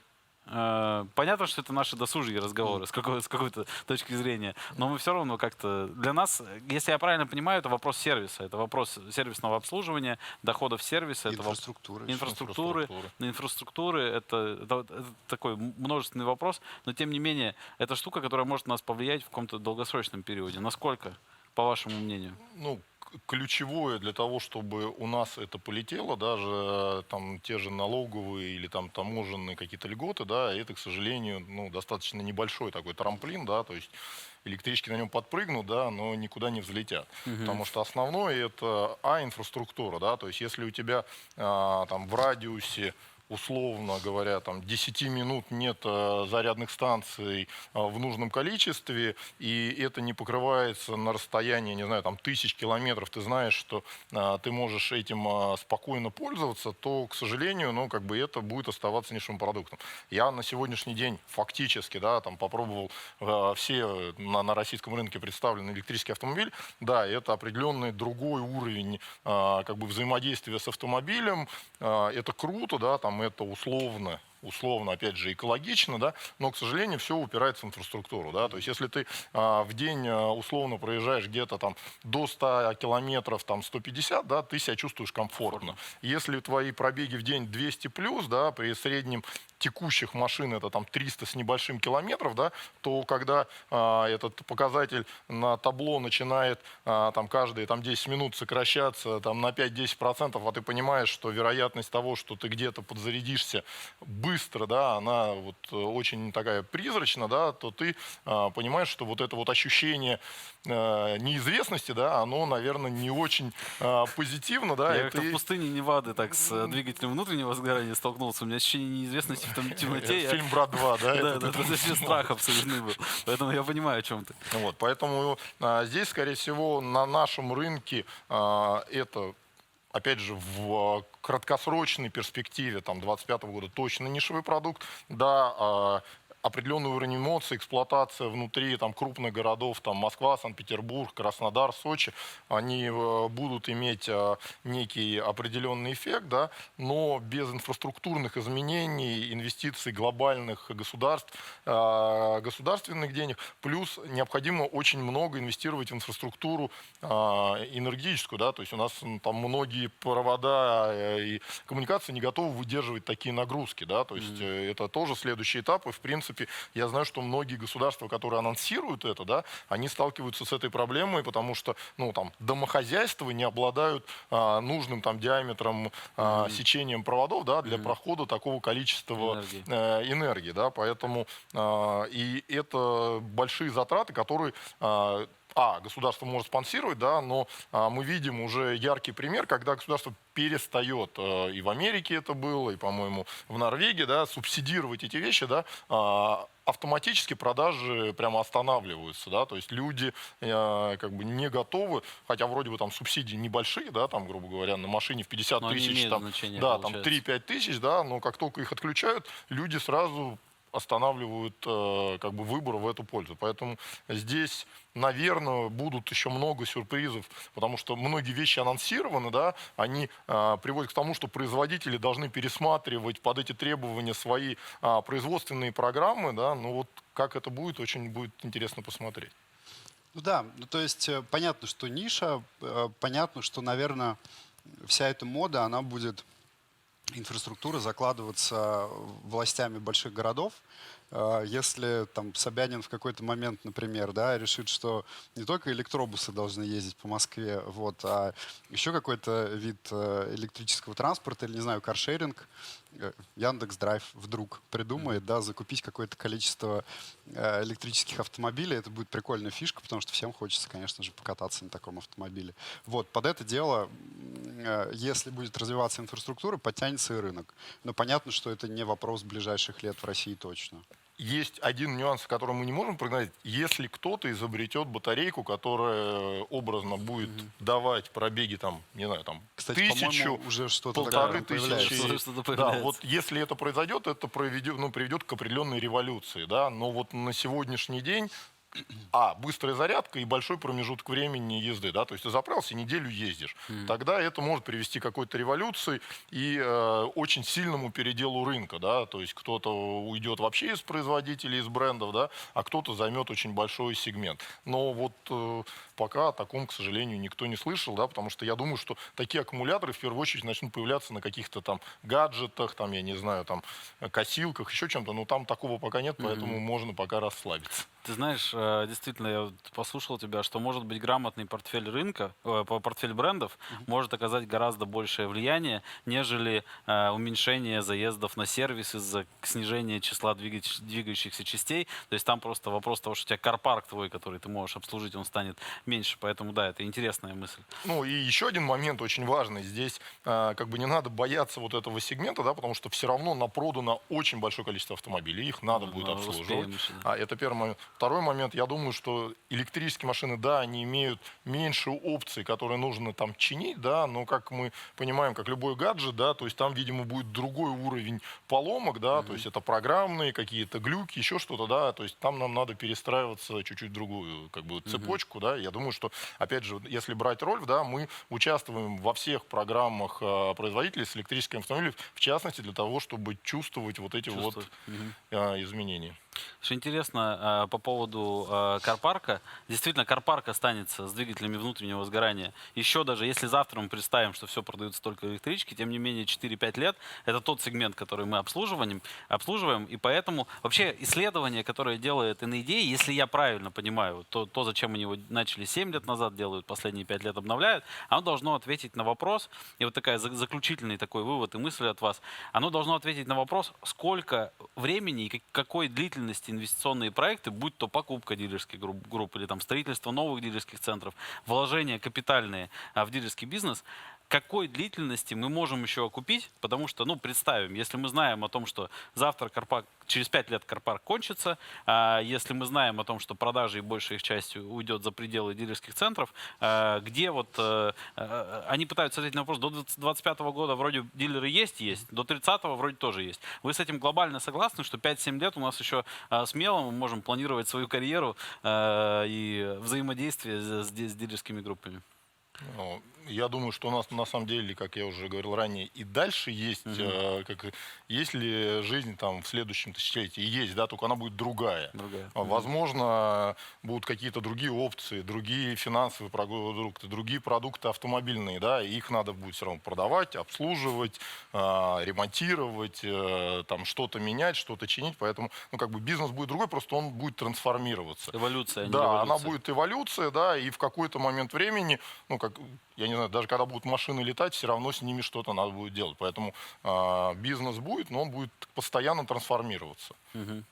Я вспоминаю как раз вот, я называю это «надо», в Новом Орлеане, и я там был, я не помню, сколько это лет было назад. Столетие, 3 года назад, мне кажется. Да, где-то года 3 назад. И там выступал президент Форда. Вот, и он как раз рисовал вот этот город будущего. Это было очень красиво. Там слайды были какие-то у него сумасшедшие.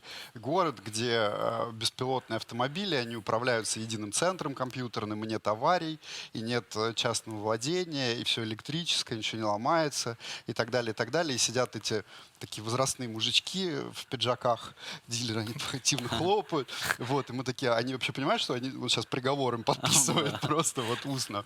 Вот, и, ну, конечно, это вопрос там какого-то далекого будущего, особенно для России. Вот, и в этот момент, кстати, мы в какой-то мере и себе тоже приговор подписываем, потому что Авто.ру — это же сервис по купле-продаже автомобилей, да, и если этот город будущего будет, то зачем Авто.ру? Вот, и нам тоже нужно будет как-то, видимо, искать новые смыслы, новые модели вместе с дилерским сообществом и вместе с людьми, которые будут так или иначе автомобилями пользоваться. Вот, но пока мне кажется, что это все-таки разговоры про какое-то далекое будущее. Пока что бизнес для нас, для всех есть, и для Авто.ру, и для дилеров. Вот, и я надеюсь, что это и 5 лет, и 7, может, даже 10. В общем, этот тройственный союз будет жить, вот, и будет жить, развиваться, и будет прибыльным. Я вас сегодня благодарю за то, что вы выделили время. Спасибо. Отлично провел, правда, я этот час. Очень приятно было, что вы поделились своими мыслями. Владимир, Роман, спасибо большое. Спасибо. Вот. А я обращаюсь к тем, кто сегодня провел этот первый замечательный день, провел с нами. У нас впереди еще невероятно много интересного. Четверг и пятницу мы будем стартовать пораньше, мы будем стартовать в 10 утра каждый день. У нас также будет по 10 каждый день семинаров. Они также будут идти 2 потоками. Если завтра это будут продажи и сервис, то в пятницу это будут персонал и цифровые каналы продаж. Мы очень ждем вас завтра. Я также напоминаю, что все это время, сегодня, завтра и послезавтра, вам в специальном разделе с онлайн-экскурсиями по выставочной площади доступны 7 экскурсий с экспертами технологического рынка по самым таким находящимся в авангарде технологиям для дилерского бизнеса, в частности, программное обеспечение, оборудование и прочее. Поэтому оставайтесь с нами. Мы ждем вас завтра в 10 утра. Не отключайтесь. Ну и спасибо вам сегодня за ваше внимание, за ваше участие.